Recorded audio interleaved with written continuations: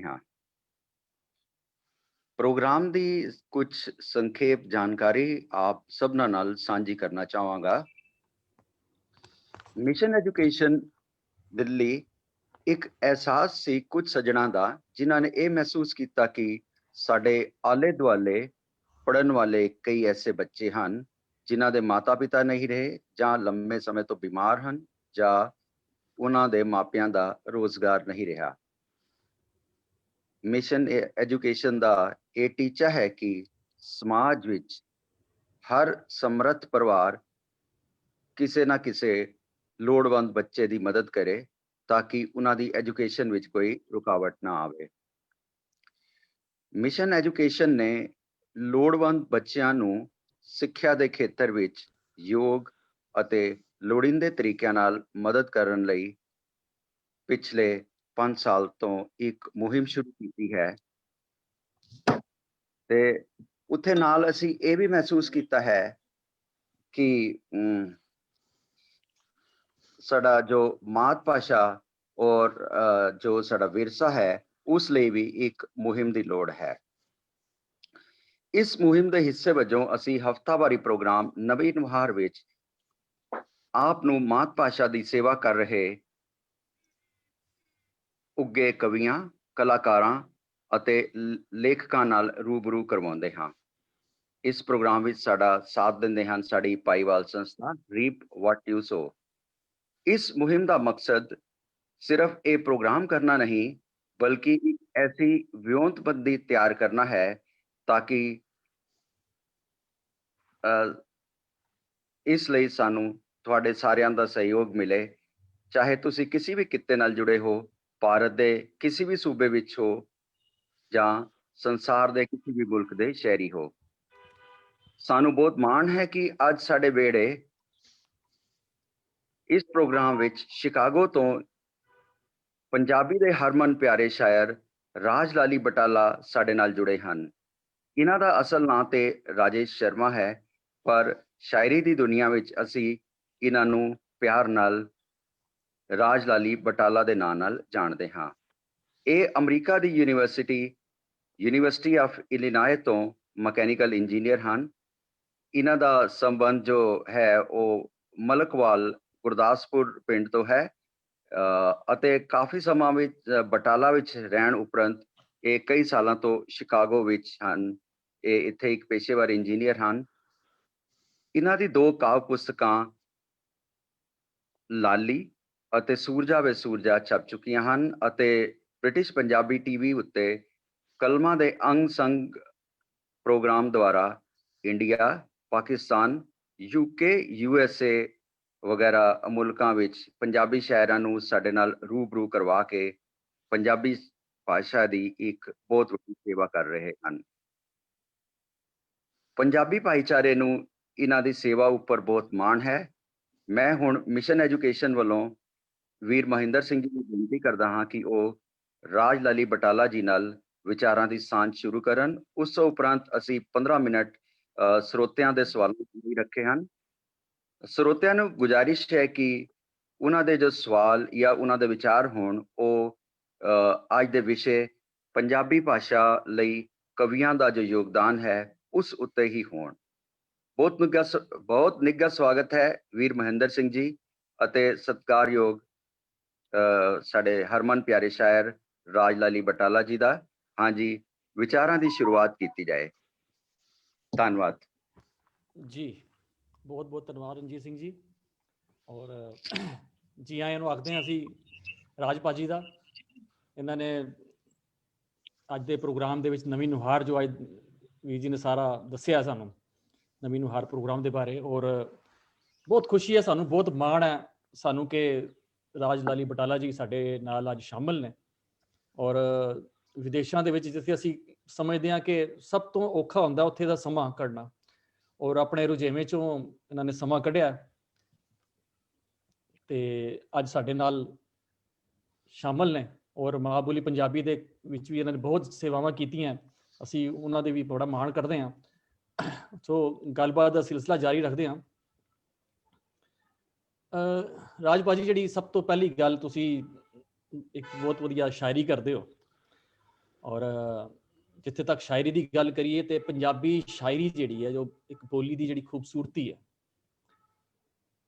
ਆਵਾਜ਼ ਆ ਰਹੀ ਹੈ ਮੇਰੀ? ਹਾਂਜੀ ਹਾਂਜੀ ਬਿਲਕੁਲ ਆ ਰਹੀ ਜੀ ਜੀ ਜੀ, ਸ਼ੁਕਰੀਆ।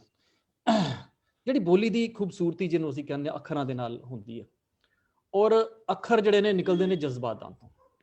ਜਜ਼ਬਾਤ ਤੁਹਾਡੇ ਆਉਂਦੇ ਨੇ, ਉਸ ਜਜ਼ਬਾਤਾਂ ਨੂੰ ਤੁਸੀਂ ਅੱਖਰਾਂ ਰਾਹੀਂ ਜਿਹੜੇ ਨੇ ਉਹ ਤੁਸੀਂ ਕਲਮਬੰਦ ਕਰਦੇ ਹੋ।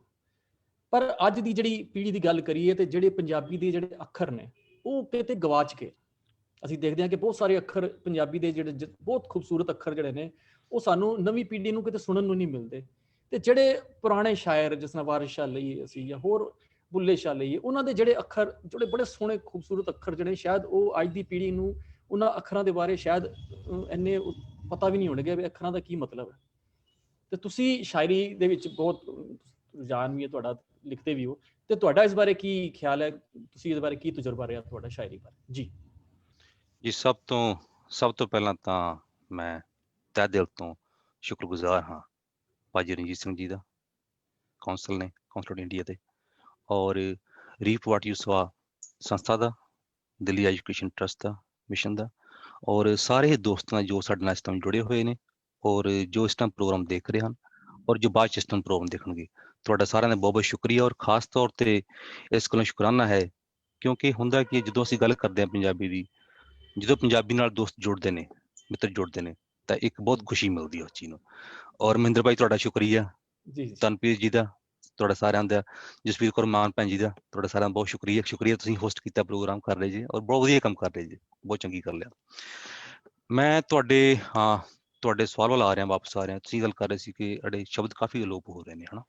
ਜੀ ਔਰ ਤੁਹਾਡੀ ਗੱਲ ਨਾਲ ਬਿਲਕੁਲ ਮੈਂ ਸਹਿਮਤ ਹਾਂ ਕਿਸੇ ਹੱਦ ਤੱਕ। ਕਿ ਹੋਇਆ ਕੀ ਹੈ ਬੇਸਿਕਲੀ, ਜੇ ਗੱਲ ਕਰੀਏ ਆਪਣਾ, ਜੋ ਸਾਡੇ ਬਾਪ ਦਾਦੇ ਜੋ ਸਾਨੂੰ ਉਹਨਾਂ ਦਿੱਤੀ, ਸਾਨੂੰ ਸ਼ਬਦਾਂ ਦੀ ਪਾਣ ਦਿੱਤੀ, ਸਾਡੇ ਸਿਰ ਤੇ ਰੱਖੀ ਉਹਨਾਂ ਨੇ, ਜਦੋਂ ਉਹਦੀ ਅਦਲਾ ਬਦਲੀ ਹੋਈ ਆ, ਉਹਦੇ ਵਿੱਚ ਥੋੜੇ ਬਹੁਤੇ ਅੱਖਰ ਕਿਤੇ ਨਾ ਕਿਤੇ ਡਿੱਗ ਗਏ ਜਾਂ ਕਿਤੇ ਗਾਇਬ ਹੋ ਗਏ ਜਾਂ ਅਲੋਪ ਹੋ ਗਏ। ਫਿਰ ਉਸ ਤੋਂ ਬਾਅਦ ਜਦੋਂ ਸਾਡੇ ਤੋਂ ਅਗਲੀ ਪੀੜ੍ਹੀ 'ਚ ਜਾ ਰਹੀ ਆ, ਉਹ ਸ਼ਬਦ ਹੋਰ ਘੱਟ ਰਹੇ ਨੇ। ਕਾਫੀ ਸ਼ਬਦ ਅਲੋਪ ਹੋਏ ਵੀ ਨੇ, ਠੀਕ ਹੈ ਨਾ, ਔਰ ਕਾਫੀ ਇਸ ਤੇ ਕੰਮ ਹੋਇਆ ਵੀ ਆ ਅਲੋਪ ਹੋ ਰਹੇ ਸ਼ਬਦਾਂ ਉੱਤੇ, ਠੀਕ ਹੈ ਨਾ। ਜਿਵੇਂ ਗੱਲ ਕਰਦੇ ਹਾਂ ਆਪਾਂ ਕਿ ਕੁਝ ਸ਼ਬਦ ਸੀ, ਉਹਨਾਂ 'ਚ ਬੜਾ ਇੱਕ ਪਿਆਰ ਹੁੰਦਾ ਹੈ, ਬੜਾ ਨਿੱਘ ਹੁੰਦਾ ਸ਼ਬਦਾਂ ਵਿੱਚ, ਜਿਹੜੇ ਪੁਰਾਣੇ ਸ਼ਬਦ ਸੀਗੇ। ਤੇ ਅੱਜ ਕੱਲ੍ਹ ਜਿਵੇਂ ਗੱਲ ਕਰਦੇ ਹਾਂ ਕਿ ਆਪਾਂ ਘਰਾਂ 'ਚ ਗੱਲ ਕਰਦੇ ਹਾਂ, ਆਪਾਂ ਜਦੋਂ ਮਾਂ ਕਹਿੰਦੀ ਆ ਆਪਣੇ ਕਹਿੰਦੀ ਹੈ ਵੀ ਆਜਾ ਆਜਾ ਬੇਟੇ ਆ ਜਾਓ, ਠੀਕ ਹੈ ਨਾ, ਅਸੀਂ ਉਹਦਾ ਪੁੱਤਰ ਸ਼ਬਦ ਉਹਨੂੰ ਥੋੜਾ ਕਿਤੇ ਨਾ ਕਿਤੇ ਪਿੱਛੇ ਭੁੱਲ ਆਏ ਆਪਾਂ, ਠੀਕ ਹੈ ਨਾ।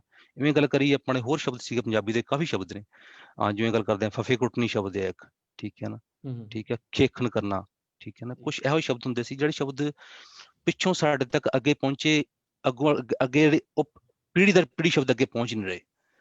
ਤੇ ਉਹਦਾ ਕਿਤੇ ਨਾ ਕਿਤੇ ਇਹ ਵੀ ਕਾਰਨ ਹੈ ਕਿ ਜਿਹੜੀ ਸਾਡੀ ਜਿਹੜੀ ਆਮ ਬੋਲ ਚਾਲ ਭਾਸ਼ਾ ਆ, ਉਹਦੇ ਵਿੱਚ ਵੀ ਜਿਹੜੇ ਸ਼ਬਦ ਘੱਟ ਰਹੇ ਨੇ। ਤੇ ਜੇ ਸੋਚਿਆ ਜਾਵੇ, ਜਿਹੜੇ ਸ਼ਬਦ ਹੁੰਦੇ ਨੇ ਕਿਸੇ ਭਾਸ਼ਾ ਦਾ ਪ੍ਰੋਡਕਟ ਹੁੰਦੇ ਨੇ, ਉਹ ਕਿਸੇ ਭਾਸ਼ਾ 'ਚ ਉਗਮਦੇ ਨੇ। ਜਿਵੇਂ ਅਸੀਂ ਗੱਲ ਕਰਦੇ ਹਾਂ ਕਿ ਅੱਜ ਗੱਲ ਕਰੀਏ ਆਪਾਂ ਕਿ ਮੋਟੋਰੋਲਾ ਜਾਂ ਆਈਫੋਨ ਹੈ ਨਾ, ਤੇ ਮੋਟੋਰੋਲਾ ਲੋਕਾਂ ਨੇ ਲਾਈਕ ਕੀਤਾ, ਉਹ ਮੋਟੋਰੋਲਾ ਜਿਹੜੀ ਥੋੜੇ ਜਿਹੇ ਲਾਸਟ ਨਾਲ ਚੱਲੀ ਹੈ, ਬਾਅਦ 'ਚ ਨਹੀਂ ਚੱਲੀ। ਆਈਫੋਨ ਲੋਕੀ ਲਾਈਕ ਕਰਦੇ ਨੇ, ਆਈਫੋਨ ਅੱਗੇ ਚੱਲ ਰਿਹਾ। ਸੋ ਜਿਹੜੇ ਸ਼ਬਦਾਂ ਨੂੰ ਜਿਹੜੇ ਆਮ ਭਾਸ਼ਾ ਵਿੱਚ ਜਿਹੜੇ ਆਮ ਲੋਕ ਨੇ ਉਹ ਸ਼ਬਦ ਲੈ ਕੇ ਨਾਲ ਚੱਲਦੇ ਨੇ, ਉਹ ਸ਼ਬਦ ਅੱਗੇ ਚੱਲਦੇ ਨੇ, ਉਹ ਸੁਰਜੀਵ ਦਿੰਦੇ ਨੇ। ਪਰ ਇਹਦੇ ਵਿੱਚ ਮੈਨੂੰ ਲੱਗਦਾ ਕਿ ਕਿਤੇ ਨਾ ਕਿਤੇ ਜਿਹੜੇ ਕਵੀ ਨੇ ਜਾਂ ਲੇਖਕ ਵਰਗੇ ਆ, ਉਹ ਕਿਤੇ ਨਾ ਕਿਤੇ ਉਹਨਾਂ ਸ਼ਬਦਾਂ ਨੂੰ ਲੈ ਕੇ ਦੁਬਾਰਾ ਆ ਸਕਦੇ ਨੇ, ਤਾਂ ਕਿ ਜਿਹੜੇ ਸ਼ਬਦ ਆ ਉਹ ਸੁਰਜੀਵ ਹੋ ਸਕਣ। ਔਰ ਜਿਵੇਂ ਗੱਲ ਕਰਦਾ, ਮੈਨੂੰ ਫਿਰ ਗੱਲ ਚੇਤੇ ਆ ਜਾਂਦੀ ਹੈ ਕਿ ਜਿਵੇਂ ਸ਼ਿਵ ਬਟਾਲੀ ਉਹਨਾਂ ਦੀ ਇੱਕ ਰਚਨਾ ਸੀ, ਉਹ ਸ਼ਬਦ ਵਰਤਿਆ ਸੀ ਨਾ, ਬਦਲੋਟੀ, ਠੀਕ ਹੈ ਨਾ, ਜਿਹੜੀ ਬਦਲ ਦੀ ਛੋਟੀ ਟੁਕੜੀ ਨੂੰ ਬਦਲੋਟੀ ਕਹਿ ਦਿੰਦੇ ਆ। ਇਵੇਂ ਜਿਹੜੇ ਕਹਾਣੀ ਵਰਗ ਵਿੱਚ ਗੱਲ ਕਰਦੇ ਆ, ਕਹਾਣੀ ਦੇ ਥੋੜਾ ਇੱਕ ਸਕੋਪ ਹੁੰਦਾ, ਕੈਨਵਸ ਬਹੁਤ ਵੱਡਾ ਹੋ ਜਾਂਦਾ ਕਹਾਣੀ ਵਿੱਚ। ਸੋ ਜਿੰਨੇ ਵੀ ਲੇਖਕ ਆਪਣੇ ਹੈ ਨੇ, ਉਹਨਾਂ ਦੀ ਇੱਕ ਜ਼ਿੰਮੇਵਾਰੀ ਬਣਦੀ ਹੈ, ਫਰਜ਼ ਬਣਦਾ ਕਿ ਜਿਹੜੇ ਸ਼ਬਦ ਆਪਣਾ ਗਾਇਬ ਹੋ ਰਹੇ ਨੇ, ਅਲੋਪ ਹੋ ਰਹੇ ਨੇ, ਉਹਨਾਂ ਨੂੰ ਦੁਬਾਰਾ ਸੁਰਜੀਵ ਕੀਤਾ ਜਾਵੇ। ਸੋ ਇੱਕ ਗੁਜ਼ਾਰਿਸ਼ ਕਰ ਸਕਦੇ ਆਪਾਂ ਸਾਰਿਆਂ ਨੂੰ। ਜੀ ਬਿਲਕੁਲ। ਮੈਂ ਤੁਸੀਂ ਸ਼ਿਵ ਕੁਮਾਰ ਬਟਾਲਵੀ ਹੋਰਾਂ ਦੀ ਗੱਲ ਕੀਤੀ, ਤੁਸੀਂ ਤੇ ਆਪ ਹੀ ਬਟਾਲੇ ਦੇ ਰਹਿਣ ਵਾਲੇ ਹੋ, ਤੇ ਮੈਨੂੰ ਲੱਗਦਾ ਕਿ ਉੱਥੇ ਦੀ ਮਿੱਟੀ ਦੀ ਜਿਹੜੀ ਖੁਸ਼ਬੂ ਤੁਸੀਂ ਜ਼ਰੂਰ ਮਾਣੀ ਹੈ, ਉਹਨਾਂ ਦੇ ਜੋ ਸ਼ਿਵ ਕੁਮਾਰ ਬਟਾਲਵੀ। ਤੇ ਮੈਂ ਉਹਨਾਂ ਦੀ ਇੱਕ ਬੜੀ ਮਸ਼ਹੂਰ ਜਿਹੜੀ ਉਹਨਾਂ ਦੀ ਇੱਕ ਕਲਾਮ ਹੈ ਉਹਨਾਂ ਦਾ, ਕਿ ਅੱਜ ਦਿਨ ਚੜਿਆ ਤੇਰੇ ਰੰਗ ਵਰਗਿਆ, ਤੇਰੇ ਚੁੰਮਣ ਪਿਛਲੀ ਸੰਗ ਵਰਗਾ ਹੈ, ਕਿਰਨਾਂ ਦੇ ਵਿੱਚ ਨਸ਼ਾ ਜਿਹਾ, ਕਿਸੇ ਛੀਂਬੇ ਸੱਪ ਤੇ ਡੰਗ ਵਰਗਾ। ਹੁਣ ਮੈਂ ਕਈ ਵਾਰੀ ਸੋਚਦਾ ਹੁੰਦਾ ਸੀ ਕਿ ਛੀਂਬਾ ਸੱਪ ਕਿਹੜਾ ਹੁੰਦਾ ਹੈ। ਹੁਣ ਮੈਨੂੰ ਵੀ ਬੜੀ ਹੈਰਾਨਗੀ ਦੀ ਗੱਲ ਕਰਦੇ ਸੀ ਕਿ ਵੀ ਛੀਂਬੇ ਸੱਪ ਦੇ ਡੰਗ ਵਰਗਾ ਇਹ ਛੀਂਬਾ ਸੱਪ, ਤੇ ਮੈਂ ਜਦੋਂ ਉਹਦਾ ਲੱਭਿਆ ਤੇ ਮੈਨੂੰ ਪਤਾ ਲੱਗਾ ਕਿ ਛੀਂਬਾ ਨਾ ਇੱਕ ਸੱਪ ਜਿਹੜਾ ਉਹ ਕਾਲੇ ਰੰਗ ਦਾ ਸੱਪ, ਉੱਤੇ ਉਹਦੇ ਚਿੱਟੇ ਜਿਹੇ ਹੁੰਦੇ ਉਹਦੇ ਤੇ ਪੀਲੇ ਜਿਹੇ ਰੰਗ ਦੇ, ਤੇ ਉਹ ਸੱਪ ਇਹੋ ਜਿਹਾ ਹੁੰਦਾ ਕਿ ਉਹ ਡੰਗ ਜਦੋਂ ਮਾਰਦਾ ਤੇ ਉਹ ਬੰਦਾ ਮਰਦਾ ਨਹੀਂ, ਉਹਨੂੰ ਨਸ਼ਾ ਹੋ ਜਾਂਦਾ। ਨਸ਼ਾ ਹੋ ਜਾਂਦਾ, ਬਿਲਕੁਲ। ਹਾਂ, ਉਹਨੂੰ ਨਾ ਜਿੱਦਾਂ ਨਸ਼ਾ ਜਿਹਾ ਹੋ ਜਾਂਦਾ, ਡਿੱਗਦਾ ਰਹਿੰਦਾ ਬੰਦਾ ਇੱਧਰ ਉੱਧਰ, ਤੇ ਬੰਦਾ ਉਹਦੇ ਉਸ ਸੱਪ ਦੇ ਡੰਗ ਨਾਲ ਮਰਦਾ। ਤੇ ਕੀ ਮਤਲਬ ਇਸ ਤਾਂ ਹਵਾ ਚੋਂ ਫੜ ਕੇ, ਮਤਲਬ ਸ਼ਿਵ ਕੁਮਾਰ ਬਟਾਲਵੀ ਦੀ ਲਫ਼ਜ਼ਾਂ ਦਾ ਕਮਾਲ ਸੀ ਕਿ ਮੈਂ ਸੁਣ ਕੇ, ਮੈਂ ਪੜ੍ਹ ਕੇ ਹੈਰਾਨ ਹੋ ਗਿਆ ਕਿ ਕਿਤਨੀ ਖੂਬਸੂਰਤ ਲਫ਼ਜ਼ ਜਿਹੜਾ ਹੈ ਇਹ ਛੀਂਬਾ ਸੱਪ ਜਿਹੜਾ ਹੈ। ਉਹ ਸ਼ਾਇਦ ਅੱਜ ਦੇ ਨਵੀਂ ਪੀੜ੍ਹੀ ਨੂੰ ਛੀਂਬੇ ਸੱਪ ਬਾਰੇ ਨਾ ਪਤਾ ਹੋਏ, ਪਰ ਜਿਹੜੀ ਇਹ ਲਫ਼ਜ਼ ਵਰਤਿਆ ਉਹ ਬੜੇ ਕਮਾਲ ਦਾ।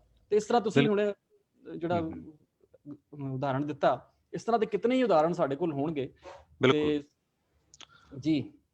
ਔਰ ਤੁਹਾਡੀ ਗੱਲ ਸਹੀ ਹੈ ਕਿ ਜਿਵੇਂ ਵੀ ਆਪਾਂ ਗੱਲ ਕਰਦੇ ਹਾਂ ਕਿ ਗੱਲ ਕਰੀਏ ਆਪਾਂ, ਚਾਹੇ ਸੁਲਤਾਨ ਬਾਹੂ, ਸ਼ਾਹ ਹੁਸੈਨ, ਬਾਬਾ ਫਰੀਦ, ਹਨਾ, ਅਸੀਂ ਗੱਲ ਕਰੀਏ, ਫਿਰ ਬਾਅਦ 'ਚ ਆਪਾਂ ਆਧੁਨਿਕ ਪੋਇਟਰੀ ਵਾਲੇ ਪਾਸੇ ਆ ਜਾਈਏ, ਆਪਾਂ ਸੁਰਜੀਤ ਪਾਤਰ ਸਾਹਿਬ ਗੱਲ ਕਰਦੇ ਹਾਂ, ਆਪਾਂ ਪ੍ਰੋਫੈਸਰ ਪੂਰਨ ਸਿੰਘ, ਪ੍ਰੋਫੈਸਰ ਮੋਹਨ ਸਿੰਘ ਹੋਣੀ, ਔਰ ਹੋਰ ਵੀ ਕਾਫੀ ਨਾਮ ਜਿਹੜੇ ਕੰਮ ਕਰ ਰਹੇ ਨੇ। ਸੁਖਵਿੰਦਰ ਅਮਰਤ ਹੋਣੀ ਕਾਫੀ ਆਉਂਦੇ ਨੇ ਆਪਣਾ, ਜਦੋਂ ਗੱਲ ਕਰਦੇ ਹਾਂ ਆਪਾਂ ਉਸ ਪਾਸੇ, ਅਮਰਤਾ ਪ੍ਰੀਤਮ ਹੋਣੀ ਹੋ ਗਈ। ਮਤਲਬ ਇੱਕ ਬਹੁਤ ਵੱਡਾ ਜਿਹੜਾ ਵਰਗ ਆ ਉਹ ਉਸ ਪਾਸੇ ਕੰਮ ਕਰ ਰਿਹਾ। ਔਰ ਹੁੰਦਾ ਕਿ ਜਿਹੜਾ ਜਦੋਂ ਕੋਈ ਸ਼ਾਇਰ ਮਕਬੂਲ ਹੋ ਜਾਂਦਾ, ਜਿਹੜੀ ਉਹਦੀ ਰਚਨਾ ਲੋਕੀ ਬੜਾ ਗੌਰ ਨਾਲ ਪੜ੍ਹਦੇ ਨੇ ਉਸ ਚੀਜ਼ ਨੂੰ। ਜਿਵੇਂ ਤੁਸੀਂ ਗੱਲ ਕੀਤੀ ਹੈ ਕਿ ਸ਼ਿਵ ਬਟਾਲਵੀ ਨੇ ਜਦੋਂ ਸ਼ਿੰਬਾ ਸ਼ਬਦ ਵਰਤਿਆ ਉਹਨਾਂ ਨੇ ਕਿ ਹੈ ਕਿਰਨਾਂ ਦੇ ਵਿੱਚ ਨਸ਼ਾ ਜਿਹਾ ਕਿਸੇ ਸ਼ਿੰਬੇ ਸੱਪ ਦੇ ਡੰਗ ਵਰਗਾ। ਸੋ ਉਹਦਾ ਸ਼ਿੰਬਾ ਸੱਪ ਸੀਗਾ, ਉਹਦੇ ਬਾਰੇ ਲੋਕਾਂ ਨੇ ਸੋਚਿਆ, ਵੀ ਉਹਨਾਂ ਦੀ ਜਿਗਿਆਸਾ ਹੋਈ ਵੀ ਸ਼ਿੰਬਾ ਸੱਪ ਹੈ ਕੀ ਹੈ। ਫਿਰ ਉੱਤੇ ਖੋਜ ਹੁੰਦੀ ਹੈ, ਉੱਤੇ ਸਰਚ ਹੁੰਦੀ ਹੈ। ਸੋ ਇਵੇਂ ਜਦੋਂ ਜਿਹੜੇ ਕਵੀ ਨੇ ਜਾਂ ਲੇਖਕ ਵਰਗ ਨੇ, ਹਨਾ, ਜਦੋਂ ਉਹ ਸ਼ਬਦ ਵਰਤਦੇ ਨੇ ਇਹੋ ਜਿਹੇ, ਔਰ ਖਾਸ ਤੌਰ ਤੇ ਮੈਨੂੰ ਲੱਗਦਾ ਜਿਹੜੇ ਕਹਾਣੀ ਵਿੱਚ ਜਿਹੜੇ ਸ਼ਬਦ ਵਰਤਣ ਦੀ ਕਾਫੀ ਖੁੱਲ੍ਹ ਹੋ ਜਾਂਦੀ ਹੈ, ਚਾਹੇ ਖੁੱਲ੍ਹੀ ਕਵਿਤਾ ਵਿੱਚ ਕਾਫੀ ਖੁੱਲ੍ਹ ਹੋ ਜਾਂਦੀ ਹੈ। ਤੇ ਇਹੀ ਕਰ ਸਕਦੇ ਹਾਂ, ਗੁਜ਼ਾਰਿਸ਼ ਕਰ ਸਕਦੇ ਹਾਂ ਜਿਹੜੇ ਆਪਣਾ ਲੇਖਕ ਵਰਗ ਆ, ਜ਼ਰੂਰ ਉਸ ਪਾਸੇ ਧਿਆਨ ਦੇਵੇ ਕਿ ਕੁਛ ਨਾ ਕੁਛ ਜਿਹੜੇ ਸ਼ਬਦ ਆ, ਉਹ ਜਿਹੜੇ ਪੁਰਾਣੇ ਸ਼ਬਦ ਆ, ਉਹ ਵੀ ਨਾਲ ਆਉਣ ਸਾਡੇ ਉੱਤੇ। ਜਿਵੇਂ ਮੈਨੂੰ ਯਾਦ ਹੈ ਕਿ ਮੈਂ ਇੱਕ ਆਪਣੀ ਕਵਿਤਾ ਲਿਖੀ ਸੀ ਕਿ ਉਹਦੇ ਸ਼ਬਦ ਵਰਤੇ ਸੀ ਮੈਂ, ਉਥਾਰਾ। ਉਹਨੂੰ ਕਹਿੰਦੇ ਆ ਵੀ ਜਦੋਂ ਨਾ ਆਪਾਂ ਜਦੋਂ ਰਾਤੀ ਸੁੱਤੇ ਹੋਈਏ ਤੇ ਸਾਡੇ ਜਦੋਂ ਬਸ ਸੁੱਤੇ ਹੋਣੇ ਸੁਪਨੇ 'ਚ ਹੁੰਦੇ ਆ, ਸਾਡੀ ਇੱਕ ਦਿਨ ਲੱਗਦਾ ਭਾਰ ਪੈ ਗਿਆ, ਜਿਵੇਂ ਜਿਹੜੀ ਬਿਮਾਰੀ ਜਾਂ ਜਿਹੜਾ ਚੀਜ਼ ਹੈ ਉਹਨੂੰ ਉਥਾਰਾ ਕਹਿੰਦੀ ਆ। ਕਿ ਸੱਜਣ ਜੀ ਸਾਨੂੰ ਲੱਗਿਆ ਰੋਗ ਉਥਾਰਾ, ਅੱਧੀ ਰਾਤੀ ਹਿੱਕ ਦੇ ਉੱਤੇ ਬੋਝਾ ਪੈ ਜੇ ਬਾਰ ਭਾਰਾ। ਸੋ ਜਦੋਂ ਅਸੀਂ ਇਹੋ ਸ਼ਬਦ ਵਰਤੇ, ਜਿਹੜੇ ਸ਼ਬਦ ਅਲੋਪ ਹੋ ਰਹੇ, ਤੇ ਸ਼ਬਦ ਲੋਕਾਂ 'ਚ ਇੱਕ ਜਿਗਿਆਸਾ ਹੁੰਦੀ ਵੀ ਸ਼ਬਦ ਬਾਰੇ ਜਾਣੀਏ ਕਿ ਸ਼ਬਦ ਹੈ ਕੀ ਆ। ਸੋ ਇੱਕ ਫਰਜ਼ ਬਣਦਾ ਸਾਡੇ ਜਿੰਨੇ ਵੀ ਆਪਣੇ ਲੇਖਕ ਵਰਗ ਨੇ। ਇੱਕ ਦੂਜਾ ਪੱਖ ਜਿਹੜਾ ਅਸੀਂ ਦੇਖਦੇ ਹਾਂ ਕਿ ਜਿਹੜਾ ਇੱਕ ਆਮ ਬੰਦੇ ਤੇ ਇੱਕ ਨਾ ਬੋਝ ਹੁੰਦਾ, ਆਰਥਿਕ ਬੋਝ ਦੀ ਬੜੀ ਸਮੱਸਿਆ ਹਰ ਇੱਕ ਦੇ ਉੱਤੇ ਰਹਿੰਦੀ ਹੈ ਕਿ ਉਹ ਆਪਣੇ ਉਸ ਚੀਜ਼ ਤੋਂ, ਸਮੱਸਿਆ ਤੋਂ ਪਹਿਲੇ ਨਿਕਲੇ। ਤੇ ਪੰਜਾਬ ਤੋਂ ਜਿਹੜੇ ਲੋਕੀ ਬਾਹਰ ਗਏ, ਪੰਜਾਬ 'ਚ ਵੀ ਹੈ ਇਹ ਗੱਲਾਂ, ਔਰ ਅੱਜ ਦਾ ਜੋ ਹਾਲਾਤ ਨੇ ਪੰਜਾਬ ਦੇ ਵੀ, ਔਰ ਜਿਹੜੇ ਲੋਕ ਵਿਦੇਸ਼ਾਂ 'ਚ ਚਲੇ ਗਏ ਨੇ, ਤੁਸੀਂ ਵੀ ਕਾਫੀ ਸਮਾਂ ਹੋ ਗਿਆ ਹੋਏਗਾ ਤੁਹਾਨੂੰ ਵੀ, ਤੇ ਉੱਥੇ ਚਾਹੇ ਨੌਕਰੀ ਲਈ ਗਏ ਨੇ, ਚਾਹੇ ਉਹ ਪੜ੍ਹਾਈ ਵਾਸਤੇ ਗਏ ਨੇ, ਜਿਹੜੇ ਵਿਦਿਆਰਥੀ ਗਏ ਨੇ, ਤੇ ਉਹਨਾਂ ਵਾਸ ਅੱਗੇ ਨਾ ਸਭ ਤੋਂ ਵੱਡੀ ਸਮੱਸਿਆ ਜਿਹੜੀ ਉਹਨਾਂ ਦੀ ਆਪਣੀ ਆਰਥਿਕ ਸਮੱਸਿਆ ਦੀ ਹੁੰਦੀ ਹੈ, ਪਹਿਲੇ ਅਸੀਂ ਉਹਨੂੰ ਠੀਕ ਕਰੀਏ। ਤੇ ਉਹਦੇ ਵਿੱਚ ਕਿਤੇ ਨਾ ਕਿਤੇ ਇਸ ਤਰ੍ਹਾਂ ਹੁੰਦਾ ਕਿ ਜਿਹੜੀ ਸੋਚ ਜਿਹੜੀ ਹੁੰਦੀ ਹੈ ਉਹ ਕਿਉਂਕਿ ਮੈਨੂੰ ਇਸ ਤਰ੍ਹਾਂ ਲੱਗਦਾ ਕਿ ਸ਼ਾਇਦ ਤੁਹਾਡਾ ਤਜਰਬਾ ਹੋਏ ਕਿ ਵੀ ਜਦੋਂ ਦਿਮਾਗ ਸਾਡਾ ਉਹ ਫ੍ਰੀ ਹੁੰਦਾ ਤੇ ਤਾਂ ਇਹ ਚੀਜ਼ਾਂ ਸੋਚ ਆਉਂਦੀਆਂ, ਉਹਨੂੰ ਕਲਮਬੰਦ ਹੁੰਦੀਆਂ ਚੀਜ਼ਾਂ ਹੁੰਦੀਆਂ। ਤੇ ਕਿਤੇ ਐਸਾ ਵੀ ਹੈ ਕਿ ਵੀ ਜਿਹੜੇ ਵਿਦੇਸ਼ਾਂ 'ਚ ਗਏ ਨੇ, ਉਹਨਾਂ ਦੇ ਇਹ ਆਰਥਿਕ ਬੋਝ ਦੇ ਰੁਝੇਵਿਆਂ ਦੇ ਵਿੱਚ ਇਤਨੇ ਉਲਝ ਗਏ ਨੇ, ਅਸੀਂ ਪੰਜਾਬੀ ਲੋਕ ਉਲਝ ਗਏ ਹਾਂ ਕਿ ਸਾਨੂੰ ਇਹਨਾਂ ਚੀਜ਼ਾਂ ਦੀ ਜਿਹੜੀ ਉਹ ਵੈਲਿਊ ਕਹਿ ਲਓ, ਜਾਂ ਉਹਨਾਂ ਦਾ ਮਾਣ ਸਤਿਕਾਰ ਕਹਿ ਲਈਏ, ਜਾਂ ਜਿਹੜਾ ਨਿੱਘ ਵਾਲੇ ਸਾਡੇ ਜਿਹੜੇ ਲਫ਼ਜ਼ ਨੇ, ਉਹਨਾਂ ਨਾਲ ਸਾਡਾ ਇੰਨਾ ਰੁਝੇਵਾਂ ਨਹੀਂ ਰਿਹਾ, ਜਾਂ ਉਹਨੂੰ ਪੰਜਾਬੀ ਦੇ ਪ੍ਰਸਾਰ ਵੱਲ ਵੀ ਇੰਨਾ ਰੁਝੇਵਾਂ ਨਹੀਂ ਰਿਹਾ। ਅਸੀਂ ਸਿਰਫ ਇਸੇ ਵੱਲ ਕਿ ਸਾਡਾ ਆਰਥਿਕ ਜਿਹੜੀ ਸਥਿਤੀ ਹੈ ਉਹਨੂੰ ਪਹਿਲੇ ਅਸੀਂ ਠੀਕ ਕਰਨ ਤੇ ਲੱਗੇ ਰਹੀਏ। ਸਾਡਾ ਫਰਜ਼ ਦੇ ਸ਼ਾਇਦ ਕਿਤੇ ਭੁੱਲਦੇ ਜਾ ਰਹੇ ਹਾਂ ਅਸੀਂ। ਤੁਹਾਡਾ ਕੀ ਤਜਰਬਾ ਹੈ? ਬਿਲਕੁਲ, ਮੇਰੇ ਖਿਆਲ ਨਾਲ ਇੱਕ ਚੀਜ਼ ਹੋ ਰਿਹਾ ਕਿ ਜਿਹੜਾ ਵੱਡਾ ਵਰਗ ਹੈ ਨਾ ਸਾਡੇ, ਉਹ ਹੈਗਾ ਮਿਡਲ ਕਲਾਸ ਵਰਗ, ਬਹੁਤ ਵੱਡਾ ਵਰਗ ਹੈ, ਠੀਕ ਹੈ ਨਾ। ਤੇ ਮਿਡਲ ਕਲਾਸ ਵਿੱਚ ਸਾਡਾ ਇੱਕ ਦੁਖਾਂਤ ਹੁੰਦਾ ਕਿ ਜਦੋਂ ਅਸੀਂ ਵਿਦੇਸ਼ਾਂ ਜਾਂਦੇ ਹਾਂ, ਸਾਡਾ ਪਹਿਲਾ ਇੱਕ ਹੁੰਦਾ ਕਿ ਆਪਾਂ ਇੱਥੇ ਸੈੱਟ ਹੋ ਜਾਈਏ, ਆਪਾਂ ਆ ਕੇ ਸਾਰਾ ਕੁਝ ਠੀਕ ਕਰ ਲਈਏ ਆਪਾਂ। ਸੋ ਮੇਰੇ ਨਾਲ ਵੀ ਇਵੇਂ ਹੋਇਆ, ਮੈਂ ਇੱਥੇ ਆ ਕੇ ਪਹਿਲਾਂ ਆਪਣਾ ਜ਼ੋਰ ਹੀ ਲੱਗਾ ਕਿ ਮੈਂ ਦੋ ਜੌਬਾਂ ਕਰਨੀਆਂ ਪੈਂਦੀਆਂ, ਬੰਦੇ ਨੂੰ ਕੰਮ ਕਰਨੇ ਪੈਂਦੇ ਆ ਕਿ ਚਲੋ ਸਾਰਾ ਕੁਝ ਠੀਕ ਹੋ ਜੇ। ਫਿਰ ਜਦੋਂ ਉਸ ਤੋਂ ਮੈਂ ਥੋੜਾ ਵਿਹਲਾ ਹੋਇਆ, ਮੈਂ ਥੋੜਾ ਫਾਰਗ ਹੋਇਆ, ਤੇ ਫਿਰ ਮੈਨੂੰ ਲੱਗਾ ਕਿਉਂ ਨਾ ਜਿਹੜੀ ਮੇਰੀ ਆਪਣੀ ਰੂਹ ਦੀ ਖੁਰਾਕ ਹੈ, ਮਨ ਦੀ ਖੁਰਾਕ ਆ, ਉਹ ਤਾਂ ਪੰਜਾਬੀ ਆ, ਪੰਜਾਬੀ ਸਾਹਿਤ ਆ, ਔਰ ਪੰਜਾਬੀ ਮਾਂ ਬੋਲੀ ਆ, ਤੇ ਕਿਉਂ ਨਾ ਉਸ ਪਾਸੇ ਦੁਬਾਰਾ ਆਇਆ ਜਾਵੇ। ਕਿਉਂਕਿ ਯੂਨੀਵਰਸਿਟੀ ਪੜ੍ਹਦੇ ਵੇਲੇ ਮੈਨੂੰ ਯਾਦ ਹੈ ਕਿ ਮੈਂ ਉੱਥੇ ਆਮ ਤੌਰ ਤੇ ਜਾਣਾ, ਕਵੀ ਦਰਬਾਰਾਂ ਜਾਣਾ, ਸ਼ਿਰਕਤ ਕਰਨੀ, ਤੇ ਇੱਕ ਬੜਾ ਮਨ ਨੂੰ ਇੱਕ ਸਕੂਨ ਮਿਲਦਾ ਹੁੰਦਾ ਸੀ। ਤੇ ਹੋਇਆ ਕਿ ਉਸ ਤੋਂ ਬਾਅਦ ਸੋਸ਼ਲ ਮੀਡੀਆ ਕਰਕੇ ਵੀ ਉਹਦਾ ਕਾਫੀ ਇੱਕ ਮਦਦ ਮਿਲੀ ਉਸ ਚੀਜ਼ ਪਾਸੇ ਤੁਰਨ ਵਾਸਤੇ। ਤਾਂ ਹੌਲੀ ਹੌਲੀ ਫਿਰ ਮੈਂ ਇਸ ਪਾਸੇ ਦੁਬਾਰਾ ਤੁਰਨਾ ਸ਼ੁਰੂ ਕੀਤਾ। ਫਿਰ ਦੁਬਾਰਾ ਮੈਂ ਕਵਿਤਾ ਜਾਂ ਗਜ਼ਲ ਦੁਬਾਰਾ ਚੰਗੀ ਤਰ੍ਹਾਂ ਸਿੱਖੀ, ਉਹਦੇ ਕੀ ਨਿਯਮ ਨੇ, ਕੀ ਸ਼ਬਦਾਵਲੀ ਕਿਹੋ ਜਿਹੀ ਹੋਣੀ ਚਾਹੀਦੀ ਹੈ। ਮੇਰੇ ਉਸਤਾਦ ਨੇ ਕਮਲਦੇਵ ਜੀ ਕੈਲੀਫੋਰਨੀਆ ਤੋਂ, ਬੜੇ ਮਕਬੂਲ ਸ਼ਾਇਰ ਵੀ ਨੇ, ਉਹਨਾਂ ਕੋਲ ਸਾਰਾ ਕੁਝ ਸਿੱਖਿਆ ਮੈਂ। ਤੇ ਫਿਰ ਮੈਨੂੰ ਖੁਸ਼ੀ ਹੈ ਕਿ ਮੈਂ ਪੰਜਾਬੀ ਨਾਲ ਦੁਬਾਰਾ ਪੱਕੇ ਪੈਰੀਂ ਜੁੜਿਆ। ਔਰ ਇੱਕ ਮੈਂ ਗੱਲ ਜ਼ਰੂਰ ਕਹਿਣਾ ਚਾਹਾਂਗਾ ਕਿ ਜਿੰਨੇ ਵੀ ਪ੍ਰਵਾਸੀ ਆਉਂਦੇ ਨੇ, ਠੀਕ ਹੈ ਨਾ, ਉਹਨਾਂ ਅੱਗੇ ਵੀ ਇੱਕ ਗੁਜ਼ਾਰਿਸ਼ ਹੈ ਕਿ ਜ਼ਰੂਰ ਯਤਨ ਕਰੋ ਕਿ ਜਿਹੜੀ ਪੰਜਾਬੀ, ਜਦੋਂ ਤੁਸੀਂ ਕਦੇ ਮਿਲਦੇ ਜੇ ਤੇ ਪੰਜਾਬੀ 'ਚ ਗੱਲਬਾਤ ਕੀਤੀ ਜਾਵੇ, ਕਿਉਂਕਿ ਤੁਹਾਨੂੰ ਦੇਖ ਕੇ ਤੁਹਾਡੇ ਬੱਚਿਆਂ ਤੇ ਪ੍ਰਭਾਵ ਪੈਂਦਾ। ਤੁਸੀਂ ਜੀ ਘਰ 'ਚ ਪੰਜਾਬੀ ਬੋਲਦੇ ਜੋ, ਤੁਹਾਡੇ ਜੀ ਬੱਚੇ ਉਹੀ ਪੰਜਾਬੀ ਬੋਲਦੇ ਆ। ਸੋ ਬਿਲਕੁਲ ਜਿਵੇਂ ਗੱਲ ਕਰ ਰਿਹਾ ਸੀਗਾ, ਸਾਡੇ ਸਾਡੇ ਜੋ ਬਾਪ ਦਾਦਾ ਜੀ ਨੇ ਸਾਨੂੰ ਦਿੱਤਾ, ਠੀਕ ਹੈ ਨਾ, ਹੁਣ ਸਾਡੇ ਤੋਂ ਕਿੰਨਾ ਸਾਡੀ ਅਗਲੀ ਪੀੜ੍ਹੀ ਤੇ ਜਾਂਦਾ, ਉਹ ਸਾਡੇ ਉੱਤੇ ਆ। ਜੀ ਤੇ ਇਹ, ਔਰ ਇੱਕ ਮੈਂ ਗੱਲ ਜ਼ਰੂਰ ਕਹਿਣਾ ਚਾਹਾਂਗਾ ਇੱਥੇ, ਜੇ ਮੈਨੂੰ ਮੈਂ ਗੱਲ ਕਰਦਾ ਕਿ ਜੇ ਕੋਈ ਯੂਨੀਵਰਸਿਟੀ ਦੇ ਵਿਦਿਆਰਥੀ ਜਾਂ ਕੋਈ ਪ੍ਰੋਫੈਸਰ ਸਾਹਿਬਾਨ ਜੇ ਪ੍ਰੋਗਰਾਮ ਦੇਖ ਰਹੇ ਹੋਣਗੇ, ਤਾਂ ਇੱਕ ਰਿਸਰਚ ਜ਼ਰੂਰ ਕਰਾਇਓ, ਇੱਕ ਖੋਜ ਜ਼ਰੂਰ ਕਰਾਇਓ ਕਿ ਜਿਹੜੀ ਤੁਹਾਡੀ ਮਾਂ ਬੋਲੀ ਆ, ਜਦੋਂ ਤੁਸੀਂ ਕਦੇ, ਮੈਨੂੰ ਯਾਦ ਹੈ ਕਿ ਮੈਂ ਸਵੇਰ ਤੋਂ ਸ਼ਾਮ ਤੱਕ ਕੰਮ ਕਰਦਾ ਜੀ, ਮੈਂ ਪੂਰੀ ਟੀਮ ਮੈਨੇਜ ਕਰਦਾ ਪੂਰੀ ਦੀ ਪੂਰੀ, ਤੇ ਸ਼ਾਮੀ ਆ ਕੇ ਜਦੋਂ ਫੋਨ ਤੇ ਕਿਸੇ ਨਾਲ ਪੰਜਾਬੀ 'ਚ ਗੱਲ ਹੁੰਦੀ ਹੈ ਨਾ, ਯਕੀਨ ਮੰਨਿਓ ਕਿ ਮੇਰਾ ਪੂਰਾ ਜਿਹੜਾ ਤਣਾਅ ਹੈ, ਸਾਰਾ ਕੁਝ ਇੱਕ ਪਾਸੇ ਦੂਰ ਹੋ ਜਾਂਦਾ। ਮੈਂ ਬਿਲਕੁਲ ਇੱਕਦਮ ਲੱਗਦਾ ਕਿ ਮੈਂ ਸਕੂਨ ਮਿਲ ਗਿਆ ਮੈਨੂੰ। ਸੋ ਕਿਤੇ ਨਾ ਕਿਤੇ ਖੋਜ ਕਾਰਜ ਹੋਣਾ ਚਾਹੀਦਾ ਕਿ ਜਿਹੜੀ ਮਾਂ ਬੋਲੀ ਦਾ ਤੁਹਾਡੇ ਤਣਾਅ ਨਾਲ ਕੀ ਸੰਬੰਧ ਆ। ਸੋ ਜੇ ਕੋਈ ਵਿਦਿਆਰਥੀ ਜੇ ਪ੍ਰੋਗਰਾਮ ਦੇਖ ਰਹੇ ਹੋਣਗੇ ਤੇ ਜ਼ਰੂਰ ਇਸ ਬਾਰੇ ਸੋਚਿਆ ਜਾਵੇ, ਇਸ ਬਾਰੇ ਗੱਲਬਾਤ ਕੀਤੀ ਜਾਵੇ। ਜੇ ਕਿਸੇ ਸਹਿਯੋਗ ਦੀ ਲੋੜ ਹੋਵੇ ਤਾਂ ਮੇਰੇ ਨਾਲ ਰਾਬਤਾ ਕਰ ਸਕਦੇ। ਇੱਕ ਜੀ ਬਹੁਤ ਬਿਲਕੁਲ ਜੀ। ਵੱਡੀ ਗੱਲ। ਬਹੁਤ ਸਾਰੇ ਸਾਡੇ ਨਾਲ ਇਸ ਟਾਈਮ ਵਿਦਿਆਰਥੀ ਵੀ ਔਰ ਯੂਨੀਵਰਸਿਟੀ ਦੇ ਪ੍ਰੋਫੈਸਰ, ਟੀਚਰ, ਇਹ ਸਭ ਜੁੜੇ ਹੋਏ ਨੇ, ਔਰ ਸਾਨੂੰ ਬੜਾ ਮਾਣ ਹੈ ਕਿ ਅਸੀਂ ਦਿਨ ਬਰ ਦਿਨ ਜਿਹੜਾ ਹੈ ਇਹ ਸਾਡੇ ਜਿਹੜਾ ਹੈ ਪੰਜਾਬੀ ਪ੍ਰਸਾਰ ਦਾ ਜਿਹੜਾ ਪ੍ਰੋਗਰਾਮ ਹੈ ਉਹ ਹੋਰ ਤਰੱਕੀ ਤੇ ਹੈ, ਔਰ ਬਹੁਤ ਚੰਗੇ ਸੂਝਵਾਨ ਲੋਕ ਜਿਹੜੇ ਨੇ ਉਹ ਸਾਡੇ ਨਾਲ ਜੁੜ ਰਹੇ ਨੇ। ਔਰ ਸਭ ਤੋਂ ਚੰਗੀ ਜਿਹੜੀ ਗੱਲ ਹੈ, ਤੁਸੀਂ ਤੁਹਾਡੇ ਵਰਗੇ ਜਿਹੜੇ ਪੰਜਾਬੀ ਦੀ ਸੇਵਾ ਨਿਭਾ ਰਹੇ ਨੇ ਬਹੁਤ ਚੰਗੀ ਤਰ੍ਹਾਂ, ਵਿਦੇਸ਼ਾਂ 'ਚ ਰਹਿ ਕੇ ਵੀ ਪੰਜਾਬੀ ਬੋਲੀ ਨੂੰ ਭੁੱਲੇ ਨਹੀਂ। ਸਾਨੂੰ ਬੜਾ ਮਾਣ ਹੈ ਤੁਹਾਡੇ ਵਰਗੇ ਜਿਹੜੇ ਲੋਕਾਂ ਤੇ ਵੀ। ਔਰ ਸਭ ਤੋਂ ਇੱਕ ਬੜੀ ਖੁਸ਼ੀ ਦੀ ਗੱਲ ਹੈ ਕਿ ਤੁਸੀਂ ਇੱਕ ਪ੍ਰੋਗਰਾਮ ਸ਼ੁਰੂ ਕੀਤਾ, ਕਲਮਾਂ ਦੇ ਅੰਗ ਸੰਗ। ਸੋ ਮੈਂ ਚਾਹੁੰਦਾ ਕਿ ਸੁਣਨ ਵਾਲਿਆਂ ਨੂੰ ਤੁਸੀਂ ਉਹਨਾਂ ਦੇ ਬਾਰੇ ਜ਼ਰੂਰ ਦੱਸੋ ਕਿ ਉਹਦੇ ਨਾਲ ਤੁਹਾਡੇ ਪੰਜਾਬੀ ਦੇ ਪ੍ਰਸਾਰ ਦੇ ਵਿੱਚ ਕੀ ਮਦਦ ਮਿਲੀ ਹੈ ਔਰ ਕਿੱਥੇ ਤੱਕ ਉਹ ਪਹੁੰਚਿਆ ਪ੍ਰੋਗਰਾਮ। ਜ਼ਰੂਰ ਸਾਡੇ ਸੁਣਨ ਵਾਲਿਆਂ ਨੂੰ ਉਹਦੇ ਬਾਰੇ ਥੋੜ੍ਹਾ ਜੀ। ਜੀ ਅਸਲ 'ਚ ਕਲਮਾਂ ਦੇ ਅੰਗ ਸੰਗ ਪ੍ਰੋਗਰਾਮ ਹਫ਼ਤਾਵਾਰੀ ਪ੍ਰੋਗਰਾਮ ਹੈ, ਹਰ ਸ਼ਨੀਵਾਰ ਨੂੰ ਕਰਦੇ ਹਾਂ ਆਪਾਂ। ਬ੍ਰਿਟਿਸ਼ ਪੰਜਾਬੀ ਟੀਵੀ ਤੇ ਇੰਗਲੈਂਡ ਦਾ ਟੀਵੀ ਆ, ਔਰ ਫੇਸਬੁੱਕ YouTube ਲਾਈਵ ਹੁੰਦਾ ਪ੍ਰੋਗਰਾਮ ਪੂਰੇ ਦਾ ਪੂਰਾ। ਯਤਨ ਇਹੀ ਹੈ ਕਿ ਜੋ ਪੰਜਾਬੀ ਆਪਣੀ ਮਾਂ ਬੋਲੀ ਆ, ਚਾਹੇ ਆਪਾਂ ਗੱਲ ਕਰੀਏ ਪਾਕਿਸਤਾਨ ਤੋਂ, ਆਸਟ੍ਰੇਲੀਆ ਤੋਂ, ਚਾਹੇ ਕੈਨੇਡਾ ਤੋਂ, ਚਾਹੇ ਨਿਊਜ਼ੀਲੈਂਡ ਤੋਂ, ਚਾਹੇ ਅਮਰੀਕਾ ਤੋਂ, ਕਿਸੇ ਵੀ ਦੇਸ਼ ਤੋਂ ਜਿਹੜੇ ਲੋਕ ਕੰਮ ਕਰ ਰਹੇ ਨੇ ਪੰਜਾਬੀ ਵਾਸਤੇ, ਚਾਹੇ ਉਹ ਕਹਾਣੀ ਲਿਖ ਰਹੇ ਨੇ, ਕਵਿਤਾ ਲਿਖ ਰਹੇ ਨੇ, ਗਜ਼ਲ ਲਿਖ ਰਹੇ ਨੇ, ਵਾਰਤਕ ਲਿਖ ਰਹੇ ਨੇ, ਹਾਈਕੂ ਲਿਖ ਰਹੇ ਨੇ, ਕਿਸੇ ਵਿਧਾ 'ਚ ਕੰਮ ਕਰ ਰਹੇ ਹੋਣ, ਤੇ ਸਾਡਾ ਸਿਰਫ ਯਤਨ ਇਹ ਵੀ ਜਦੋਂ ਉਸ ਪ੍ਰੋਗਰਾਮ ਰਾਹੀਂ ਆਪਾਂ ਉਹਨਾਂ ਦਾ ਜਿਹੜਾ ਸੁਨੇਹਾ ਆ ਉਹਨੂੰ ਹੋਰ ਅੱਗੇ ਲੈ ਕੇ ਜਾਈਏ, ਜਿਹੜੀ ਨਵੀਂ ਪੀੜ੍ਹੀ ਆ ਉਹ ਸਾਡੇ ਨਾਲ ਜ਼ਰੂਰ ਜੁੜੇ, ਕਿਉਂਕਿ ਸਾਡਾ ਫਰਜ਼ ਬਣਦਾ ਹੈ ਕਿ ਜਿਹੜੀ ਆਪਣੀ ਨਵੀਂ ਪੀੜ੍ਹੀ ਆ ਉਹਨੂੰ ਹੋਰ ਅੱਗੇ ਲੈ ਕੇ ਆਈਏ। ਔਰ ਮੈਨੂੰ ਬੜੀ ਖੁਸ਼ੀ ਦੀ ਗੱਲ ਹੈ ਕਿ ਮੈਂ ਸੋਚਿਆ ਨਹੀਂ ਸੀ ਜਦੋਂ ਮੈਂ ਤੁਰਿਆ ਸੀਗਾ ਕਿ ਮਤਲਬ ਇੰਨਾ ਵੱਡਾ ਹੁੰਗਾਰਾ ਮਿਲੇਗਾ। ਔਰ ਕਾਫੀ ਦੋਸਤ ਇਸ ਟਾਈਮ ਦੇਖ ਰਹੇ ਹੋਣਗੇ ਜਾਂ ਬਾਅਦ 'ਚ ਦੇਖਣਗੇ, ਉਹ ਜਾਣਦੇ ਨੇ ਕਿ ਪ੍ਰੋਗਰਾਮ ਦੀ ਜਿਹੜੀ ਮਤਲਬ ਮਕਬੂਲੀਅਤ ਹੈ ਜੋ ਵੀ ਆ ਉਹ ਕੁਦਰਤੀ ਹੋਈ ਆ। ਮੇਰਾ ਉਹਦੇ 'ਚ ਕੋਈ ਖਾਸ ਯੋਗਦਾਨ ਨਹੀਂ, ਮੈਂ ਇੱਕ ਨਿਰਸਵਾਰਥ ਸੇਵਾ ਕਰ ਰਿਹਾ, ਔਰ ਮੈਨੂੰ ਲੱਗਦਾ ਹੈ ਕਿ ਕੁਦਰਤ ਮੈਨੂੰ ਸਾਥ ਦੇਵੇ ਤੇ ਮੈਂ ਉਹ ਹੋਰ ਕਰਦਾ ਰਹਾਂਗਾ ਸੇਵਾ। ਬਸ ਇਹੀ ਯਤਨ ਹੈ ਉਹਦੇ 'ਚ। ਔਰ ਗੁਜ਼ਾਰਿਸ਼ ਹੈ ਕਿ ਜ਼ਰੂਰ ਪੰਜਾਬੀ ਦਾ ਪ੍ਰੋਗਰਾਮ, ਕੋਈ ਵੀ ਪ੍ਰੋਗਰਾਮ ਜਿਹੜਾ ਨਿਰੋਲ ਸਾਹਿਤਕ ਪ੍ਰੋਗਰਾਮ ਹੋਏ, ਉਹਨੂੰ ਜ਼ਰੂਰ ਆਪਣਾ ਸਾਂਝਾ ਕਰਿਆ ਕਰੋ ਆਪਣੇ ਦੋਸਤਾਂ ਮਿੱਤਰਾਂ ਨਾਲ। ਇੱਕ ਉਹਨੂੰ ਪੰਜਾਬੀ ਮਾਂ ਬੋਲੀ ਨੂੰ ਬਲ ਮਿਲਦਾ ਉਹਦੇ ਨਾਲ। ਜੀ ਰਾਜ ਭਾਈ, ਤੁਹਾਡੀ ਰਚਨਾਵਾਂ ਚੋਂ ਜਿਹੜੀ ਸਭ ਤੋਂ ਵੱਡੀ ਮੈਂ ਜਿਹੜੀ ਗੱਲ ਦੇਖੀ ਹੈ, ਤੁਸੀਂ ਸਮਾਜਿਕ ਸਮੱਸਿਆਵਾਂ ਨੂੰ ਵੀ ਬਹੁਤ ਖੂਬਸੂਰਤ ਤਰੀਕੇ ਨਾਲ ਤੁਸੀਂ ਉਹਨਾਂ 'ਚ ਆਪਣਾ ਜ਼ਿਕਰ ਕਰਦੇ ਹੋ, ਔਰ ਖਾਸ ਤੌਰ ਤੇ ਜਿਹੜੀ ਔਰਤਾਂ ਦੀ ਦਸ਼ਾ ਉਹਦਾ ਤੁਸੀਂ ਬਹੁਤ ਜਗ੍ਹਾ ਜ਼ਿਕਰ ਕੀਤਾ। ਬਹੁਤ ਤੁਹਾਡੀਆਂ ਜਿਹੜੀਆਂ ਰਚਨਾਵਾਂ, ਤੁਹਾਡੀ ਜਿਹੜੀ ਗਜ਼ਲ ਸ਼ਾਇਰੀ ਜਿਹੜੀ ਹੈ, ਇੱਕ ਮੈਂ ਸੁਣ ਰਿਹਾ ਸੀ ਤੁਹਾਡੀ ਜਿਹੜੀ ਉਹਦੇ 'ਚ ਕਿ ਕੈਦ 'ਚੋਂ ਤੂੰ ਵੀ ਉੱਡਣ ਲਈ ਕੋਹਰਾਮ ਮਚਾ, ਪਿੰਜੇ ਅੰਦਰ ਕੋਈ ਨਾ ਸਮਾਨ ਤਰੇ।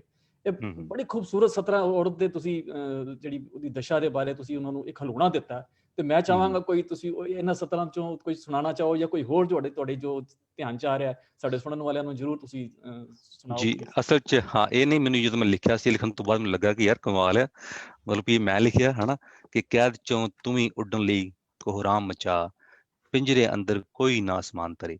ਸੋ ਬੇਸਿਕਲੀ ਜਿਹੜੀ ਆਪਣੀ ਔਰਤ ਹੈ ਜਾਂ ਜਿਹੜੇ ਵੀ ਆਪਣਾ ਵਰਗ ਸਾਹਿਤ ਗੱਲ ਕਰੀਏ ਆਪਾਂ, ਜਿਹੜੇ ਵੀ ਦੱਬੇ ਕੁਚਲੇ ਜਾਂ ਕੋਈ ਵੀ ਲਾ ਲਓ, ਕੋਈ ਵੀ ਜਿਹੜੇ ਹਾਸ਼ੀਏ ਤੋਂ ਪਾਰ ਲੋਕ ਨੇ, ਤੁਹਾਨੂੰ ਆਪਣੇ ਯਤਨ ਆਪ ਹੀ ਕਰਨੇ ਪੈਂਦੇ ਆ ਕਿ ਤੁਸੀਂ ਆਪ ਹੀ ਉੱਪਰ ਉੱਠੋ। ਸੋ ਇੱਕ ਤੁਹਾਡਾ ਨਾਮ ਮੇਰੀ ਇੱਕ ਕਵਿਤਾ ਆ ਧੀਆਂ, ਤੇ ਉਹ ਬੇਸਿਕਲੀ ਇਸ ਕਿਤਾਬ 'ਚ ਹੈ, ਸੂਰਜਾ ਚੋਂ।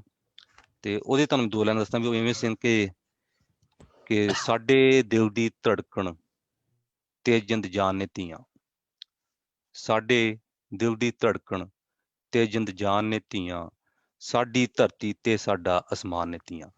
ਜੀ ਸੋ ਤੁਹਾਡੀ ਗੱਲ ਸਹੀ ਹੈ ਕਿ ਇਹ ਫਰਜ਼ ਬਣਦਾ ਇੱਕ ਲੇਖਕ ਦਾ, ਇੱਕ ਰਾਈਟਰ ਦਾ, ਕਿ ਜੋ ਵੀ ਸਮਾਜਿਕ ਚ ਜੋ ਵੀ ਨਾ ਬਰਾਬਰਤਾ ਉਹਦੇ ਬਾਰੇ ਗੱਲ ਕੀਤੀ ਜਾਵੇ। ਹੁਣ ਮੇਰਾ ਦਿਲ ਕਰੇ ਤੁਹਾਡੇ ਨਾਲ ਮੈਂ ਨਾ ਕਿ ਆਪਣੀ ਇੱਕ ਗਜ਼ਲ ਤੁਹਾਡੇ ਨਾਲ ਸਾਂਝੀ ਕਰਦਾ ਮੈਂ, ਜੇ ਤੁਹਾਡੀ ਇਜਾਜ਼ਤ ਹੋਵੇ ਸਾਰਿਆਂ ਦੀ। ਜੀ ਜੀ ਜੀ ਜ਼ਰੂਰ ਜੀ ਜ਼ਰੂਰ। ਔਰ ਜਿੰਨੇ ਵੀ ਦਰਸ਼ਕ ਦੇਖ ਰਹੇ ਤੁਹਾਡਾ ਵੀ ਸ਼ੁਕਰੀਆ। ਉਹ ਇਵੇਂ ਸੀ ਕਿ ਦਿਲ ਦਾ ਕਾਸਾ ਖਾਲੀ ਹੀ ਖਾਲੀ, ਦਿਲ ਦਾ ਕਾਸਾ ਖਾਲੀ ਹੀ ਖਾਲੀ, ਮੁਖ ਤੇ ਹਾਸਾ ਖਾਲੀ ਹੀ ਖਾਲੀ, ਜੀ ਵਾਹ, ਮੁਖ ਤੇ ਹਾਸਾ ਖਾਲੀ ਹੀ ਖਾਲੀ, ਹੋਵੇਂ ਤੇਰੀ ਪਰਬਤ ਜਿੱਡੀ, ਪਰ ਜਿਗਿਆਸਾ ਖਾਲੀ ਹੀ ਖਾਲੀ, ਬਹੁਤ ਖੂਬ ਜੀ ਵਾਹ। ਪਰ ਜਿਗਿਆਸਾ ਖਾਲੀ ਹੀ ਖਾਲੀ। ਔਰ ਆ ਸ਼ੇਰ ਬਤੌਰੇ ਖਾਸ ਧੀਆਂ ਵਾਸਤੇ, ਭੈਣਾਂ ਵਾਸਤੇ ਜਿਹੜੀ ਗੱਲ ਕਰ ਰਹੇ ਸੀਗੇ, ਕਿ ਉਹ ਬੜਾ ਕਮਾਲ ਦਾ, ਇੱਕ ਦਾ ਜਿਹੜਾ ਸਕੋਪ ਬੜਾ ਕਮਾਲ ਦਾ ਸ਼ੇਰ ਦਾ, ਕਿ ਆਪਣੇ ਦਮ ਤੇ ਉੱਡੋ ਚਿੜੀਓ, ਆਪਣੇ ਦਮ ਤੇ ਉੱਡੋ ਚਿੜੀਓ, ਹਰ ਪਰਵਾਸਾ ਜੀ ਵਾਹ, ਖਾਲੀ ਹੀ ਖਾਲੀ, ਹਰ ਪਰਵਾਸਾ ਖਾਲੀ ਹੀ ਖਾਲੀ। ਔਰ ਇੱਕ ਆਸ਼ਰ ਖਾਸ ਤੌਰ ਤੇ ਆਪਣੇ ਕਾਸਟਿੰਗ ਵਾਸਤੇ, ਆਪਣੇ ਕਾਸਟ ਸਿਸਟਮ ਵਾਸਤੇ ਜਿਹੜੇ ਆਪਾਂ ਗੱਲ ਕਰਦੇ ਹਾਂ, ਜਾਤਾਂ ਸਿਸਟਮ ਜੋ ਵੀ ਹੈ, ਕਿ ਜਾਤਾਂ ਵਾਲੀ ਹਰ ਮਹਿਫਿਲ ਵਿੱਚ, ਜਾਤਾਂ ਵਾਲੀ ਹਰ ਮਹਿਫਿਲ ਵਿੱਚ, ਮੈਂ ਤਾਂ ਖਾਸਾ ਖਾਲੀ ਹੀ ਖਾਲੀ, ਵਾਹ ਜੀ, ਮੈਂ ਤਾਂ ਖਾਸਾ ਖਾਲੀ ਹੀ ਖਾਲੀ। ਔਰ ਸ਼ੇਰ ਹੈ ਕਿ ਲਾਲੀ ਦਾ ਮਨ ਭਰਿਆ ਭਰਿਆ, ਲਾਲੀ ਦਾ ਮਨ ਭਰਿਆ ਭਰਿਆ, ਮਾਂ ਦਾ ਪਾਸਾ ਖਾਲੀ ਹੀ ਖਾਲੀ, ਮਾਂ ਦਾ ਪਾਸਾ ਖਾਲੀ ਹੀ ਖਾਲੀ, ਦਿਲ ਦਾ ਕਾਸਾ ਖਾਲੀ ਹੀ ਖਾਲੀ, ਮੁਖ ਤੇ ਹਾਸਾ ਖਾਲੀ ਹੀ ਖਾਲੀ। ਬਹੁਤ ਖੂਬ ਜੀ, ਬਹੁਤ ਖੂਬ ਜੀ। ਥੈਂਕ ਯੂ ਸੋ ਮਚ, ਬਹੁਤ ਸ਼ੁਕਰੀਆ ਤੁਹਾਡਾ, ਬਹੁਤ ਤਰਨੁਮ ਦੇ ਵਿੱਚ ਤੁਸੀਂ ਸੁਣਾਈ ਹੈ ਆਪਣਾ, ਜਿਹੜੀ ਬੜੀ ਖੂਬਸੂਰਤ ਸੀ ਔਰ ਬਹੁਤ ਹੀ ਬਿਲਕੁਲ ਨਹੀਂ। ਔਰ ਹਾਂਜੀ, ਬਸ ਤੁਹਾਡੀ ਗੱਲ ਤੋਂ ਗੱਲ ਯਾਦ ਆਏਗੀ ਕਿ ਜਿਹੜਾ ਇੱਕ ਲੇਖਕ ਹੈ ਉਹਨਾਂ ਦਾ ਫਰਜ਼ ਬਣਦਾ ਹੈ ਕਿ ਜੋ ਸਮਾਜਿਕ ਬੇਸਿਕਲੀ ਜਿਹੜਾ ਸਾਹਿਤ ਹੈ, ਸਾਹਿਤ ਦੀ ਗੱਲ ਕਰੀਏ, ਸਾਹਿਤ ਉਹੀ ਹੈ ਜਿਹੜੀ ਸਮੁੱਚੀ ਮਾਨਵਤਾ ਦਾ ਹੋਏ, ਹਨਾ, ਸਮੁੱਚੀ ਇੱਕ ਹਿਊਮਨ ਕਲਾਸ ਦਾ ਹੋਵੇ। ਇਹ ਨਹੀਂ ਵੀ ਅਸੀਂ ਕਿਸੇ ਇੱਕ ਧਰਮ ਦੀ ਜਾਂ ਕੌਮ ਦੀ ਜਾਂ ਜਾਤ ਦੀ ਜਾਂ ਇਲਾਕੇ ਦੀ ਗੱਲ ਕਰ ਰਹੇ, ਅਸੀਂ ਪੂਰੇ ਸਮੁੱਚੀ ਕੌਮ ਦੀ ਗੱਲ ਕਰ ਰਹੇ ਹਾਂ, ਪੂਰੀ ਸਮੁੱਚੀ ਮਾਨਵਤਾ ਦੀ ਗੱਲ ਕਰ ਰਹੇ ਹਾਂ। ਸੋ ਉਸੇ ਸੰਦਰਭ ਵਿੱਚ ਸੀ ਬੇਸਿਕਲੀ ਗਏ ਕਿ ਧੀਆਂ ਵਾਸਤੇ, ਭੈਣਾਂ ਵਾਸਤੇ ਔਰ ਜਾਤ ਸਿਸਟਮ ਵਾਸਤੇ। ਜੀ ਬਿਲਕੁਲ ਜੀ, ਸ਼ਾਇਰ ਜਿਹੜਾ ਹੁੰਦਾ ਉਹ ਜਾਤ ਪਾਤ ਕਿੱਤੇ ਤੋਂ ਸਭ ਤੋਂ ਉੱਪਰ ਹੁੰਦਾ, ਉੱਤੇ ਹੁੰਦਾ। ਬਿਲਕੁਲ ਜੀ। ਪੁਰਾਣੇ ਸ਼ਾਇਰਾਂ ਨੂੰ ਦੇਖਦੇ ਆ, ਉਹਨਾਂ ਨੇ ਜੋ ਗੱਲ ਕੀਤੀ ਔਰ ਬੱਲੇ ਖੁੱਲੇ ਢੰਗ ਨਾਲ ਕੀਤੀ ਨਾ, ਉਹਨਾਂ ਨੇ ਕਿਸੇ ਧਰਮ ਨੂੰ ਦੇਖਿਆ, ਨਾ ਕਿਸੇ ਜਾਤ ਨੂੰ ਦੇਖਿਆ, ਨਾ ਕਿਸੇ ਕਿੱਤੇ ਨੂੰ ਦੇਖਿਆ, ਨਾ ਕਿਸੇ ਜਗ੍ਹਾ ਸ਼ਹਿਰ ਕਿਸੇ ਮੁਲਕ ਨੂੰ ਦੇਖਿਆ। ਉਹਨਾਂ ਨੇ ਜੋ ਗੱਲ ਅੰਦਰ ਦੀ ਸੀ, ਜੋ ਸਮਾਜ 'ਚ ਉਹਨਾਂ ਨੇ ਦੇਖਿਆ, ਜੋ ਕੁਣਤਾਈਆਂ ਸੀ, ਉਹਨਾਂ ਨੇ ਸਾਹਮਣੇ ਰੱਖ ਦਿੱਤੀਆਂ, ਭਾਵੇਂ ਉਹ ਕਿਸੇ ਉਹ ਜੋ ਸੱਚ ਸੀ ਉਹ ਉਹਨਾਂ ਨੇ ਬਿਆਨ ਕੀਤਾ। ਬਿਲਕੁਲ। ਰਾਜੀ ਇੱਕ ਚੀਜ਼ ਹੋਰ ਬੜੀ ਅਹਿਮ ਸਵਾਲ ਮੈਂ ਤੁਹਾਡੇ ਨਾਲ ਇੱਕ ਹੋਰ ਗੱਲ ਕਰਨਾ ਚਾਹਾਂਗਾ ਕਿ ਜੋ ਸਾਡੇ ਸ਼ਾਇਰ ਨੇ, ਜੋ ਕਵੀ ਨੇ, ਉਸ ਬਾਬਤ ਅਸੀਂ ਦੇਖਦੇ ਹਾਂ ਕਿ ਜਿਹੜੇ ਪੁਰਾਣੇ ਸਮਿਆਂ ਦੇ ਵਿੱਚ ਜਿਹੜੇ ਕਵੀ ਦਰਬਾਰ ਹੁੰਦੇ ਸੀ, ਮੁਸ਼ਾਇਰੇ ਹੁੰਦੇ ਸੀ, ਉਹਦੇ ਵਿੱਚ ਜੋ ਸੁਣਨ ਵਾਲੇ ਹੁੰਦੇ ਸੀ, ਬੜੇ ਸ਼ੌਂਕ ਦੇ ਨਾਲ ਉਹ ਜਾਂਦੇ ਸੀ, ਕਈ ਘੰਟੇ ਲਗਾ ਕੇ ਸੁਣਦੇ ਸੀ, ਉਹ ਬੜੇ ਧਿਆਨ ਦੇ ਨਾਲ ਔਰ ਦਾਤ ਦਿੰਦੇ ਸੀ, ਸੁਣਦੇ ਸੀ, ਯਾਦ ਰੱਖਦੇ ਸੀ, ਸਤਨਾਂ ਨੂੰ ਗੁਣਗੁਣਾਉਂਦੇ ਸੀ, ਸਭ ਕੁਝ ਹੁੰਦਾ ਸੀ। ਪਰ ਅੱਜ ਦੀ ਜੋ ਹਾਲਾਤ ਨੇ, ਹੁਣ ਜੋ ਦੇਖਦੇ ਹਾਂ, ਜਦੋਂ ਕਦੀ ਮੁਸ਼ਾਇਰਾ ਜਾਂ ਕਵੀ ਦਰਬਾਰ ਜਾਂ ਇਸ ਤਰ੍ਹਾਂ ਦੇ ਕੋਈ ਇਕੱਠ ਹੁੰਦਾ, ਉਹਦੇ ਵਿੱਚ ਅਸੀਂ ਦੇਖਦੇ ਹਾਂ ਜਿੰਨੇ ਕੁ ਸੁਣਨ ਵਾਲੇ ਹੁੰਦੇ ਨੇ, ਉਤਨੇ ਹੀ ਕੁ ਸੁਣਾਉਣ ਵਾਲੇ ਹੁੰਦੇ ਨੇ। ਤੋ ਹੂੰ ਰੁਝਾਨ ਇਹਦਾ ਘਟ ਗਿਆ ਹੈ, ਸੁਣਨ ਵਾਲਿਆਂ ਦਾ ਉਹ ਨਹੀਂ ਰਿਹਾ, ਜਾਂ ਸੁਣਾਉਣ ਵਾਲਿਆਂ ਦਾ ਰੁਝਾਨ ਘਟ ਗਿਆ, ਜਾਂ ਸੁਣਾਉਣ ਵਾਲਿਆਂ ਚੋਂ ਤਰੰਨੁਮ ਨਹੀਂ ਰਹੀ, ਜਾਂ ਕਿਸ ਤਰ੍ਹਾਂ ਇਹ ਕਿਉਂ ਹੋਇਆ ਰਿਹਾ? ਤੁਹਾਡਾ ਕੀ ਤਜਰਬਾ ਰਿਹਾ? ਤੁਸੀਂ ਬਹੁਤ ਸਾਰੇ ਮੁਸ਼ਾਇਰੇ ਐਸੇ ਪ੍ਰੋਗਰਾਮਾਂ ਦੇ ਜੋ ਤੁਸੀਂ ਸ਼ਿਰਕਤ ਕੀਤੀ ਹੋਏਗੀ, ਤੇ ਤੁਹਾਡਾ ਕੀ ਤਜਰਬਾ ਰਿਹਾ ਇਹਦੇ ਵਿੱਚ? ਜੀ ਜੀ ਬਿਲਕੁਲ, ਤੁਹਾਡੀ ਗੱਲ ਨਾਲ ਮੈਂ ਕਾਫੀ ਹੱਦ ਤੱਕ ਸਹਿਮਤ ਹਾਂ ਕਿ ਜੋ ਅਜੋਕਾ ਦੌਰ ਆ ਉਹਦੇ ਵਿੱਚ ਮੈਂ ਲੁਧਿਆਣੇ ਵੀ ਗਿਆ, ਚਾਹੇ ਅੰਮ੍ਰਿਤਸਰ ਵੀ ਗਿਆ, ਜਾਂ ਜਿੱਥੇ ਪੰਜਾਬ 'ਚ ਗਿਆ, ਜਾਂ even ਬਾਹਰ ਵੀ ਗਿਆ ਮੈਂ, ਟੋਰਾਂਟੋ 'ਚ ਗਿਆ, ਵੈਨਕੂਵਰ 'ਚ ਗਿਆ, ਤਾਂ ਕਈ ਵਾਰੀ ਕੀ ਹੁੰਦਾ ਹੈ ਕਿ ਜਦ ਤੱਕ ਇੱਕ ਨਾ ਇੱਕ ਬੜੀ ਬੜੀ ਬੜੀ ਪਿਆਰੀ ਚੀਜ਼ ਹੈ, ਉਹਨੂੰ ਕਹਿੰਦੇ ਆ ਖਿੱਚ, ਠੀਕ ਹੈ ਨਾ। ਹੁਣ ਅੱਜ ਦੀ ਡੇਟ 'ਚ ਕੀ ਹੈ, ਤਰੀਕ 'ਚ ਕੀ ਹੋ ਰਿਹਾ ਕਿ ਜਿਹੜੇ ਸੁਣਨ ਵਾਲੇ ਨੇ ਉਹੀ ਸੁਣਨ ਵਾਲੇ ਨੇ, ਤੇ ਉਹੀ ਮਤਲਬ 20-25 ਬੰਦੇ ਇਕੱਠੇ ਹੁੰਦੇ ਆ ਤੇ ਉਹੀ ਸੁਣਾ ਜਾਂਦੇ ਨੇ, ਉਹੀ ਸੁਣ ਜਾਂਦੇ ਨੇ। ਔਰ ਇੱਥੇ ਇੱਕ ਗੱਲ ਜ਼ਰੂਰ ਕਹਿਣੀ ਚਾਹਾਂਗਾ ਕਿ ਜਦ ਤੱਕ ਅਸੀਂ ਨਿਰਪੱਖ ਗੱਲ ਨਹੀਂ ਕਰਦੇ, ਆਪਾਂ ਇਮਾਨਦਾਰੀ ਨਾਲ, ਠੀਕ ਹੈ ਨਾ, ਜਦ ਤੱਕ ਮੈਂ ਨਾ ਕਹਾਂ ਕਿ ਮਹਿੰਦਰ ਭਾਜੀ ਮੈਨੂੰ ਜਾਣਦੇ ਨੇ ਤੇ ਮਹਿੰਦਰ ਭਾਈ ਜੋ ਵੀ ਲਿਖਦੇ ਨੇ ਤੇ ਮੈਂ ਕਹਾਂ ਨਹੀਂ ਮਹਿੰਦਰ ਭਾਈ ਤਾਂ ਬਹੁਤ ਕਮਾਲ ਦਾ ਲਿਖਦੇ ਨੇ ਜੀ, ਠੀਕ ਹੈ ਨਾ, ਤੇ ਮਹਿੰਦਰ ਭਾਈ ਕਹਿੰਦੇ ਵੀ ਲਾਲੀ ਬਹੁਤ ਕਮਾਲ ਦਾ ਲਿਖਦਾ, ਠੀਕ ਹੈ ਨਾ, ਤੇ ਉਹਦੇ 'ਚ ਜਿਹੜੀ ਸਾਡੀ ਇਮਾਨਦਾਰੀ ਗਵਾਚ ਜਾਂਦੀ ਹੈ, ਠੀਕ ਹੈ ਨਾ। ਇੱਕ ਤਾਂ ਉਸ ਚੀਜ਼ ਤੋਂ ਤੁਹਾਨੂੰ ਪਰਹੇਜ਼ ਕਰਨ ਦੀ ਲੋੜ ਹੈ ਕਿ ਆਪਾਂ ਉਸ ਪਾਸੇ ਨਾ ਤੁਰੀਏ, ਆਪਾਂ ਇਮਾਨਦਾਰ ਹੋਈਏ, ਇੱਕ ਨਿਰਪੱਖ ਗੱਲ ਕਰੀਏ। ਔਰ ਦੂਸਰੀ ਗੱਲ ਇਹ ਹੈ ਕਿ ਮੈਂ ਆਪ ਦੇਖਿਆ, ਆਪਣੀ ਅੱਖੀਂ ਦੇਖਿਆ, ਕਿ ਮੈਨੂੰ ਸੁਣਿਆ ਮੈਂ ਕਿ ਜਿਵੇਂ ਗੱਲ ਕਰਦੇ ਹਾਂ ਪੁਰਾਣੇ ਸ਼ਾਇਰਾਂ ਵਿੱਚ ਗੱਲ ਕਰਦੇ ਹਾਂ ਕਿ ਕਹਿੰਦੇ ਆ ਕਿ ਜਦੋਂ ਸ਼ਿਵ ਕੁਮਾਰ ਬਟਾਲਵੀ ਜਾਂਦਾ ਸੀ, ਕਿਤੇ ਵੀ ਜਾਂਦਾ ਸੀ ਉਸ ਟਾਈਮ ਤੇ ਉੱਥੇ ਇਕੱਠ ਹੁੰਦਾ ਸੀ ਇਕੱਠਾ, ਠੀਕ ਹੈ ਨਾ। ਔਰ ਮੈਂ ਇਹੀ ਜਿਹੜਾ ਚਾਰਮਿਆ ਜਾਂ ਇਹੀ ਆਨੰਦ ਵੇਖਿਆ ਮੈਂ ਜਦੋਂ ਪਾਤਰ ਸਾਹਿਬ ਆਏ ਨੇ, ਉੱਥੇ ਵੈਨਕੂਵਰ ਆਏ ਨੇ, ਮਿਲਿਆ ਮੈਂ ਪਾਤਰ ਸਾਹਿਬ ਦੇ ਆਉਣ ਨਾਲ, ਜੋ ਉੱਥੇ ਇੱਕਦਮ ਹਯੂਮ ਇਕੱਠਾ ਹੋਇਆ ਜਾਂ ਲੋਕ ਇਕੱਠ ਹੋਇਆ, ਉੱਥੇ ਕਮਾਲ ਦਾ ਇਕੱਠ ਸੀਗਾ। ਸੋ ਅਜੇ ਵੀ ਇਹੋ ਜਿਹੇ ਹੈਗੇ ਨੇ, ਆਪਣੇ ਕਵੀ ਹੈਗੇ ਨੇ, ਜਿਵੇਂ ਗੱਲ ਕਰਦਾ ਕਿ ਸੁਖਵਿੰਦਰ ਅੰਮ੍ਰਿਤ ਹੋਣੀ ਨੇ, ਸੁਰਜੀਤ ਪਾਤਰ ਸਾਹਿਬ ਨੇ, ਠੀਕ ਹੈ ਨਾ, ਕਿ ਜਦੋਂ ਜਾਂਦੇ ਨੇ ਉਹ ਇੱਕ ਖਿੱਚ ਹੈਗੀ। ਉਹ ਦੂਜੀ ਗੱਲ ਇਹ ਹੈ ਕਿ ਜਾਂ ਇਵੇਂ ਕਹੋ ਕਿ ਲੋਕਾਂ ਕੋਲ ਬਹੁਤ ਵੱਡਾ ਹੁੰਗਾਰਾ ਮਿਲਿਆ ਉਹਨਾਂ ਨੂੰ ਉਸ ਚੀਜ਼ ਦਾ। ਔਰ ਇੱਕ ਚੀਜ਼ ਫਿਰ ਗੱਲ ਮੈਨੂੰ ਉੱਥੇ ਆ ਜਾਂਦੀ, ਮੈਨੂੰ ਦੁਬਾਰਾ ਗੱਲ ਮੇਰੇ ਜ਼ਿਹਨ 'ਚ ਆ ਜਾਂਦੀ ਹੈ ਕਿ ਜੋ ਪੰਜਾਬੀ ਭਾਸ਼ਾ, ਠੀਕ ਹੈ ਨਾ, ਜਦ ਤੱਕ ਅਸੀਂ ਪੰਜਾਬੀ ਭਾਸ਼ਾ ਨੂੰ ਆਪਾਂ ਸਕੂਲਾਂ ਵਿੱਚ, ਕਾਲਜਾਂ ਵਿੱਚ, ਯੂਨੀਵਰਸਿਟੀਆਂ ਵਿੱਚ ਅਸੀਂ ਉਹਨੂੰ ਪੂਰੀ ਮਾਨਤਾ ਨਹੀਂ ਦਿੰਦੇ, ਠੀਕ ਹੈ ਨਾ। ਹੁਣ ਤੁਸੀਂ ਆਪਾਂ ਗੱਲ ਕਰਦੇ ਹਾਂ ਕਿ ਜਿਹੜੇ ਬੱਚੇ ਜਿਹੜੇ ਅੱਗੇ ਪੜ੍ਹ ਰਹੇ ਨੇ, ਉਹਨਾਂ ਨੂੰ ਜੇ ਪੰਜਾਬੀ ਭਾਸ਼ਾ ਉਹਨਾਂ ਨੂੰ ਆਉਂਦੀ ਨਹੀਂ, ਉਹਨਾਂ ਦਾ ਗਿਆਨ ਘੱਟ ਆ, ਤਾਂ ਉਹ ਕੁਦਰਤੀ ਤੌਰ ਤੇ ਉਹ ਪੰਜਾਬੀ ਕਵੀ ਦਰਬਾਰ ਨੂੰ ਸੁਣਨ ਵਾਸਤੇ ਘੱਟ ਜਾਣਗੇ, ਠੀਕ ਹੈ ਨਾ। ਉਹ ਵੀ ਹੁਣ ਮੈਨੂੰ ਫਿਰ ਮੈਂ ਦੁਬਾਰਾ ਥੋੜੀ ਗੱਲ ਪਿੱਛੇ ਲੈ ਜਾਣਾ, 1960 ਦੀ ਗੱਲ ਕਰ ਰਿਹਾ ਜੀ ਮੈਂ। ਪੰਜਾਬ ਰਾਜ ਭਾਸ਼ਾ ਐਕਟ ਲਾਗੂ ਹੁੰਦਾ 1960 ਵਿੱਚ, ਠੀਕ ਹੈ ਜੀ। 1968 ਵਿੱਚ ਉਸੇ ਐਕਟ ਦੀ ਫਿਰ ਬਾਅਦ 'ਚ ਸੋਧ ਹੁੰਦੀ ਆ, ਔਰ ਇਹ ਕਿਹਾ ਜਾਂਦਾ ਕਿ ਸਾਰੇ ਸਰਕਾਰੀ ਦਫ਼ਤਰਾਂ ਵਿੱਚ, ਹਰ ਸਕੂਲ, ਕਾਲਜ, ਹਰ ਥਾਂ ਜਿਹੜਾ ਪੰਜਾਬੀ ਜਿੰਨਾ ਵੀ ਕੰਮ ਹੋਏਗਾ ਸਾਰਾ ਪੰਜਾਬੀ ਵਿੱਚ ਹੋਏਗਾ। ਇੱਕ ਬਹੁਤ ਵਧੀਆ ਉਹ ਐਕਟ ਸੀਗਾ, ਉਹਦੇ ਨਾਲ ਪੰਜਾਬੀ ਨੂੰ ਕਾਫੀ ਇੱਕ ਹੁੰਗਾਰਾ, ਵੱਡਾ ਹੁੰਗਾਰਾ ਮਿਲਿਆ। 2008 ਵਿੱਚ ਉਸੇ ਐਕਟ 'ਚ ਸੋਧ ਕੀਤੀ ਜਾਂਦੀ ਆ, ਔਰ ਉਹਦੇ 'ਚ ਇਹ ਲਿਖਿਆ ਜਾਂਦਾ ਕਿ ਪੰਜਾਬੀ ਭਾਸ਼ਾ ਵੀ ਠੀਕ ਆ, ਪਰ ਇਹਦੀ ਥਾਂ ਤੇ ਕੋਈ ਜੇਕਰ ਤੁਸੀਂ ਹੋਰ ਭਾਸ਼ਾ ਵਰਤਣੀ ਚਾਹੋ ਤੁਸੀਂ ਵਰਤ ਸਕਦੇ ਹੋ, ਠੀਕ ਹੈ ਨਾ। ਸੋ ਉਹਨਾਂ ਨੇ, ਮੈਨੂੰ ਲੱਗਦਾ ਕਿ ਉਹਨਾਂ ਪੰਜਾਬੀ ਭਾਸ਼ਾ ਦਾ ਜਿਹੜਾ ਪ੍ਰਸਾਰ ਘੱਟ ਕੀਤਾ ਸੀ, ਪਰ ਉਹਨੂੰ ਜਿਹੜਾ ਕੱਟਿਆ ਜ਼ਿਆਦਾ ਲੱਗਦਾ ਮੈਨੂੰ। ਹੁਣ ਬਹੁਤਾ ਕੰਮ ਉਹੀ ਗੱਲ ਹੈ ਕਿ ਹੁਣ ਬਹੁਤਾ ਕੰਮ ਆਪਣਾ ਅੰਗਰੇਜ਼ੀ ਭਾਸ਼ਾ 'ਚ ਹੋਣ ਲੱਗ ਪਿਆ, ਦਫ਼ਤਰਾਂ 'ਚ, ਸਕੂਲਾਂ 'ਚ, ਕਾਲਜਾਂ 'ਚ। ਈਵਨ ਸਕੂਲਾਂ ਵਿੱਚ ਪੰਜਾਬੀ ਬੋਲਣ ਤੇ ਜੁਰਮਾਨਾ ਤੱਕ ਹੋ ਜਾਂਦਾ, ਤੁਸੀਂ ਕੀ ਕਰੋਗੇ। ਔਰ ਇੱਥੇ ਇੱਕ ਗੱਲ ਜ਼ਰੂਰ ਕਹਿਣੀ ਚਾਹਾਂਗਾ, ਮੈਂ ਤੁਹਾਡਾ ਸਮਾਂ ਜ਼ਿਆਦਾ ਲੈ ਰਿਹਾ, ਕਿ ਜੇ ਪੰਜਾਬੀ ਭਾਸ਼ਾ ਨੂੰ ਪੰਜਾਬ ਵਿੱਚ ਇੰਨਾ ਜ਼ਿਆਦਾ ਖਤਰਾ, ਆਪਣੇ ਘਰ 'ਚ ਇੰਨਾ ਜ਼ਿਆਦਾ ਖਤਰਾ ਹੋ ਰਿਹਾ, ਉਹਦੇ ਉਲਟ ਅਸੀਂ ਜਾਈਏ ਬਰੈਂਪਟਨ 'ਚ, ਔਰ ਮੇਰੀ ਕਵਿਤਾ ਵੀ ਆ ਬਰੈਂਪਟਨ ਦੇ ਨਾਮ, ਠੀਕ ਹੈ ਨਾ। ਉਹ ਕਵਿਤਾ ਵਿੱਚ ਮੈਂ ਗੱਲ ਇੱਕ ਸੱਚੀ ਗੱਲ ਹੈ ਜੀ। ਪੰਜਾਬ, ਮੈਂ ਬਰੈਂਪਟਨ ਜਦੋਂ ਮੈਂ ਗਿਆ, ਸ਼ਿਕਾਗੋ ਤੋਂ ਬਰੈਂਪਟਨ ਗਿਆ ਮੈਂ, ਔਰ ਬਰੈਂਪਟਨ ਵੜਦੇ ਸਾਰ ਜਦੋਂ ਮਾਹੌਲ ਦੇਖਿਆ ਮੈਂ ਉੱਥੇ ਅੰਗਰੇਜ਼ੀ ਬਿਲਕੁਲ ਨਹੀਂ ਬੋਲੀ, ਪੂਰੇ ਬਰੈਂਪਟਨ 'ਚ ਜਿੱਥੇ ਵੀ ਗਿਆ। ਔਰ ਸਾਰੇ ਬਰੈਂਪਟਨ ਦੇ ਜਿੰਨਾ ਵੀ ਦੋਸਤ ਮਿੱਤਰ ਮੇਰੇ ਹੈਗੇ ਨਾ, ਤੁਹਾਡਾ ਬਹੁਤ ਸ਼ੁਕਰੀਆ, ਤੁਸੀਂ ਪੰਜਾਬੀ ਨੂੰ ਬਹੁਤ ਹੁੰਗਾਰਾ ਦੇ ਰਹੇ ਜੀ। ਬਰੈਂਪਟਨ 'ਚ ਇੰਨਾ ਪਿਆਰ ਮਿਲਦਾ। ਔਰ ਉੱਥੋਂ ਮੇਰੀ ਜਿਹੜੀ ਕਵਿਤਾ ਜਨਮੀ ਜਾਂ ਕਵਿਤਾ ਉਪਜੀ ਬਰੈਂਪਟਨ ਦੇ ਨਾਮ। ਤੁਸੀਂ ਸ਼ਾਇਦ ਕਵਿਤਾ ਪੜ੍ਹੀ ਵੀ ਉਹ ਵਾਲੀ, ਬਰੈਂਪਟਨ ਦੇ ਨਾਮ। ਜੀ ਬਿਲਕੁਲ ਜੀ। ਤੇ ਬੇਸਿਕਲੀ ਉਹਦੇ 'ਚ ਪਾਤਰ ਸਾਹਿਬ ਦੀ ਕਵਿਤਾ ਹੈ ਕਿ ਜੋ ਉਹ ਲਿਖਦੇ ਨੇ ਕਿ ਮੇਰੀ ਜਿਹੜੀ ਮਾਂ ਬੋਲੀ ਆ ਉਹ ਮਰ ਰਹੀ ਹੈ ਨਾ, ਵਾਕ ਸ਼ਬਦ।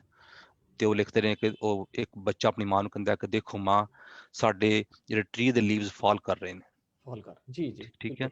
ਤੇ ਉਸੇ ਸੰਦਰਭ ਵਿੱਚ ਮੇਰੀ ਇੱਥੇ ਦੋਸਤ ਹੈ ਸ਼ਮਿੰਦਰ, ਉੱਥੇ ਆਪਣਾ ਬਰੈਂਪਟਨ 'ਚ, ਉਹਨਾਂ ਦੇ ਬੱਚੇ ਨੇ ਆਪਣਾ ਗੁਰਾਂਸ਼ ਤੇ ਹਸਰਤ, ਠੀਕ ਹੈ। ਪੰਜਾਬੀ ਬੋਲਦੇ ਨੇ, ਪੰਜਾਬੀ ਪੜ੍ਹਦੇ ਨੇ, ਪੰਜਾਬੀ ਸਿੱਖਦੇ ਨੇ, ਔਰ ਪੰਜਾਬੀ 'ਚ ਗੱਲ ਕਰਦੇ ਨੇ। ਔਰ ਜਦੋਂ ਮੈਂ ਉਹਨਾਂ ਦੇ ਘਰ ਗਿਆ ਤੇ ਉਹ ਬੱਚੇ ਕਹਿ ਰਹੇ ਨੇ ਆਪਣੀ ਮਾਂ ਨੂੰ ਕਿ ਮਾਂ ਦੇਖੋ ਵੀ ਆਪਣੇ ਰੁੱਖ ਤੋਂ ਪੱਤੇ ਝੜ ਰਹੇ ਨੇ। ਤੇ ਮੈਂ ਲਿਖਿਆ ਕਿ ਪੰਜਾਬੀ ਜਿਹੜੀ ਮਾਂ ਬੋਲੀ ਆ, ਉਹਦੇ ਚਿਹਰੇ ਤੇ ਇੱਕ ਸੰਤੁਸ਼ਟੀ ਭਰੀ ਮੁਸਕਾਨ ਹੈ। ਜਦ ਤੱਕ ਬਰੈਂਪਟਨ ਵਰਗੇ ਪਿੰਡ ਨਕਸ਼ੇ ਤੇ ਹਨ, ਬਰੈਂਪਟਨ ਹੋ ਗਿਆ, ਵੈਨਕੂਵਰ ਹੋ ਗਿਆ, ਸਰੀ ਹੋ ਗਿਆ, ਕੈਲਗਰੀ ਹੋ ਗਿਆ, ਆਸਟ੍ਰੇਲੀਆ ਹੋ ਗਿਆ, ਨਿਊਜ਼ੀਲੈਂਡ ਹੋ ਗਿਆ, ਉਦੋਂ ਤੱਕ ਆਪਣਾ ਇਹ ਪੰਜਾਬੀ ਜਿਹੜੀ ਵੱਧ ਫੁੱਲ ਰਹੀ ਹੈ। ਔਰ ਪੰਜਾਬੀ ਦੀ ਗੱਲ ਕਰੀਏ ਆਪਾਂ, 1971 ਵਿੱਚ ਅਸੀਂ 1.4 ਕਰੋੜ ਪੰਜਾਬੀ ਬੋਲਦੇ ਹਾਂ ਪੂਰੇ, ਠੀਕ ਹੈ ਜੀ। ਹੁਣ ਜਿਹੜੀ ਪਾਪੂਲੇਸ਼ਨ, ਜਿਹੜੀ ਆਬਾਦੀ ਹੈ ਸਾਡੀ, ਉਹ 10 ਕਰੋੜ ਟੱਪ ਚੁੱਕੀ ਆ। ਸੋ ਪੰਜਾਬੀ ਹਰ ਪਾਸਿਓਂ ਵੱਧ ਫੁੱਲ ਰਹੀ ਹੈ ਪੰਜਾਬੀ, ਸਾਡੀ ਜਿਹੜੀ ਮਾਂ ਬੋਲੀ ਆ। ਸਿਰਫ ਤੁਹਾਡੀ ਗਲਤੀ ਬੜੀ ਯਤਨ ਕਰਨ ਦੀ ਲੋੜ ਹੋਰ ਹੈਗੀ, ਜੋ ਅਸੀਂ ਕਰ ਰਹੇ, ਤੁਸੀਂ ਕਰ ਰਹੇ ਹੋ, ਔਰ ਪਾਕਿਸਤਾਨ ਵਾਲੇ ਬੰਦੇ ਆਪਣੇ ਕਰ ਰਹੇ ਨੇ। ਸੋ ਇੱਕ ਜਿਹੜਾ ਯਤਨ ਜਾਰੀ ਰਹਿਣਾ ਚਾਹੀਦਾ, ਬੇਸਿਕਲੀ ਆਹ ਗੱਲ ਹੈ ਜੀ। ਰਾਜ ਲਾਲੀ ਜੀ, ਬਹੁਤ ਸਕੂਨ ਵਾਲੀ ਗੱਲ ਕੀਤੀ ਤੁਸੀਂ ਕਿ ਪੰਜਾਬੀ ਇਤਨੀ ਵੱਧ ਫੁੱਲ ਰਹੀ ਹੈ। ਵਰਨਾ ਅਸੀਂ ਆਮ ਤੌਰ ਤੇ ਇਹ ਸੋਚਿਆ ਜਾਂਦਾ ਕਿ ਪੰਜਾਬੀ ਜਿਹੜੀ ਹੈ ਉਹ ਦੁਨੀਆ ਭਰ ਦੇ ਵਿੱਚ, ਪੰਜਾਬੀ ਲੋਕ ਤਾਂ ਪੂਰੇ ਦੁਨੀਆ 'ਚ ਪਹੁੰਚੇ ਨੇ, ਕੋਈ ਐਸਾ ਮੁਲਕ ਨਹੀਂ ਹੋਣਾ ਪੂਰੇ ਸੰਸਾਰ ਦਾ ਜਿਹਦੇ ਵਿੱਚ ਪੰਜਾਬੀ ਲੋਕ ਨਾ ਪਹੁੰਚੇ ਹੋਣ। ਪਰ ਦੇਖਣ ਨੂੰ ਇਹ ਲੱਗਦਾ ਕਿ ਜਿਵੇਂ ਪੰਜਾਬੀ ਭਾਸ਼ਾ ਸ਼ਾਇਦ ਉਸ ਮਿਆਰ ਤੱਕ ਨਹੀਂ ਪਹੁੰਚੀ ਜਿੰਨੇ ਪੰਜਾਬੀ ਲੋਕ ਪਹੁੰਚ ਗਏ। ਪਰ ਤੁਹਾਡੀ ਜਿਹੜੀ ਗੱਲ ਹੈ, ਉਹ ਤੁਸੀਂ ਜਿਹੜਾ ਤਜਰਬਾ ਸਾਂਝਾ ਕੀਤਾ ਬਰੈਂਪਟਨ ਦਾ, ਤੇ ਬੜਾ ਇਹ ਦਿਲ ਨੂੰ ਸਕੂਨ ਦੇਣ ਵਾਲਾ ਕਿ ਉੱਥੇ ਦੇ ਬੱਚੇ ਜਿਹੜੇ ਆ, ਨਿਆਣੇ ਜਿਹੜੇ ਸਾਡੇ ਆਉਣ ਵਾਲੀ ਪੀੜ੍ਹੀ ਹੈ, ਉਹ ਇਹੋ ਜਿਹੇ ਲਫ਼ਜ਼ ਜਿਹੜੇ ਉਹ ਵਰਤਦੇ ਪਏ ਆ ਔਰ ਮਾਂ ਬੋਲੀ ਨਾਲ ਜੁੜੇ ਹੋਏ ਨੇ ਉਹਨਾਂ ਦੇ। ਕਿਉਂਕਿ ਉਹਨਾਂ ਦੇ ਮੈਨੂੰ ਲੱਗਦਾ ਕਿ ਜਦ ਤੱਕ ਸਾਡੇ ਮਾਪਿਓ ਨਹੀਂ ਜੁੜੇ ਹੋਏ ਨਾ ਉੱਥੇ ਦੇ, ਤਦ ਤੱਕ ਅਸੀਂ ਇਹ ਉਮੀਦ ਨਹੀਂ ਰੱਖ ਸਕਦੇ ਕਿ ਸਾਡੀ ਅਗਲੀ ਵਾਲੀ ਆਉਣ ਵਾਲੀ ਪੀੜ੍ਹੀ ਜਿਹੜੀ ਹੈ ਉਹ ਜਿਹੜੀ ਹੈ ਇਸ ਨਾਲ ਜੁੜ ਰਹੇਗੀ। ਬਿਲਕੁਲ ਤੁਹਾਡੀ ਗੱਲ ਸਹੀ ਹੈ। ਔਰ ਜਿਹੜੀ ਆਪਣੀ ਮਾਂ ਬੋਲੀ ਹੈ ਨਾ, ਜਦੋਂ ਮਾਂ ਬੋਲੀ ਕਹਿੰਦੇ, ਬੇਸਿਕਲੀ ਮਾਂ ਤੋਂ ਹੀ ਸ਼ੁਰੂ ਹੁੰਦੀ ਹੈ, ਮਾਂ ਤੋਂ, ਠੀਕ ਹੈ ਨਾ। ਔਰ ਜਦੋਂ ਮਾਂ ਆਪਣੇ ਬੱਚਿਆਂ ਨੂੰ ਸਿਖਾਉਂਦੀ, ਕੋਈ ਚੀਜ਼ ਸਿਖਾਉਂਦੀ ਹੈ, ਬੱਚਿਆਂ ਤੇ ਬਹੁਤ ਜਲਦੀ ਪ੍ਰਭਾਵ ਪੈਂਦਾ ਉਸ ਚੀਜ਼ ਦਾ। ਇਹਦੇ ਉਲਟ ਜਿਹੜਾ ਜਦੋਂ ਗੱਲ ਕਰਦੇ ਆ ਕਿ ਹੋ ਸਕਦਾ ਆਪਣੇ ਬਾਪ ਦੀ ਜਾਂ ਆਪਣੇ ਪਿਓ ਦੀ ਗੱਲ ਇੰਨੀ ਜਲਦੀ ਨਾ ਮੰਨਣ ਜਿੰਨੀ ਜਲਦੀ ਮਾਂ ਦੀ ਗੱਲ ਮੰਨਦੇ ਆ। ਔਰ ਇੱਕ ਮੈਂ ਗੱਲ ਜ਼ਰੂਰ ਕਹਿਣਾ ਚਾਹਾਂਗਾ ਕਿ ਜਦੋਂ ਵੀ ਜਿਹੜੀ ਇੱਕ ਅੰਗਰੇਜ਼ੀ ਵੀ ਇੱਕ ਮਹਿਜ ਇੱਕ ਭਾਸ਼ਾ ਆ, ਠੀਕ ਹੈ ਨਾ। ਜਿਹੜੀ ਪੰਜਾਬੀ ਇੱਕ ਬਹੁਤ ਇੱਕ ਪਿਆਰੀ ਔਰ ਬਹੁਤ ਮਿੱਠੀ ਭਾਸ਼ਾ, ਪੰਜਾਬੀ ਬੜੀ ਕਮਾਲ ਦੀ ਭਾਸ਼ਾ ਹੈ। ਜਦੋਂ ਤੱਕ ਸਾਡੇ ਜ਼ਿਹਨ ਚੋਂ, ਸਾਡੇ ਦਿਮਾਗ ਚੋਂ ਇੱਕ ਗੱਲ ਨਿਕਲਣੀ ਜ਼ਰੂਰੀ ਹੈ ਕਿ ਪੰਜਾਬੀ ਇੱਕ ਜਿਹੜੀ ਅਨਪੜ੍ਹਾਂ ਦੀ ਭਾਸ਼ਾ ਹੈ। ਜੀ ਬਿਲਕੁਲ। ਹੁਣ ਪੰਜਾਬੀ ਅੱਜ ਦੀ ਜਿਹੜੀ ਗੱਲ ਕਰੀਏ, 17 ਆਪਣੇ ਮੈਂਬਰ ਆਫ ਪਾਰਲੀਮੈਂਟ ਨੇ ਕੈਨੇਡਾ 'ਚ ਪੰਜਾਬੀ, ਠੀਕ ਹੈ ਨਾ। ਪੰਜਾਬੀ ਹਰ ਜਗ੍ਹਾ ਤੇ ਪੰਜਾਬੀ ਮਕਬੂਲ ਹੋਏ ਨੇ। ਪੰਜਾਬੀ ਕਿਸੇ ਪਾਸਿਓਂ ਵੀ ਆਪਾਂ ਇਹ ਗੱਲ ਕਰਨੀ ਬੜੀ ਗਲਤ ਹੋਏਗੀ, ਅਤਕਥ ਨਹੀਂ ਹੋਏਗੀ ਕਿ ਪੰਜਾਬੀ ਅਨਪੜ੍ਹਾਂ ਦੀ ਭਾਸ਼ਾ ਹੈ। ਪੰਜਾਬੀ ਇੱਕ ਬਹੁਤ ਪਿਆਰੀ ਭਾਸ਼ਾ, ਪੰਜਾਬੀ ਨੂੰ ਮਤਲਬ ਜਿੱਥੇ ਪਹੁੰਚੇ ਨੇ ਪੰਜਾਬੀ ਪਹੁੰਚੇ, ਉੱਥੇ ਪੰਜਾਬੀ ਸਾਡੇ ਨਾਲ ਪਹੁੰਚੀ ਹੈ। ਸੋ ਇਹ ਜਿਹੜੀ ਆਪਣੀ ਗੱਲ ਹੈ ਇੱਕ ਜ਼ਿਹਨ ਚੋਂ ਕੱਢਣ ਦੀ ਇੱਕ ਲੋੜ ਹੈਗੀ ਹੈ ਸਾਨੂੰ ਸਾਰਿਆਂ ਨੂੰ। ਜੀ ਤੁਸੀਂ ਸ਼ਾਇਰੀ ਤੁਸੀਂ ਕਰਦੇ ਹੋ, ਤੇ ਇੱਕ ਬਹੁਤ ਹੀ ਅਹਿਮ ਸਵਾਲ ਇੱਕ ਮੇਰੇ ਜ਼ਿਹਨ 'ਚ ਆ ਰਿਹਾ ਹੁਣੇ ਕਿ ਜਿਸ ਤਰ੍ਹਾਂ ਪੰਜਾਬੀ ਸ਼ਾਇਰ ਨੇ, ਉਹਨਾਂ ਦੀ ਰਚਨਾਵਾਂ ਲਿਖਦੇ ਨੇ ਅੱਜ, ਔਰ ਅੱਜ ਦੇਖ ਰਹੇ ਹਾਂ ਕਿ ਜਿਹੜੀ ਪੰਜਾਬੀ ਗੀਤਕਾਰ ਨੇ ਜਾਂ ਸ਼ਾਇਰੀ ਹੈ ਜਾਂ ਹੋਰ ਰਚਨਾਵਾਂ ਕਰਦੇ ਨੇ, ਉਹਦਾ ਵਪਾਰੀਕਰਨ ਹੋ ਰਿਹਾ। ਉਹ ਹਰ ਇੱਕ ਨੂੰ ਇਹ ਲੱਗਦਾ ਕਿ ਮੈਂ ਜੋ ਲਿਖ ਰਿਹਾ ਨਾ, ਮੇਰਾ ਇਹ ਚੀਜ਼ ਜਿਹੜੀ ਹੈ ਕਿੰਨੇ ਦੀ ਵਿਕੇਗੀ। ਤੇ ਤੁਸੀਂ ਕੀ ਸਮਝਦੇ ਹੋ ਕਿ ਜਿਹੜੇ ਗੀਤਕਾਰ ਨੇ, ਖਾਸ ਤੌਰ ਤੇ ਜਿਹੜੇ ਪੰਜਾਬੀ ਦੇ ਸ਼ਾਇਰ ਹੈ ਜਾਂ ਪੰਜਾਬੀ ਦੀ ਰਚਨਾਵਾਂ ਲਿਖਦੇ ਨੇ, ਪੰਜਾਬੀ ਦੀ ਨਜ਼ਮਾਂ ਲਿਖਦੇ ਨੇ, ਪੰਜਾਬੀ, ਇਹਨਾਂ ਦੇ ਕੀ ਫਰਜ਼ ਤੁਸੀਂ ਸਮਝਦੇ ਹੋ ਕਿ ਵੀ ਇਹਨਾਂ ਦੇ ਹੋਣੇ ਚਾਹੀਦੇ ਨੇ ਪੰਜਾਬੀ ਭਾਸ਼ਾ ਨੂੰ ਲੈ ਕੇ ਵਪਾਰੀਕਰਨ? ਜੀ ਨਹੀਂ ਮਹਿੰਦਰ ਭਾਈ, ਤੁਹਾਡੇ ਇੱਕ ਵਾਜਿਬ ਸਵਾਲ ਹੈ। ਔਰ ਉਹ ਜਿਵੇਂ ਕਹਿੰਦੇ ਨੇ, ਜਦੋਂ ਕਿਤੇ ਨੀਡ ਹੁੰਦੀ ਕਿਸੇ ਚੀਜ਼ ਦੀ, ਜਿੱਦਾਂ ਵੀ ਲੋੜ ਕਾਰਡ ਦੀ ਮਾਂ ਹੈ ਨਾ, ਇੱਕ ਪੰਜਾਬੀ 'ਚ ਖੱਡ ਕੇ ਖਾਣ ਜਗ੍ਹਾ ਲੋੜ ਕਾਰਡ ਦੀ ਮਾਂ ਹੈ। ਸੋ ਹੋਇਆ ਕਿ ਜਿਹੜੀ ਆਪਣੀ ਲੋੜ ਆ ਉਹ ਜ਼ਿਆਦਾ ਵੱਧ ਗਈ ਹੈ ਦੂਜੇ ਵਾਲੇ ਪਾਸੇ, ਕਿ ਇੱਕ ਮਾੜੇ ਵਿਚਾਰਾਂ ਵਾਲੇ ਪਾਸੇ। ਸੋ ਪਰ ਉਹ ਹੈ ਕਿ ਉਹ ਬੜੀ ਘਾਤਕ ਸੋਚ ਆ, ਠੀਕ ਹੈ ਨਾ। ਜਦੋਂ ਤੁਸੀਂ ਬੱਚਿਆਂ ਨੂੰ ਗਾਣਿਆਂ ਵਿੱਚ ਆਪਣੇ ਹਥਿਆਰ ਵਿਖਾ ਰਹੇ, ਸ਼ਰਾਬਾਂ ਤੁਸੀਂ ਉਹਨੂੰ ਦਿਖਾ ਰਹੇ, ਸ਼ਰਾਬ ਪੀਣੀ ਇੱਕ ਆਮ ਗੱਲ ਹੈ, ਕੋਈ ਗੱਲ ਨਹੀਂ, ਕਿਹੜੀ ਗੱਲ ਹੈ ਹਨਾ। ਉਹ ਬੱਚਿਆਂ ਉੱਤੇ ਕੰਦ ਪ੍ਰਭਾਵ ਪੈਂਦਾ ਵੀ ਜਿਹੜੀ ਆਪਣੀ ਬੰਦੂਕ ਚੁੱਕਣੀ ਆ ਜਾਂ ਪਿਸਤੌਲ ਚੁੱਕਣਾ ਜਾਂ ਸ਼ਰਾਬ ਪੀਣੀ, ਇਹ ਤਾਂ ਮਾੜੀ, ਇਹਦਾ ਮੂਲੀ ਗੱਲ ਹੈ, ਚਿਕੜੀ ਗੱਲ ਹੈ ਹਨਾ। ਜਿਹੜੇ ਗੀਤਕਾਰ ਨੇ ਉਹ ਵਪਾਰੀਕਰਨ ਇੰਨਾ ਹੋ ਗਿਆ ਕਿ ਉਹ ਜਿਹੜਾ ਪੈਸੇ ਦੀ ਦੌੜ ਇੰਨੀ ਉਸ ਪਾਸੇ ਤੁਰ ਪਏ ਨੇ ਕਿ ਉਹ ਅਸਲ ਵਿੱਚ ਜੋ ਸਾਹਿਤ ਗੱਲ ਕਰ ਰਿਹਾ, ਮੈਂ ਪੰਜਾਬੀ ਸਾਹਿਤ ਨੂੰ ਮੁੱਢ ਕੇ ਆ ਰਿਹਾ, ਜਿਹੜੀ ਸਾਹਿਤ ਹੁੰਦੀ ਹੈ ਸੇਵਾ ਹੁੰਦੀ ਹੈ, ਉਹ ਇੱਕ ਨਿਰਸਵਾਰਥ ਸੇਵਾ ਹੁੰਦੀ ਹੈ। ਸਾਹਿਤ ਵਿੱਚ ਹਮੇਸ਼ਾ ਕਦੀ ਇਹ ਸੋਚ ਹੁੰਦੀ ਸੀ ਕਿਸੇ ਟਾਈਮ ਤੇ ਕਿ ਸਾਹਿਤ ਚੋਂ ਕੋਈ ਕਮਾਈ ਨਹੀਂ ਕਰਨੀ ਆਪਾਂ ਕਦੀ ਵੀ, ਠੀਕ ਹੈ ਨਾ। ਔਰ ਕਲਾ ਨੂੰ ਕਦੀ ਵੇਚਣ ਦੀ ਲੋੜ ਨਹੀਂ ਪੈਣੀ ਚਾਹੀਦੀ। ਹੁਣ ਉਹਦੇ ਉਲਟ ਜਿਹੜੇ ਗੀਤਕਾਰ ਨੇ, ਜਿਹੜੇ ਆਪਣੇ ਸਿੰਗਰ ਨੇ, ਉਹ ਗੀਤਕਾਰ ਨੂੰ ਕਹਿੰਦੇ ਨੇ ਵੀ ਆਹ ਸ਼ਬਦ ਚਾਹੀਦੇ ਆਪਾਂ ਨੂੰ ਇਸ ਗਾਣੇ ਵਿੱਚ, ਤੁਸੀਂ ਗਾਣਾ ਲਿਖ ਦਿਓ। ਜਿਹੜੇ ਸਾਹਿਤਕ ਗੀਤ ਸੀਗੇ, ਹੁਣ ਮੈਨੂੰ ਤੁਹਾਡੇ ਗੱਲ ਕਰਦੇ ਮੇਰੇ ਗੱਲ ਚੇਤਾ ਆ ਗਿਆ ਕਿ ਜਿਵੇਂ ਗੀਤ ਸੀ ਆਪਣਾ ਪੁਰਾਣਾ ਗੀਤ ਸੀ ਕਿ ਮਾਵਾਂ ਤੇ ਧੀਆਂ ਨਾਲ ਬੈਠੀਆਂ ਨਹੀਂ ਮਾਏ, ਹਨਾ। ਸੋ ਜਿਹੜੇ ਉਹ ਸਾਹਿਤਕ ਗੀਤ ਸੀਗੇ ਉਹ ਅੱਜ ਤੱਕ ਸਾਡੇ ਨਾਲ ਤੁਰ ਰਹੇ ਨੇ, ਕਿਉਂਕਿ ਉਹਨਾਂ ਵਿੱਚ ਇੰਨੀ ਇੱਕ ਜਾਨ ਸੀ। ਜਿਹੜੇ ਆਪਣੇ ਅੱਜ ਅਜੋਕੇ ਦੌਰ ਦੇ ਗੀਤ ਨੇ, ਇਹ ਕੁਝ ਸਮੇਂ ਲਈ ਆਉਂਦੇ ਨੇ, ਬਾਅਦ ਚ ਅਲੋਪ ਹੋ ਜਾਂਦੇ ਨੇ, ਕਿਉਂਕਿ ਤੁਸੀਂ ਲੋਕਾਂ ਦਾ ਜਿਹੜਾ ਸਵਾਦ ਹੈ ਉਹ ਬਦਲ ਰਿਹਾ ਜੇ ਲੋਕਾਂ ਦਾ। ਪਰ ਜੇ ਐਜ਼ ਬੀਇੰਗ ਲਾਈਕ ਮਾਪੇ ਹੋਣ ਦੇ ਨਾਤੇ, ਪੇਰੈਂਟ ਹੋਣ ਦੇ ਨਾਤੇ, ਤੁਹਾਡਾ ਫਰਜ਼ ਬਣਦਾ ਕਿ ਤੁਸੀਂ ਬੱਚਿਆਂ ਨੂੰ ਦੱਸੋ ਵੀ ਇਹ ਚੀਜ਼ ਗਲਤ ਹੈ, ਇਹ ਚੀਜ਼ ਨਹੀਂ ਵੇਖਣੀ ਚਾਹੀਦੀ। ਸੋ ਥੋੜੀ ਬਹੁਤੀ ਰੋਕ ਤਾਂ ਚਾਹੀਦੀ ਉਸ ਪਾਸੇ ਨੂੰ, ਕਿਉਂਕਿ ਜਿਹੜੀ ਚੰਗੀ ਚੀਜ਼ਾਂ ਮਕਬੂਲ ਹੋਵੇ ਜ਼ਰੂਰੀ ਹੈ। ਸੋ ਉਹਦੇ 'ਚ ਤੁਸੀਂ ਮੈਂ ਜਿੰਨੇ ਦਰਸ਼ਕ ਦੇਖ ਰਹੇ ਨੇ ਜੋ ਬਾਅਦ 'ਚ ਦੇਖਣਗੇ ਉਹਨਾਂ ਦਾ ਇੱਕ ਫਰਜ਼ ਬਣਦਾ ਕਿ ਜਿਹੜੇ ਚੰਗੇ ਪ੍ਰੋਗਰਾਮ ਜਿਵੇਂ ਆਪਾਂ ਇਸ ਪ੍ਰੋਗਰਾਮ ਦੀ ਗੱਲ ਕਰ ਰਹੇ ਹਾਂ ਜਾਂ ਕੋਈ ਹੋਰ ਜਿਹੜਾ ਸਾਹਿਤਕ ਪ੍ਰੋਗਰਾਮ ਆ ਜਿਹੜਾ ਚੰਗਾ ਪ੍ਰੋਗਰਾਮ ਆ ਚੰਗੇ ਗੀਤ ਨੇ ਉਹਨਾਂ ਨੂੰ ਸ਼ੇਅਰ ਕੀਤਾ ਜਾਵੇ ਆਪਣਾ ਸੋਸ਼ਲ ਮੀਡੀਆ ਤੇ ਆਪਣੇ ਪਰਿਵਾਰ ਨਾਲ ਚੰਗੀਆਂ ਕਿਤਾਬਾਂ ਪੜ੍ਹੀਆਂ ਜਾਣ ਤੇ ਉਹਦੇ ਨਾਲ ਜਿਹੜੀ ਤੁਹਾਡੀ ਇੱਕ ਜਿਹੜੀ ਮਾੜੀ ਚੀਜ਼ ਨੂੰ ਇੱਕ ਪਿੱਛੇ ਰਹਿ ਜਾਏਗੀ।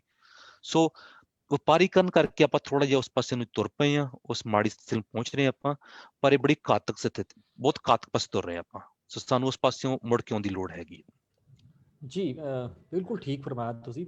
ਜੋ ਸਾਡੇ ਪੁਰਾਣੇ ਜੋ ਫਰੀਦ ਸਾਹਿਬ ਨੇ ਉਹਨਾਂ ਨੇ ਬਾਣੀ ਲਿਖੀ ਜੋ ਅੱਜ ਇਤਨੇ ਸਾਲ ਹੋ ਗਏ ਨੇ ਸਦੀਆਂ ਬੀਤ ਗਈਆਂ ਅੱਜ ਵੀ ਪੜ੍ਹਦੇ ਬਿਲਕੁਲ ਨਵਾਂ ਨਰੋਈ ਉਹ ਚੀਜ਼ ਲੱਗਦੀ ਹੈ ਭਾਵੇਂ ਗੁਰੂ ਨਾਨਕ ਸਾਹਿਬ ਦੀ ਬਾਣੀ ਲਈਏ ਜਾਂ ਬਿਲਕੁਲ ਉਹਨਾਂ ਦੀ ਬਾਣੀ ਪੜ੍ਹਦੇ ਆ ਇਸ ਤਰ੍ਹਾਂ ਨਵੀਂ ਨਰੋਈ ਲੱਗਦੀ ਹੈ ਬਿਲਕੁਲ। ਉਹ ਪੰਜਾਬੀ ਭਾਸ਼ਾ ਉਹ ਸਾਡਾ ਇਸ ਨਾਲ ਸਾਡੇ ਅੰਦਰ ਜ਼ਿਹਨ ਨੂੰ ਕਿਤੇ ਉਹ ਜਿਹੜੀ ਉਹ ਛੂੰਹਦੀ ਹੈ।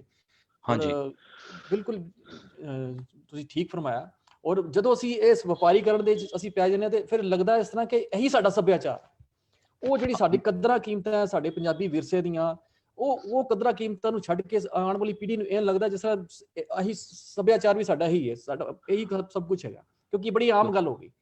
ਸੋ ਬੜੀ ਖੁਸ਼ੀ ਦੀ ਮਾਣ ਦੀ ਗੱਲ ਹੈ ਕਿ ਤੁਸੀਂ ਉਸ ਸੱਭਿਆਚਾਰ ਨੂੰ ਜੀ ਤੁਸੀਂ ਬਹੁਤ ਵਧੀਆ ਗੱਲ ਕੀਤੀ। ਤੁਹਾਡੀ ਗੱਲ ਤੋਂ ਮੈਂ ਗੱਲ ਯਾਦ ਆ ਗਈ ਕਿ ਜਿਹੜੀ ਹੁਣ ਗੁਰਬਾਣੀ ਆ ਨਾ ਪੂਰੀ ਆਪਣੀ ਗੁਰਮੁਖੀ 'ਚ ਲਿਖੀ ਹੋਈ ਆ ਠੀਕ ਹੈ ਨਾ ਜਦ ਤੱਕ ਬੱਚੇ ਨੂੰ ਸ਼ਬਦ ਦੀ ਸਮਝ ਨਹੀਂ ਹੋਏਗੀ ਤੁਸੀਂ ਉਹਦੀ ਲੱਖ ਵਿਆਖਿਆ ਕਰ ਲਓ ਠੀਕ ਹੈ ਨਾ ਉਹਦੀ ਲੱਖ ਵਿਆਖਿਆ ਕਰ ਲਓ ਉਹਦਾ ਜਿਹੜਾ ਰਸ ਆ ਜਿਹੜਾ ਕੰਨ ਰਸ ਆ ਜਿਹੜਾ ਸ਼ਾਬਦਿਕ ਰਸ ਆ ਉਹ ਬੱਚਾ ਮਹਿਸੂਸ ਕਰ ਨਹੀਂ ਸਕਦਾ ਉਸ ਚੀਜ਼ ਨੂੰ ਕਿਉਂਕਿ ਤੁਸੀਂ ਉੱਥੇ ਤੱਕ ਪਹੁੰਚੋਗੇ ਨਹੀਂ ਠੀਕ ਹੈ ਨਾ।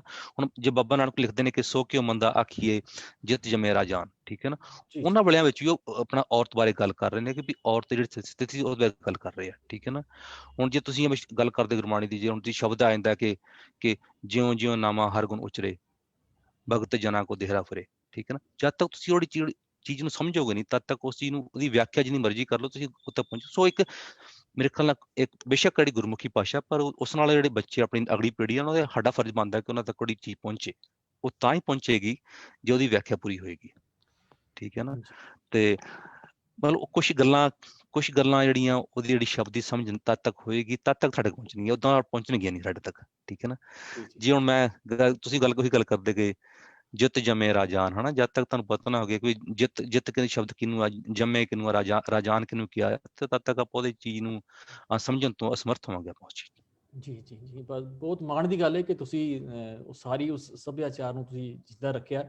ਔਰ ਮੈਂ ਚਾਹਾਂਗਾ ਕਿ ਇੱਕ ਕੋਈ ਹੋਰ ਨਜ਼ਮ ਤੁਸੀਂ ਸੁਣਾਉਣਾ ਚਾਹੋ ਸਾਡੇ ਸੁਣਨ ਵਾਲਿਆਂ ਨੂੰ ਕੋਈ ਤੁਸੀਂ ਆਪਣੀ ਤੁਹਾਡੀ ਜਿਹੜੀ ਸੂਰਜਾਂ ਚੋਂ ਜਾਂ ਕਿਸੇ ਹੋਰ ਤੋਂ ਜੋ ਤੁਹਾਨੂੰ ਚੰਗਾ ਲੱਗੇ ਤੇ ਸਾਡੇ ਸੁਣਨ ਵਾਲਿਆਂ ਨੂੰ ਜ਼ਰੂਰ ਕੋਈ ਨਜ਼ਮ ਤੁਸੀਂ ਆਪਣੀ ਸੁਣਾਉਣਾ ਚਾਹੋ। ਜੀ ਮੈਂ ਜ਼ਰੂਰ ਤੁਹਾਡੀ ਗੱਲ ਕਿ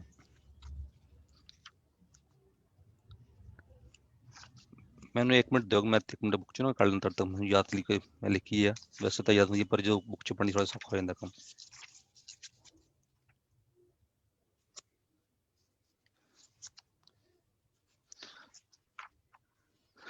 ਇੱਕ ਵਿੱਚ ਮੇਰੀ ਇੱਕ ਅਰਦਾਸ ਆ ਅਰਜ਼ੋਈ ਆ ਇਸ ਕੁਦਰਤ ਦੇ ਨਾਮ ਠੀਕ ਹੈ ਜੀ ਤੇ ਉਸ ਕਵਿਤਾ ਦਾ ਜਿਹੜੀ ਉਹਦੀ ਟਾਈਟਲ ਕਵਿਤਾ ਅਰਦਾਸ ਉਹਦੀ ਗੱਲ ਕਰਦਾ ਮੈਂ ਕਿ ਸੂਰਜਾ ਵੇਹ ਸੂਰਜਾ ਕਿਰਨਾਂ ਦੀ ਸਾਨੂੰ ਲੋੜ ਦੇ ਸੂਰਜਾ ਵੇਹ ਸੂਰਜਾ ਕਿਰਨਾਂ ਦੀ ਸਾਨੂੰ ਲੋੜ ਦੇ ਤਿੜਕੇ ਆਪਾਂ ਅੰਦਰੋਂ ਹਾਂ ਸਾਨੂੰ ਤੋੜ ਦੇ ਫਿਰ ਜੋੜ ਦੇ ਸੂਰਜਾ ਵੇਹ ਸੂਰਜਾ ਕਿਰਨਾਂ ਦੀ ਸਾਨੂੰ ਲੋੜ ਦੇ ਧਰਤੀਏ ਮਾਂ ਧਰਤੀਏ ਤੇਰੇ ਸੁਭਾ ਦੀ ਲੋੜ ਦੇ ਧਰਤੀਏ ਮਾਂ ਧਰਤੀਏ ਸਾਨੂੰ ਸਹਿਨ ਸ਼ਕਤੀ ਦੀ ਲੋੜ ਦੇ ਹਉਮੈ ਅੰਦਰ ਪਖ ਰਿਹਾ ਹਉਮੈ ਅੰਦਰ ਪਖ ਰਿਹਾ ਇਹਨੂੰ ਠਾਰ ਦੇ ਫਿਰ ਤੋੜ ਦੇ ਧਰਤੀਏ ਮਾਂ ਧਰਤੀਏ ਤੇਰੇ ਸੁਭਾ ਦੀ ਲੋੜ ਦੇ। ਔਰ ਸ਼ੇਰ ਕਿਦਾ ਬੰਦ ਹੈ ਕਿ ਪਾਣੀਆਂ ਸੁਣ ਪਾਣੀਆਂ ਤੇਰੇ ਸੁਭਾ ਦੀ ਥੋੜ ਦੇ ਪਾਣੀਆਂ ਸੁਣ ਪਾਣੀਆਂ ਤੇਰੇ ਸੁਭਾ ਦੀ ਥੋੜੀ ਦੇ। ਤਰ ਪਈਏ ਅਸੀਂ ਹਰ ਜਗ੍ਹਾ, ਤਰ ਪਈਏ ਅਸੀਂ ਹਰ ਜਗ੍ਹਾ, ਜਿੱਥੇ ਵੀ ਕੋਈ ਰੋੜਦੇ। ਪਾਣੀਆਂ ਸੁਣ ਪਾਣੀਆਂ ਤੇਰੇ ਸੁਭਾ ਦੀ ਲੋੜ ਦੇ। ਅਗਨੀਏ ਸੁਣ ਅਗਨੀਏ ਤੇਰੇ ਸੁਭਾ ਦੀ ਥੋੜ ਦੇ। ਅਗਨੀਏ ਸੁਣ ਅਗਨੀਏ ਤੇਰੇ ਸੁਭਾ ਦੀ ਥੋੜ ਦੇ। ਬਲ ਪਈਏ ਅਸੀਂ ਉਸ ਚੁੱਲ੍ਹੇ, ਬਲ ਪਈਏ ਅਸੀਂ ਉਸ ਚੁੱਲ੍ਹੇ, ਜਿੱਥੇ ਵੀ ਤੇਰੀ ਥੋੜ ਦੇ। ਸੂਰਜਾ ਵੇ ਸੂਰਜਾ, ਕਿਰਨਾਂ ਦੀ ਸਾਨੂੰ ਲੋੜ ਦੇ। ਬਹੁਤ ਬਹੁਤ ਬਹੁਤ ਖੂਬ ਜੀ। ਤੁਸੀਂ ਮੈਂ ਤੁਹਾਡੇ ਉਸ ਕੁਦਰਤ ਦੇ ਜੋ ਸਮਰਪਿਤ ਤੁਸੀਂ ਇਹ ਨਜ਼ਮ ਕੀਤੀ, ਉਹਦੇ ਪਿੱਛੇ ਦੇ ਭਾਵਾਂ ਨੂੰ ਮੈਂ ਸਮਝ ਰਿਹਾ ਸੀ ਕਿ ਤੁਸੀਂ ਅੱਗ, ਪਾਣੀ, ਧਰਤੀ, ਸੂਰਜ, ਸਾਰਿਆਂ ਦੇ ਪਿੱਛੇ ਜਿਹੜੇ ਤੁਹਾਡੇ ਜਜ਼ਬਾਤ ਨੇ, ਮੈਂ ਉਹਨਾਂ ਨੂੰ ਸਮਝਣ ਦੀ ਬਹੁਤ ਕਮਾਲ ਦੀ ਤੁਸੀਂ ਸਤਰਾਂ ਲਿਖੀਆਂ। ਔਰ ਮੈਂ ਸਮਝਦਾ ਕਿ ਖਾਸ ਇਹ ਸਤਰਾਂ ਲਿਖ ਦੇਣੀਆਂ ਔਰ ਫਿਰ ਉਹਨੂੰ ਤਰਨਮ ਦੇ ਵਿੱਚ ਉਹਨੂੰ ਲੈਅਬੱਧ ਕਰਨਾ, ਇਹ ਉਸ ਤੋਂ ਅਗਲੀ ਮਿਹਨਤ ਹੁੰਦੀ ਹੈ। ਇਹ ਸੁਣਨ 'ਚ ਆਸਾਨ ਲੱਗਦਾ, ਪਰ ਜਦੋਂ ਤਰਨਮ ਜੇ ਉਹਨੂੰ ਬਣਾਉਂਦੇ ਆ ਨਾ, ਉਹਦੇ 'ਚ ਅਲੱਗ ਮਿਹਨਤ ਹੈਗੀ। ਇਹਦੇ 'ਚ ਮੈਂ ਤੁਹਾਡੀ ਉਹਦੇ 'ਚ ਖੂਬ ਮਿਹਨਤ ਲੱਗੀ। ਬਿਲਕੁਲ ਨਹੀਂ ਮੈਨੂੰ ਲੱਗਦਾ ਕਿ ਬੇਸਿਕਲੀ ਇਹ ਹੈ ਤਾਂ ਆਪਣੀ ਇੱਕ ਮਾਨਵਤਾ ਨੂੰ ਸਮਰਪਿਤ ਸੀ। ਆਪਣੀ ਜਿਹੜੇ ਸਾਡੇ ਚ ਅੱਜਕੱਲ ਈਗੋ ਬਹੁਤ ਵੱਧ ਗਈ ਆ, ਹੋਮੇ ਬਹੁਤ ਵੱਧ ਗਈ ਹੈ। ਹੋ ਸਕਦਾ ਕਈ ਦੋਸਤਾਂ ਨੂੰ ਪਤਾ ਨਾ ਪਏ ਹੋਮੇ ਕਿਹਨੂੰ ਕਹਿੰਦੇ ਆ, ਈਗੋ ਨੂੰ ਹੋਮੇ ਕਹਿੰਦੇ ਆ ਪੰਜਾਬੀ ਚ ਆਪਾਂ। ਸੋ ਜਿਹੜੀ ਹੋਮੇ ਵੱਧ ਗਈ ਹੈ, ਉਹਨੂੰ ਮਤਲਬ ਕਹਿੰਦਾ ਜਿਹੜੀ ਕੁਦਰਤ ਜੋ ਕਰ ਰਹੀ ਆ, ਹਨਾ, ਜੇ ਆਪਾਂ ਕੁਦਰਤ ਦੇ ਅਨੁਸਾਰ ਚੱਲੀਏ ਆਪਾਂ, ਤਾਂ ਜ਼ਿੰਦਗੀ ਬੜੀ ਕਮਾਲ ਹੋਏਗੀ। ਪਰ ਮਸਲਾ ਇੱਥੇ ਹੁੰਦਾ ਕਿ ਅਸੀਂ ਕਹਿੰਦੇ ਵੀ ਨਹੀਂ, ਅਸੀਂ ਕੁਦਰਤ ਤੋਂ ਥੋੜਾ ਜਿਹਾ ਹਟ ਕੇ ਚੱਲਣਾ ਚਾਹੁੰਦੇ, ਫਿਰ ਉੱਤੇ ਥੋੜੀ ਤੰਗੀ ਹੋ ਜਾਂਦੀ ਹੈ। ਸੋ ਨਹੀਂ, ਤੁਹਾਡਾ ਬਹੁਤ ਸ਼ੁਕਰੀਆ ਮਹਿੰਦਰ ਭਾਈ, ਸ਼ੁਕਰੀਆ ਸਾਰੇ ਦੋਸਤਾਂ ਦਾ ਜਿਹੜੇ ਦੇਖ ਰਹੇ ਨੇ ਇਸ ਟਾਈਮ ਤੇ। ਬਹੁਤ ਮਿਹਰਬਾਨੀ। ਮੈਂ ਸਾਡਾ ਗੱਲਾਂ ਬਾਤਾਂ ਸਾਡੀਆਂ ਹੋ ਗਈਆਂ, ਤਾਂ ਮੈਂ ਚਾਹਾਂਗਾ ਕਿ ਸਾਡੇ ਨਾਲ ਬਹੁਤ ਸਾਰੇ ਸਾਡੇ ਮਿੱਤਰ ਜਿਹੜੇ ਜੁੜੇ ਹੋਏ ਨੇ, ਤੇ ਉਹ ਵੀ ਤੁਹਾਡੇ ਨਾਲ ਕੁਝ ਗੱਲ ਕਰਨਾ ਚਾਹਣਗੇ। ਤੇ ਹਰਪ੍ਰੀਤ ਸਿੰਘ ਜੀ, ਤੁਸੀਂ ਅਗਰ ਕੋਈ ਕਿਸੇ ਦਾ ਸਵਾਲ ਹੋਏ ਤੇ ਉਹ ਇਹਨਾਂ ਦੇ ਨਾਲ ਕੋਈ ਹੋਰ ਗੱਲਬਾਤ, ਕੋਈ ਆਪਣਾ ਕੋਈ ਸਾਂਝ ਕਰਨਾ ਚਾਹੁੰਦਾ ਹੋਏ, ਕੋਈ ਪੰਜਾਬੀ ਭਾਸ਼ਾ ਬਾਰੇ ਜਾਂ ਕਿਸੇ ਬਾਰੇ ਕੋਈ ਗੱਲ ਕਰਨਾ ਚਾਹੁੰਦਾ ਹੋਏ, ਤੇ ਜ਼ਰੂਰ ਅਸੀਂ ਉਹਨਾਂ ਦਾ ਵੀ ਸਵਾਗਤ ਹੈ। ਤੇ ਹਰਪ੍ਰੀਤ ਸਿੰਘ ਜੀ, ਤੁਸੀਂ ਮੈਂ ਬੇਨਤੀ ਕਰਾਂਗਾ ਜੀ, ਜਿਨ੍ਹਾਂ ਨੇ ਵੀ ਸਵਾਲ ਪੁੱਛਣੇ ਨੇ ਉਹ ਪਲੀਜ਼ ਆਪਣੇ ਹੈਂਡ ਰੇਜ਼ ਕਰ ਲੈਣ, ਤਾਂ ਕਿ ਅਸੀਂ ਉਹਨਾਂ ਨੂੰ ਮੌਕਾ ਦੇ ਪਾਈਏ। ਔਰ ਮੈਂ ਸਭ ਤੋਂ ਪਹਿਲੇ ਬੇਨਤੀ ਕਰਨਾ ਚਾਹ ਰਿਹਾ ਸੁਰਿੰਦਰਪਾਲ ਸਿੰਘ ਜੀ ਨੂੰ, ਉਹ ਪਲੀਜ਼ ਆਪਣੇ ਆਪ ਨੂੰ ਅਨਮਿਊਟ ਕਰਨ। ਸੁਰਿੰਦਰਪਾਲ ਸਿੰਘ ਜੀ।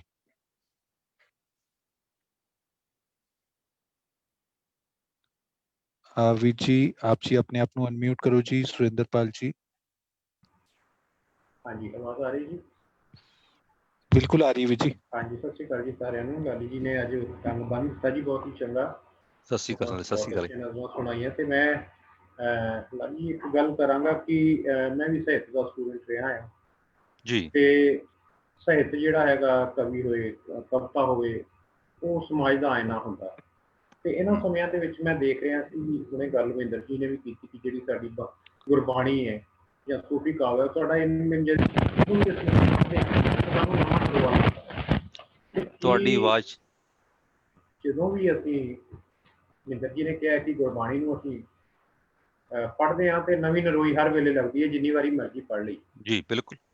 ਤੇ ਮੈਂ ਸਮਝਦਾ ਕਿ ਅੱਜ ਦੀ ਜਿਹੜੀ ਕਵਿਤਾ, ਬਹੁਤ ਹੀ ਜਿਹੜੀ ਕਵਿਤਾ ਲਿਖੀ ਜਾ ਰਹੀ ਹੈ, ਖੁੱਲੀ ਕਵਿਤਾ ਲਿਖੀ ਜਾ ਰਹੀ ਹੈ। ਮੈਂ ਵੀ ਜਦੋਂ ਮਹਿੰਦਰ ਸਿੰਘ ਜਿਸ ਤੌਰ ਦੀ ਗੱਲ ਕਰਦੇ ਕਿ ਇੱਥੇ ਦਿੱਲੀ ਦੇ ਵਿੱਚ ਲਾਲ ਕਿਲ੍ਹੇ ਦੇ ਵਿੱਚ ਕਵੀ ਦਰਬਾਰ ਹੁੰਦਾ ਸੀ, ਤੇ ਅਸੀਂ ਨਿੱਕੇ ਹੁੰਦੇ ਸੀ, ਸਾਡੇ ਪੇਰੈਂਟਸ ਸਾਨੂੰ ਚਾਈ ਲੈ ਕੇ ਜਾਂਦੇ ਸੀ, ਤਾਂ ਪੰਡਾਲ ਭਰਿਆ ਆਇਆ ਹੁੰਦਾ।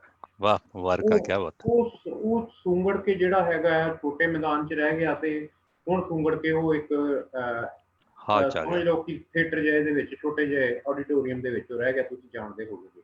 ਬਿਲਕੁਲ। ਤੇ ਕੀ ਤੁਸੀਂ ਵੀ ਮੇਰੇ ਵਾਂਗੂ ਸਮਝਦੇ ਹੋ ਕਿ ਜਿਹੜੀ ਕਵਿਤਾ ਅਜੋਕੇ ਬਹੁਤੇ ਕਵੀ ਲਿਖ ਰਹੇ, ਖੁੱਲੀ ਕਵਿਤਾ, ਉਹ ਇੱਕ ਆਮ ਜਿਹੜਾ ਸਾਡਾ ਸਰੋਤਾ ਹੈ, ਉਹਦੇ ਲੈਵਲ ਤੋਂ ਬਹੁਤ ਉੱਚੀ ਹੈ, ਤੇ ਉਹ ਆਮ ਬੋਲੀ ਤੋਂ ਜਿਹੜੀ ਹੈ ਵੱਖ, ਉਹ ਸਿਰਫ ਸਾਹਿਤਕਾਰਾਂ ਵਾਸਤੇ ਜਾਂ ਸਟੂਡੈਂਟ ਜਿਹੜੇ ਹੈਗੇ ਆ ਸਾਹਿਤ ਦੇ, ਉਹਨਾਂ ਵਾਸਤੇ, ਜਾਂ ਆਪਣੀ ਵਿਦਵਾਨਤਾ ਜਿਹੜੀ ਹੈਗੀ ਆ ਉਹਨੂੰ ਉੱਚ ਪੱਧਰੀ ਦਿਖਾਉਣ ਵਾਸਤੇ ਲਿਖੀ ਜਾ ਰਹੀ ਹੈ।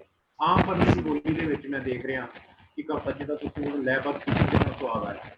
ਲੈਅਬੱਧ ਕਵਿਤਾ ਤੇ ਜਿਹੜੀ ਹੈਗੀ ਆ ਉਹ ਸਾਡੇ ਤੋਂ ਬਹੁਤ ਦੂਰ ਹੋ ਗਈ। ਪਾਤਰ हाँ ਸਾਹਿਬ जी ਨੇ ਜ਼ਰੂਰ ਲਿਖੀ ਹੈ, ਐਵੇਂ ਬਾਲ ਨਾ ਬਨੇਰੇ ਤੇ ਮੋਮਬੱਤੀਆਂ, ਇਸ ਤਰ੍ਹਾਂ ਦੀਆਂ हम्म, ਕਵਿਤਾਵਾਂ ਜਿਹੜੀਆਂ ਲੋਕਾਂ ਦੇ ਮੂੰਹ ਤੇ ਵੀ ਚੜੀਆਂ। ਪਰ बिल्कुल ਅਜੋਕਾ ਕਵੀ ਜਿਹੜਾ ਹੈ ਉਹ ਆਮ ਜਿਹੜੀ ਬੋਲੀ ਦੇ ਵਿੱਚ, ਪੰਜਾਬੀ ਦੇ ਵਿੱਚ ਕਵਿਤਾ ਨਹੀਂ ਲਿਖ ਰਿਹਾ, ਉਹ ਕਿਤੇ ਨਾ ਕਿਤੇ ਆਪਣੀ ਵਿਦਵਾਨਤਾ ਸ਼ੋਅ ਕਰਨ ਦੇ ਵਿੱਚ ਲੱਗਾ ਹੋਇਆ। हाँ जी ਸੁਰਿੰਦਰਪਾਲ ਜੀ, ਤੁਹਾਡਾ ਪਹਿਲਾਂ ਤੁਹਾਡਾ ਬਹੁਤ ਸ਼ੁਕਰੀਆ, ਤੁਹਾਡਾ ਬਹੁਤ ਸਵਾਗਤ ਹੈ, ਤੁਸੀਂ ਆਏ ਹਨਾ, ਤੁਸੀਂ ਸਮਾਂ ਕੱਢਿਆ। ਸ਼ੁਕਰੀਆ ਜੀ। ਔਰ ਤੁਹਾਡੀ ਔਰ ਮੈਨੂੰ ਖੁਸ਼ੀ, ਸਭ ਤੋਂ ਵੱਡੀ ਖੁਸ਼ੀ ਮੈਨੂੰ ਇਸ ਗੱਲ ਦੀ ਕਿ ਤੁਹਾਡੇ ਮਾਪੇ ਸਨ ਤੁਹਾਨੂੰ ਇੱਕ ਲੈ ਕੇ ਜਾਂਦੇ ਰਹੇ ਕਵੀ ਦਰਬਾਰ 'ਚ। ਸੋ ਇੱਕ ਉਹ ਬਹੁਤ ਵੱਡੀ ਗੱਲ ਸੀਗੀ ਮੈਨੂੰ ਲੱਗਾ ਕਿ ਇੱਕ ਬਹੁਤ ਵਧੀਆ ਇੱਕ ਜਿਹੜੀ ਚੀਜ਼ ਤੁਹਾਨੂੰ ਜਿਹੜੀ ਬਚਪਨ 'ਚ ਮਿਲ ਗਈ ਚੀਜ਼, ਠੀਕ ਹੈ ਨਾ। ਔਰ ਇਹੀ ਕਾਰਨ ਹੈ ਕਿ ਤੁਸੀਂ ਸਾਹਿਤ ਨਾਲ ਜੁੜੇ ਹੋਏ ਹੋ, ਠੀਕ ਹੈ ਨਾ। ਤੇ ਦੇਖੋ ਦੂਜੀ ਗੱਲ ਇਹ ਕਿ ਜਿਹੜੀ ਖੁੱਲੀ ਕਵਿਤਾ ਵਿੱਚ ਜਿਹੜੀ ਗੱਲ ਕਰਦੇ ਆ ਆਪਾਂ, ਖੁੱਲੀ ਕਵਿਤਾ ਵਿੱਚ ਤੁਸੀਂ ਉਹ ਖੁੱਲੀ ਕਵਿਤਾ ਸ਼ਾਇਦ ਇੰਨੀ ਮਕਬੂਲ ਸ਼ਾਇਦ ਨਹੀਂ ਹੁੰਦੀ ਜਿੰਨੀ ਹੋਣੀ ਚਾਹੀਦੀ। ਕਈ ਵਾਰੀ ਇਦਾਂ ਹੋ ਜਾਂਦਾ ਕਿਉਂਕਿ ਜਿਹੜੀ ਸ਼ਬਦਾਵਲੀ ਹੈ ਤੁਸੀਂ ਗੱਲ ਕੀਤੀ ਹੈ, ਹਾਂਜੀ ਹਾਂਜੀ ਜਦੋਂ ਅਸੀਂ ਸ਼ਬਦਾਵਲੀ ਔਖੀ ਸ਼ਬਦਾਵਲੀ ਵਰਤਾਂਗੇ, ਜਿਹੜੀ ਆਪਾਂ ਜਿਹਨੂੰ ਕਹਿੰਦੇ ਆ ਕਿ ਵਿਦਿਅਕ ਅਦਾਰਿਆਂ ਵਾਲੀ ਸ਼ਬਦਾਵਲੀ, ਹਾਂਜੀ ਹਾਂਜੀ ਠੀਕ ਹੈ ਨਾ, ਬਿਲਕੁਲ ਜਾਂ ਵਿਦਵਾਨਤਾ ਵਾਲੀ, ਜੀ। ਤਾਂ ਜਿਹੜੀ ਤੁਹਾਡੀ ਕਵਿਤਾ ਹੈ ਕਿਹੜੀ ਆਮ ਲੋਕਾਂ ਤੋਂ ਟੁੱਟ ਜਾਂਦੀ ਆ, ਹਾਂਜੀ, ਜੋ ਹੋ ਠੀਕ ਹੈ ਨਾ। ਰਿਹਾ। ਹੁਣ ਤੁਸੀਂ ਯਕੀਨ ਮੰਨਿਓ, ਮੈਨੂੰ ਮੇਰੀ ਅੱਗੇ ਗੱਲ ਹੁੰਦੀ ਸੀ ਕਈ ਵਾਰੀ ਕਿ ਬਾਬਾ ਬੁੱਲੇ ਸ਼ਾਹ ਹੁਣੀ ਦੀ ਗੱਲ ਕਰਦਾ, ਜਾਂ ਜਿਹੜੇ ਸਾਡੇ ਪੁਰਾਣੇ ਜਿੰਨੇ ਵੀ ਕਵੀ ਹੋਏ ਆ, ਉਹਨਾਂ ਕਿਹੜੀਆਂ PhDਆਂ ਕੀਤੀਆਂ ਸੀਗੀਆਂ, ਉਹ ਕਿਹੜੇ ਵਿਦਵਾਨ ਸੀਗੇ, ਬੜੇ ਵਿਦਵਾਨ ਸੀਗੇ, ਪਰ ਉਹਨਾਂ ਦੀ ਜਿਹੜੀ ਕਵਿਤਾ ਸੀਗੀ ਉਹ ਇੱਕ ਆਮ ਲੋਕਾਂ ਦੀ ਕਵਿਤਾ ਆਮ ਸੀਗੀ। ਲੋਕਾਂ ਤੱਕ। ਬਾਬਾ ਨਜ਼ਮੀ ਨੇ ਆਪਣਾ ਪਾਕਿਸਤਾਨ ਤੋਂ ਨਾਮ ਚਿੱਤਿਆ ਜਾਂਦਾ, ਬਾਬਾ ਨਜ਼ਮੀ ਨੇ, ਉਹ ਜਦੋਂ ਗੱਲ ਕਰਦੇ ਨੇ ਬੜੀ ਸਾਦੀ ਗੱਲ ਕਰਦੇ ਨੇ, ਬੜੀ ਸਾਦੀ ਜ਼ਬਾਨ ਗੱਲ ਕਰਦੇ ਨੇ, ਤੇ ਉਹ ਬਹੁਤ ਜਲਦੀ ਜਿਹੜੀ ਆ ਥੋੜੀ ਕਵਿਤਾ ਆ ਜਾਂ ਗਜ਼ਲ ਆ ਜਾਂ ਥੋੜੀ ਸ਼ਾਇਰੀ ਆ ਲੋਕਾਂ 'ਚ ਮਕਬੂਲ ਬਹੁਤ ਜਲਦੀ ਹੋ ਜਾਂਦੀ, ਬਹੁਤ ਹਾਈ ਲੈਵਲ ਤੇ। ਤਾਂ ਉਹ ਤਾਂ ਤੁਹਾਡੀ ਗੱਲ ਸਹੀ ਹੈ ਕਿ ਜਦੋਂ ਵੀ ਜਿਹੜੇ ਵੀ ਸ਼ਾਇਰ ਕਵਿਤਾ ਲਿਖਦੇ ਨੇ, ਜਿਹੜੀ ਸ਼ਾਂਤਮੰਦ ਕਵਿਤਾ ਹੋਵੇ ਜਾਂ ਗਜ਼ਲ ਹੋਵੇ, ਔਰ ਪੰਜਾਬੀ ਦੀ ਖਾਸੀਅਤ ਭਾਸ਼ਾ ਦੀ ਕਿ ਪੰਜਾਬੀ ਭਾਸ਼ਾ ਸੁਰਾਤਮਕ ਆ, ਇਹਦੇ ਜਿਹੜੇ ਸੁਰ ਨੇ ਆਟੋਮੈਟਿਕਲੀ ਚੱਲਦੇ, ਕੁਦਰਤੀ ਚੱਲਦੇ ਆ। ਸੋ ਜਦ ਤੱਕ ਆਪਾਂ ਉਸ ਪਾਸੇ ਨੂੰ ਤੁਰਾਂਗੇ, ਆਪਾਂ ਜਦੋਂ ਗਜ਼ਲ ਗੱਲ ਕਰਾਂਗੇ, ਗਜ਼ਲ ਦੀ ਜਾਂ ਆਪਣਾ ਜਿਹੜੀ ਸ਼ਾਂਤਮਕ ਕਵਿਤਾ ਦੀ, ਔਰ ਨਾਲ ਜੇ ਜਿਹੜੇ ਸ਼ਾਇਰ ਆ ਜੇ ਉਹ ਤਰਾਨੇ ਦੀ ਗੱਲ ਕਰ ਸਕੇ ਤਾਂ ਉਹਦੇ ਨਾਲ ਸੋਨੇ ਦਾ ਸੁਹਾਗਾ ਹੋ ਜਾਂਦਾ ਚੀਜ਼। ਹੁਣ ਜਿਵੇਂ ਤੁਹਾਡੇ ਨਾਲ ਮੈਂ ਕਵਿਤਾ ਬੋਲੀ ਹੁਣੇ, ਸੂਰਜਾ ਵੇ ਸੂਰਜਾ ਕਿਰਨਾਂ ਦੀ ਸਾਨੂੰ ਲੋੜ ਦੇ, ਉਹ ਤੁਹਾਡੇ ਤੱਕ ਹੂ ਬਹੂ ਤੁਹਾਡੇ ਮੇਰੇ ਹਾਵ ਭਾਵ ਸੀ ਤੁਹਾਡੇ ਤੱਕ ਪਹੁੰਚ ਗਏ, ਠੀਕ ਹੈ ਨਾ। ਤੇ ਉਹ ਫਿਰ ਜਿਹੜੀ ਖੁੱਲੀ ਕਵਿਤਾ ਕਈ ਵਾਰੀ ਜੋ ਸ਼ਾਇਰ ਕਹਿਣਾ ਚਾਹ ਰਿਹਾ ਹੁੰਦਾ, ਕਈ ਵਾਰੀ ਉਹ ਲੋਕਾਂ ਤੱਕ ਉਸ ਚੀਜ਼ ਨਾਲ ਪਹੁੰਚਦੀ ਨਹੀਂ। ਤਾਂ ਬਸ ਇਹੀ ਕਹਿ ਸਕਦਾ, ਤੁਹਾਡੀ ਗੱਲ ਸਹੀ ਹੈ ਕਿ ਜੇ ਲੋਕਾਂ ਤੱਕ ਪਹੁੰਚਣਾ ਤੇ ਫਿਰ ਲੋਕਾਂ ਦੀ ਗੱਲ ਤਾਂ ਕਰਨੀ ਪਏਗੀ ਨਾ, ਠੀਕ ਹੈ ਨਾ। ਤੇ ਜੇ ਤੁਸੀਂ ਸਕੂਲਾਂ ਤੱਕ ਪਹੁੰਚਣਾ, ਫਿਰ ਸਕੂਲਾਂ ਦੀ ਗੱਲ ਉਹ ਗੱਲ ਹੋਰ ਹੋਏਗੀ, ਵਿਦਵਾਨਤਾ ਦੀ ਗੱਲ ਹੋਰ ਹੋ ਜਾਏਗੀ, ਆਹ ਚੀਜ਼ ਹੈ। ਪਰ ਬਹੁਤ ਸ਼ੁਕਰੀਆ ਸੁਰਿੰਦਰਪਾਲ ਜੀ, ਕੀ ਬਾਤ ਹੈ। ਬਹੁਤ ਬਹੁਤ ਸ਼ੁਕਰੀਆ ਜੀ, ਬਹੁਤ thank you thank you so much. ਅਗਲੇ ਕੁਐਸਚਨ ਵਾਸਤੇ ਮੈਂ ਇਨਵਾਈਟ ਕਰਨਾ ਚਾਹਾਂਗਾ ਜੀ ਰਜਿੰਦਰ ਸਿੰਘ ਜੀ ਨੂੰ। ਰਜਿੰਦਰ ਸਿੰਘ ਜੀ, ਆਪ ਜੀ ਆਪਣਾ ਪ੍ਰਸ਼ਨ ਰੱਖੋ ਜੀ। ਹਾਂਜੀ, ਰਾਜ ਸ਼ਰਮਾ ਜੀ, ਬਹੁਤ ਬਹੁਤ ਸਵਾਗਤ ਹੈ ਤੁਹਾਡਾ। ਮੈਂ ਵੀ ਸ਼ਿਕਾਗੋ ਤੋਂ ਹੀ ਹਾਂ, ਤੇ ਮੇਰਾ ਸਵਾਲ ਸੀ ਕਿ ਸ਼ੁਰੂ 'ਚ ਗੱਲ ਹੋ ਰਹੀ ਸੀ ਕਿ ਅੱਖਰਾਂ ਦੀ ਤੇ ਸ਼ਬਦਾਂ ਦੀ। ਸੋ ਮੇਰਾ ਵਿਚਾਰ ਇਹ ਲੱਗ ਰਿਹਾ ਸੀ ਕਿ ਅੱਖਰਾਂ ਦੇ, ਪੰਜਾਬੀ ਅੱਖਰਾਂ ਦੇ ਵਿੱਚ ਕੀ ਬਹੁਤ ਸਾਰੀ ਮਿਲਾਵਟ ਹੋ ਰਹੀ ਹੈ, ਜਿਸ ਤਰ੍ਹਾਂ ਕਿ ਆਪਣੇ ਪੂਰਬੀ ਪੰਜਾਬ ਵਿੱਚ ਹਿੰਦੀ ਦੇ ਲਫ਼ਜ਼ ਬਹੁਤ ਪੰਜਾਬੀ ਵਿੱਚ ਆ ਗਏ ਨੇ, ਜਾਂ ਪੱਛਮੀ ਪੰਜਾਬ ਦੇ ਵਿੱਚ ਉਰਦੂ ਦੇ ਲਫ਼ਜ਼ ਬਹੁਤ ਆ ਗਏ ਨੇ, ਜਾਂ ਅੰਗਰੇਜ਼ੀ ਤਾਂ ਹੈ ਹੀ ਹੈ, ਸਾਰੇ ਅੰਗਰੇਜ਼ੀ ਦੇ ਲਫ਼ਜ਼ ਜਿਹੜੇ ਪੰਜਾਬੀ 'ਚ ਆ ਰਹੇ ਨੇ। ਇਹ ਜ਼ਰੂਰੀ ਹੈ ਕਿ ਕਿਸੇ ਵੀ ਭਾਸ਼ਾ ਦੇ ਵਿਕਾਸ ਲਈ, ਉਸਦੇ ਪਸਾਰ ਦੇ ਲਈ, ਉਸਦੇ ਵਿੱਚ ਨਵੀਆਂ ਚੀਜ਼ਾਂ ਆਉਂਦੀਆਂ ਰਹਿੰਦੀਆਂ ਨੇ। ਜਿਸ ਤਰ੍ਹਾਂ ਕਹਿੰਦੇ ਨੇ ਕਿ ਖੜੇ ਪਾਣੀ ਬੋ ਮਾਰਨੀ ਸ਼ੁਰੂ ਕਰ ਦਿੰਦੇ ਨੇ, ਪਰ ਕੀ ਸਾਨੂੰ ਇਸ ਗੱਲ ਤੇ ਪਹਿਰਾ ਦੇਣਾ ਚਾਹੀਦਾ ਕਿ ਪੰਜਾਬੀ ਦੀ ਜਿਹੜੀ ਓਰੀਜਨੈਲਿਟੀ ਹੈ ਉਹ ਰਹੇ, ਕਾਇਮ ਰਹੇ? ਇਸ ਦੇ ਬਾਰੇ ਤੁਹਾਡੇ ਕੀ ਵਿਚਾਰ ਨੇ? ਨਹੀਂ, ਸਭ ਤੋਂ ਪਹਿਲਾਂ ਰਜਿੰਦਰ ਭਾਈ ਤੁਹਾਡਾ ਬਹੁਤ ਸ਼ੁਕਰੀਆ, ਮੈਨੂੰ ਤਾਂ ਖੁਸ਼ੀ ਹੋਈ ਤੁਸੀਂ ਸ਼ਿਕਾਗੋ ਤੋਂ ਜੇ, ਔਰ ਤੁਹਾਡੇ ਬਾਰੇ ਰਣਜੀਤ ਭਾਈ ਨੇ ਦੱਸਿਆ ਸੀ ਮੈਨੂੰ, ਮੇਰੇ ਨਾਲ ਗੱਲ ਹੋਈ ਸੀਗੀ, ਤੇ ਆਪਾਂ ਯਤਨ ਕਰਾਂਗੇ ਭਵਿੱਖ 'ਚ ਕਿਤੇ ਇਕੱਠੇ ਹੋਈਏ ਆਪਾਂ ਸਾਰੇ, ਰਲ ਕੇ ਬੈਠੀਏ ਆਪਾਂ, ਠੀਕ ਹੈ ਨਾ। ਤੇ ਬਾਕੀ ਰਹੀ ਗੱਲ, ਦੇਖੋ ਜਦੋਂ ਵੀ ਪੰਜਾਬੀ 'ਚ ਆਪਾਂ ਗੱਲ ਕਰਦੇ ਹਾਂ, ਜਦੋਂ ਆਪਣੇ ਮੁਗਲ ਆਉਂਦੇ ਨੇ ਪੰਜਾਬੀ 'ਚ, ਆਪਣੇ ਪੰਜਾਬ ਇਲਾਕੇ ਤੋਂ ਆਉਂਦੇ ਆ ਮੁਗਲ, ਆਉਂਦੇ ਜਿਹੜੇ ਮੰਗੋਲੀਅਨ ਸ਼ਬਦ ਸਾਡੇ ਪੰਜਾਬੀ ਭਾਸ਼ਾ 'ਚ ਆਉਂਦੇ ਨੇ, ਜਦੋਂ ਬ੍ਰਿਟਿਸ਼ ਆਏ ਨੇ, ਅੰਗਰੇਜ਼ ਵਾਲੇ ਆਏ ਨੇ, ਤਾਂ ਕਾਫੀ ਅੰਗਰੇਜ਼ੀ ਭਾਸ਼ਾ ਸ਼ਬਦ ਜਿਹੜੇ ਆਏ ਪੰਜਾਬੀ ਭਾਸ਼ਾ 'ਚ ਆਏ ਨੇ। ਔਰ ਕਿਸੇ ਹੱਦ ਤੱਕ ਜੇ ਤੁਸੀਂ ਇਸ ਗੱਲ ਨੂੰ ਜੇ ਆਪਾਂ ਦੇਖੀਏ, ਆਪਾਂ ਇੱਕ ਪੋਜ਼ਿਟਿਵ ਪੱਖ ਤੋਂ ਦੇਖੀਏ, ਆਪਾਂ ਕਿ ਸਕਾਰਾਤਮਕ ਪੱਖ ਤੋਂ ਦੇਖੀਏ ਆਪਾਂ, ਕਿ ਪੰਜਾਬੀ ਭਾਸ਼ਾ ਦਾ ਜਿਹੜਾ ਮਹਿਦਾ ਜਾਂ ਕਹਿ ਲਓ ਵੀ ਇੰਨਾ ਹਾਜ਼ਮਾ, ਇੰਨਾ ਸਟਰੋਂਗ ਆ ਕਿ ਇੰਨੇ ਸ਼ਬਦ ਆਪਣੇ ਪੰਜਾਬੀ 'ਚ ਆਏ ਨੇ, ਠੀਕ ਹੈ ਨਾ। ਪਰ ਫਿਰ ਜਿਹੜੀ ਪੰਜਾਬੀ ਨੇ ਆਪਣੀ ਜਿਹੜੀ ਪਹਿਚਾਣ ਹੈ, ਆਪਣੀ ਪਹਿਚਾਣ ਫਿਰ ਵੀ ਕਾਇਮ ਰੱਖੀ ਹੈ ਪੂਰੀ ਦੀ ਪੂਰੀ ਹਰ ਪਾਸਿਓਂ। ਤੇ ਉਹ ਹੁੰਦਾ ਕੁਦਰਤੀ ਤੌਰ ਤੇ ਹੋ ਜਾਂਦਾ, ਕੁਦਰਤੀ ਤੌਰ ਤੇ। ਜਦੋਂ ਬ੍ਰਿਟਿਸ਼ ਆਏ, ਉਹ ਜਿਹੜੇ ਅੰਗਰੇਜ਼ੀ ਸ਼ਬਦ ਕਾਫੀ ਆਏ ਨੇ, ਠੀਕ ਹੈ ਨਾ। ਜਦੋਂ ਅਸੀਂ ਆਪਾਂ ਗੱਲ ਕਰਦੇ ਸੀ, ਅਸੀਂ ਗੱਲ ਕਰਦੇ ਸੀਗੇ ਗੁਸਲਖਾਨਾ ਕਹਿੰਦੇ ਸੀ ਪਹਿਲੇ ਆਪਾਂ, ਫਿਰ ਬਾਥਰੂਮ ਕਹਿਣ ਲੱਗ ਪਏ ਆਪਾਂ, ਠੀਕ ਹੈ ਨਾ। ਔਰ ਮੈਨੂੰ ਲੱਗਦਾ ਕਿਤੇ ਨਾ ਕਿਤੇ ਜਿਹੜੇ ਆਪਣੇ ਆਮ ਲੋਕ ਨੇ ਉਹ ਸੋਚਦੇ ਨੇ ਕਿ ਕੋਈ ਸ਼ਬਦ ਹੋਰ ਨੇ ਜਿਹੜੇ ਮੈਂ ਇੱਥੇ ਲੈਣਾ ਚਾਹਾਂਗਾ ਪ੍ਰੋਗਰਾਮ 'ਚ, ਕਿ ਕੋਈ ਸ਼ਬਦ ਹੋਰ ਨੇ ਜਿਹੜੇ ਲੋਕਾਂ ਨੂੰ ਲੱਗਾ ਯਾਰ ਵੀ ਇਹ ਸ਼ਬਦ ਦੀ ਥਾਂ ਤੇ ਆਪਾਂ ਜੇ ਆਹ ਗੱਲ ਕਰੀਏ ਤਾਂ ਚੰਗੀ ਲੱਗਦੀ ਹੈ, ਹਨਾ। ਤੇ ਉਹ ਲੋਕਾਂ ਉਸ ਹਿਸਾਬ ਨਾਲ ਜਿਹੜਾ ਸ਼ਬਦ ਆ, ਉਹ ਥੋੜੇ ਜਿਹੇ ਸ਼ਬਦ ਉਸ ਨਾਲ ਥੋੜੇ ਸ਼ਬਦ ਅਲੋਪ ਹੋਏ, ਹਨਾ। ਪਰ ਬਹੁਤ ਸਾਰੇ ਸ਼ਬਦ ਨਵੇਂ ਐਡ ਵੀ ਹੋਏ ਉਸ ਤੋਂ ਦੇਖੀਏ ਆਪਾਂ। ਪਰ ਜਿਹੜੀ ਤੁਹਾਡੀ ਗੱਲ, ਮੈਂ ਤੁਹਾਡੀ ਗੱਲ ਨਾਲ ਪੂਰਾ ਸਹਿਮਤ ਹਾਂ ਕਿ ਜਿਹੜੀ ਪੰਜਾਬੀ ਨੂੰ ਜਿਹੜੀ ਆਪਣੀ ਪਹਿਚਾਣ ਤਾਂ ਕਾਇਮ ਰੱਖਣੀ ਚਾਹੀਦੀ ਆ, ਠੀਕ ਹੈ ਨਾ। ਖੁਸ਼ੀ ਦੀ ਗੱਲ ਹੈ ਕਿ ਆਪਾਂ ਸਾਰਿਆਂ ਨੂੰ ਨਾਲ ਲੈ ਕੇ ਚੱਲਦੇ ਹਾਂ, ਚਾਹੇ ਪਰਸ਼ੀਅਨ ਹੈ, ਚਾਹੇ ਸੰਸਕ੍ਰਿਤ ਆਈ ਹੈ, ਚਾਹੇ ਜਿੰਨੇ ਸ਼ਬਦ ਆਏ ਨੇ ਸਾਡੀ ਭਾਸ਼ਾ ਵਿੱਚ ਆਏ ਨੇ, ਪਰ ਆਪਾਂ ਫਿਰ ਵੀ ਜਿਹੜੀ ਪੰਜਾਬੀ ਦੀ ਜਿਹੜੀ ਪਹਿਚਾਣ ਆ ਉਹ ਫਿਰ ਵੀ ਆਪਾਂ ਕਾਇਮ ਰੱਖੀ ਆ ਆਪਣੇ ਨਾਲ। ਤਾਂ ਇਹ ਤੁਸੀਂ ਇਹ ਕਹੋ ਵੀ ਘੁਸਪੈਠ ਤਾਂ ਬੇਸਿਕਲੀ ਕਿਉਂਕਿ ਉਹਨਾਂ ਰਾਜ ਕੀਤਾ ਥੋੜੇ ਚਿਰ ਵਾਸਤੇ, ਜੇ ਮੁਗਲ ਆਏ ਨੇ, ਬਾਅਦ ਚ ਬ੍ਰਿਟਿਸ਼ ਆਏ ਨੇ, ਤਾਂ ਕੁਦਰਤੀ ਤੌਰ ਤੇ ਜਦੋਂ ਜਿਹੜੇ ਆਮ ਲੋਕਾਂ ਦਾ ਜਿਹੜੀ ਇੰਟਰੈਕਸ਼ਨ ਹੁੰਦੀ ਆ ਉਹਨਾਂ ਲੋਕਾਂ ਨਾਲ, ਤਾਂ ਉਹਦੇ ਸ਼ਬਦਾਂ ਦਾ ਆਉਣਾ ਸੁਭਾਵਿਕ ਹੋ ਜਾਂਦਾ, ਠੀਕ ਹੈ ਨਾ। ਪਰ ਫਿਰ ਵੀ ਇਹੀ ਯਤਨ ਹੈ ਕਿ ਜਿਹੜੀ ਪੰਜਾਬੀ ਦੀ ਜਿਹੜੀ ਆਪਣੀ ਇੱਕ ਮੂਲ ਪਹਿਚਾਣ ਆ ਉਹ ਜ਼ਰੂਰ ਰਹਿਣੀ ਚਾਹੀਦੀ ਆ। ਔਰ ਜਿਹੜੀ ਤੁਹਾਡੀ ਗੱਲ ਨਾਲ ਸਹਿਮਤ ਹੈ, ਜਿਹੜਾ ਹਿੰਦੀਕਰਨ ਕਾਫੀ ਜਿਹੜਾ ਹਾਈ ਲੈਵਲ ਤੇ ਹੋ ਰਿਹਾ, ਉਹਦੀ ਬਚਾਕਣ ਦੀ ਲੋੜ ਆਪਾਂ ਜ਼ਰੂਰ ਹੈਗੀ ਆ। ਜਿਵੇਂ ਮੈਂ ਗੱਲ ਕਰਦਾ ਪਿਆ ਸੀ, ਮੈਨੂੰ ਕਿਸੇ ਨੇ ਕਿਹਾ ਕਿ ਰਣਵੀਰ ਸ਼ਬਦ ਹੈ ਇੱਕ, ਰਣਵੀਰ ਪੰਜਾਬੀ ਚ, ਠੀਕ ਹੈ ਜੀ। ਰਾਰਾ ਨਾਣਾ, ਠੀਕ ਹੈ ਜੀ, ਵਵੇ ਨੂੰ ਬਿਹਾਰੀ ਰਾਰਾ, ਠੀਕ ਹੈ ਜੀ। ਹੁਣ ਰਾਣ ਚ ਨਾਣਾ ਆਉਂਦਾ, ਠੀਕ ਹੈ, ਜੇ ਉਹਨਾਂ ਨੰਨਾ ਪਾ ਦਈਏ ਨਾ ਆਪਾਂ, ਠੀਕ ਹੈ ਨਾ, ਤੇ ਉਹਦੇ ਜਿਹੜੇ ਸ਼ਬਦ ਹੀ ਬਦਲ ਜਾਂਦੇ ਨੇ, ਉਹਦਾ ਜਿਹੜਾ ਮੂਲ ਭਾਵ ਹੀ ਬਦਲ ਜਾਂਦਾ ਆ। ਸੋ ਉਸ ਚੀਜ਼ ਤੋਂ ਸਾਨੂੰ ਬਚਣ ਦੀ ਲੋੜ ਹੈ ਕਿ ਜਿਹੜਾ ਹਿੰਦੀ ਕਰਨਾ ਕੀਤਾ ਪੰਜਾਬੀ ਦਾ, ਪੰਜਾਬੀ ਭਾਸ਼ਾ ਦਾ ਆਪਣਾ ਇੱਕ ਜਿਹੜੀ ਉਹਦੀ ਪਹਿਚਾਣ ਹੈ ਉਹ ਕਾਇਮ ਰੱਖਣੀ ਚਾਹੀਦੀ ਹੈ। ਔਰ ਇਹਦੇ ਵਾਸਤੇ ਮੇਰੇ ਖਿਆਲ ਨਾਲ ਜਿਹੜੀ ਯੂਨੀਵਰਸਿਟੀਆਂ, ਚਾਹੇ ਪੰਜਾਬੀ ਯੂਨੀਵਰਸਿਟੀ ਪਟਿਆਲਾ ਆ, ਮਤਲਬ ਉਹ ਦੁਆਰਾ ਕੁਝ ਨਾ ਕੁਝ ਕਰ ਸਕਦੇ ਨੇ ਕਿ ਇਸ ਗੱਲ ਨੂੰ ਉੱਥੇ ਰੋਕਿਆ ਜਾਵੇ, ਇਸ ਗੱਲ ਨੂੰ ਅੱਗੇ ਨਾ ਲੈ ਕੇ ਜਾਇਆ ਜਾਵੇ। ਜਿਵੇਂ ਸ਼ਬਦ ਦੇ ਪਿਛਲੇ ਕਿਤਾਬ ਆਈ ਆ ਇੰਜ, ਉਹਦੇ ਚ ਉਹਦਾ ਟਾਈਟਲ ਸਿਰਲੇਖ ਸੀਗਾ ਇੰਜ, ਈੜੀ ਨੂੰ ਸਿਆਰੀ ਉੱਤੇ ਟਿੱਪੀ ਤੇ ਜੱਜਾ, ਠੀਕ ਹੈ ਨਾ, ਜਦ ਕਿ ਹੁੰਦਾ ਝੱਜੇ ਨਾਲ ਹੁੰਦਾ ਸੀਗਾ। ਸੋ ਜਿਵੇਂ ਨੰਨਾ ਹੋ ਗਿਆ, ਨਾਣਾ ਹੋ ਗਿਆ, ਜੱਜਾ ਹੋ ਗਿਆ, ਚੱਜਾ ਹੋ ਗਿਆ, ਠੀਕ ਹੈ ਨਾ, ਉਹ ਸ਼ਬਦ ਕਿਤੇ ਨਾ ਕਿਤੇ ਮਿਕਸ ਹੋ ਰਹੇ ਨੇ, ਤੇ ਉਸ ਤੋਂ ਸਾਨੂੰ ਸੁਚੇਤ ਰਹਿਣ ਦੀ ਲੋੜ ਆ, ਸਾਨੂੰ ਬਚਾਅ ਕਰਨ ਦੀ ਲੋੜ ਹੈ। ਜਿੰਦਰ ਭਾਈ, ਮੈਨੂੰ ਲੱਗਦਾ ਕਿ ਤੁਹਾਨੂੰ ਮੇਰੀ ਗੱਲ ਤੋਂ ਸਹਿਮਤ ਹੋ ਗਏ ਇਸ ਗੱਲ ਨਾਲ। ਬਹੁਤ ਬਹੁਤ ਧੰਨਵਾਦ ਵੀਰ ਜੀਓ। ਸਾਡੇ ਨਾਲ ਸ਼ਿਕਾਗੋ ਤੋਂ ਹੀ ਗੁਰਨੇਕ ਸਿੰਘ ਜੀ ਵੀ ਜੁੜੇ ਹੋਏ ਨੇ, ਤੇ ਉਹ ਆਪਣੀ ਇੱਕ ਰਚਨਾ ਸ਼ੇਅਰ ਕਰਨਾ ਚਾਹ ਰਹੇ ਨੇ। ਮੈਂ ਉਹਨਾਂ ਨੂੰ ਕਹਾਂਗਾ ਕਿ ਸਮੇਂ ਦੀ ਸਾਡੇ ਕੋਲ ਥੋੜੀ ਜਿਹੀ ਪਾਬੰਦੀ ਹੈ, ਤੇ ਲੋਕਵੀਰ ਜੀ ਨੇ ਵੀ ਹੱਥ ਖੜਾ ਕੀਤਾ ਹੋਇਆ ਸ਼ਾਇਦ ਕੋਈ ਕੁਐਸਚਨ ਵਾਸਤੇ। ਤੇ ਗੁਰਨੇਕ ਜੀ ਪਲੀਜ਼ 2 ਮਿੰਟ ਵਿੱਚ ਅਗਰ ਆਪ ਜੀ ਉਹਨੂੰ ਕਰ ਪਾਓ। ਹਾਂਜੀ ਹਾਂਜੀ, ਸੁਣ ਰਹੇ ਹੋ ਜੀ? ਹਾਂਜੀ ਵੀਰ ਜੀ, ਚਾਵੜ ਸਾਹਿਬ ਆ ਰਹੀ ਹੈ ਜੀ।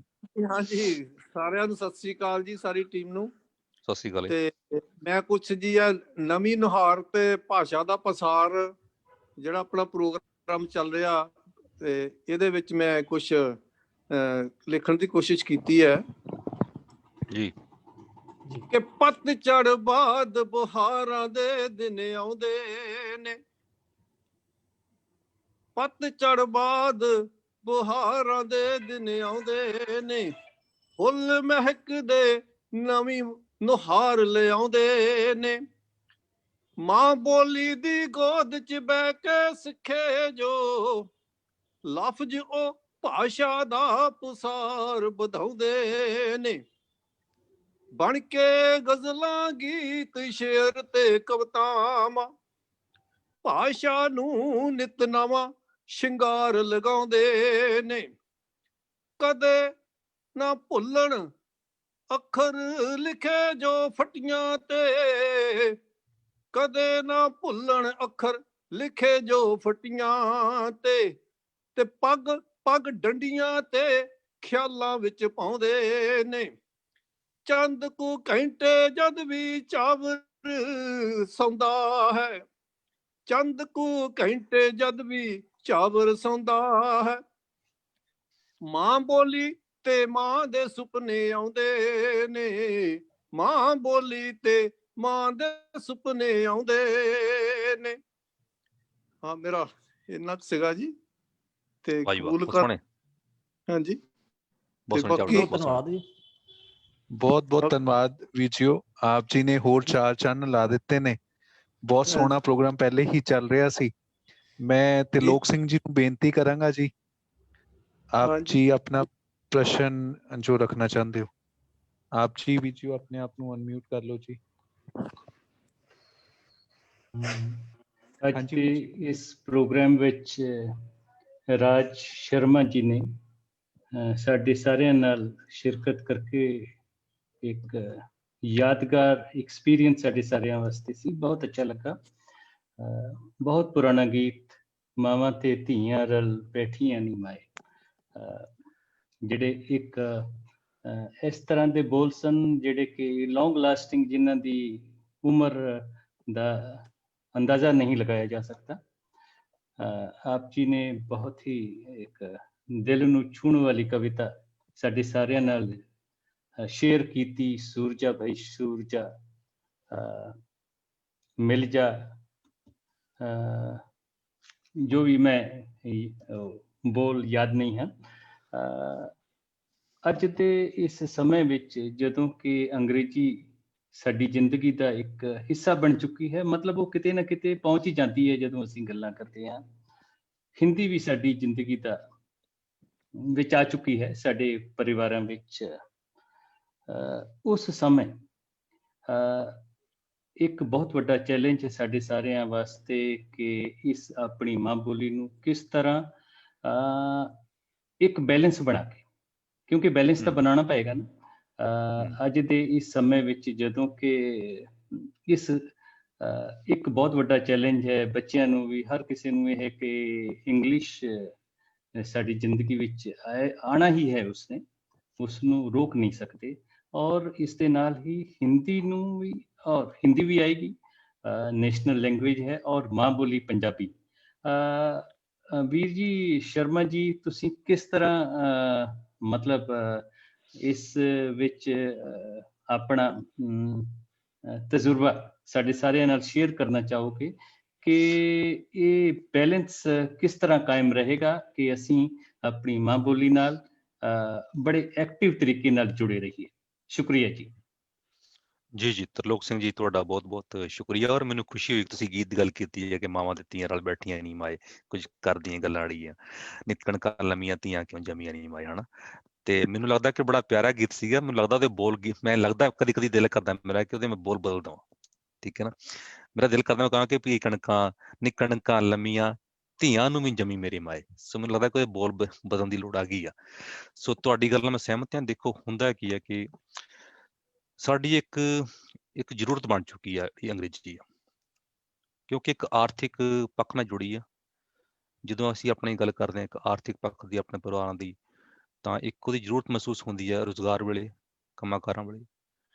ਪਰ ਇਹ ਵੀ ਇੱਕ ਹਕੀਕਤ ਆ ਕਿ ਜਦੋਂ ਅਸੀਂ ਪੰਜਾਬੀ 'ਚ ਗੱਲ ਕਰਦੇ ਹਾਂ ਕਿਸੇ ਆਪਣੇ ਇੱਕ ਯਾਰਾਂ ਮਿੱਤਰਾਂ ਨਾਲ, ਆਪਣੇ ਦੋਸਤਾਂ ਨਾਲ, ਆਪਣੇ ਘਰ 'ਚ ਪੰਜਾਬੀ ਬੋਲਦੇ ਹਾਂ ਆਪਾਂ, ਇੱਥੇ ਅਮਰੀਕਾ 'ਚ ਵੀ ਪੰਜਾਬੀ 'ਚ ਗੱਲ ਕਰਕੇ ਜੋ ਮਨ ਨੂੰ ਇੱਕ ਸਕੂਨ ਮਿਲਦਾ ਆ,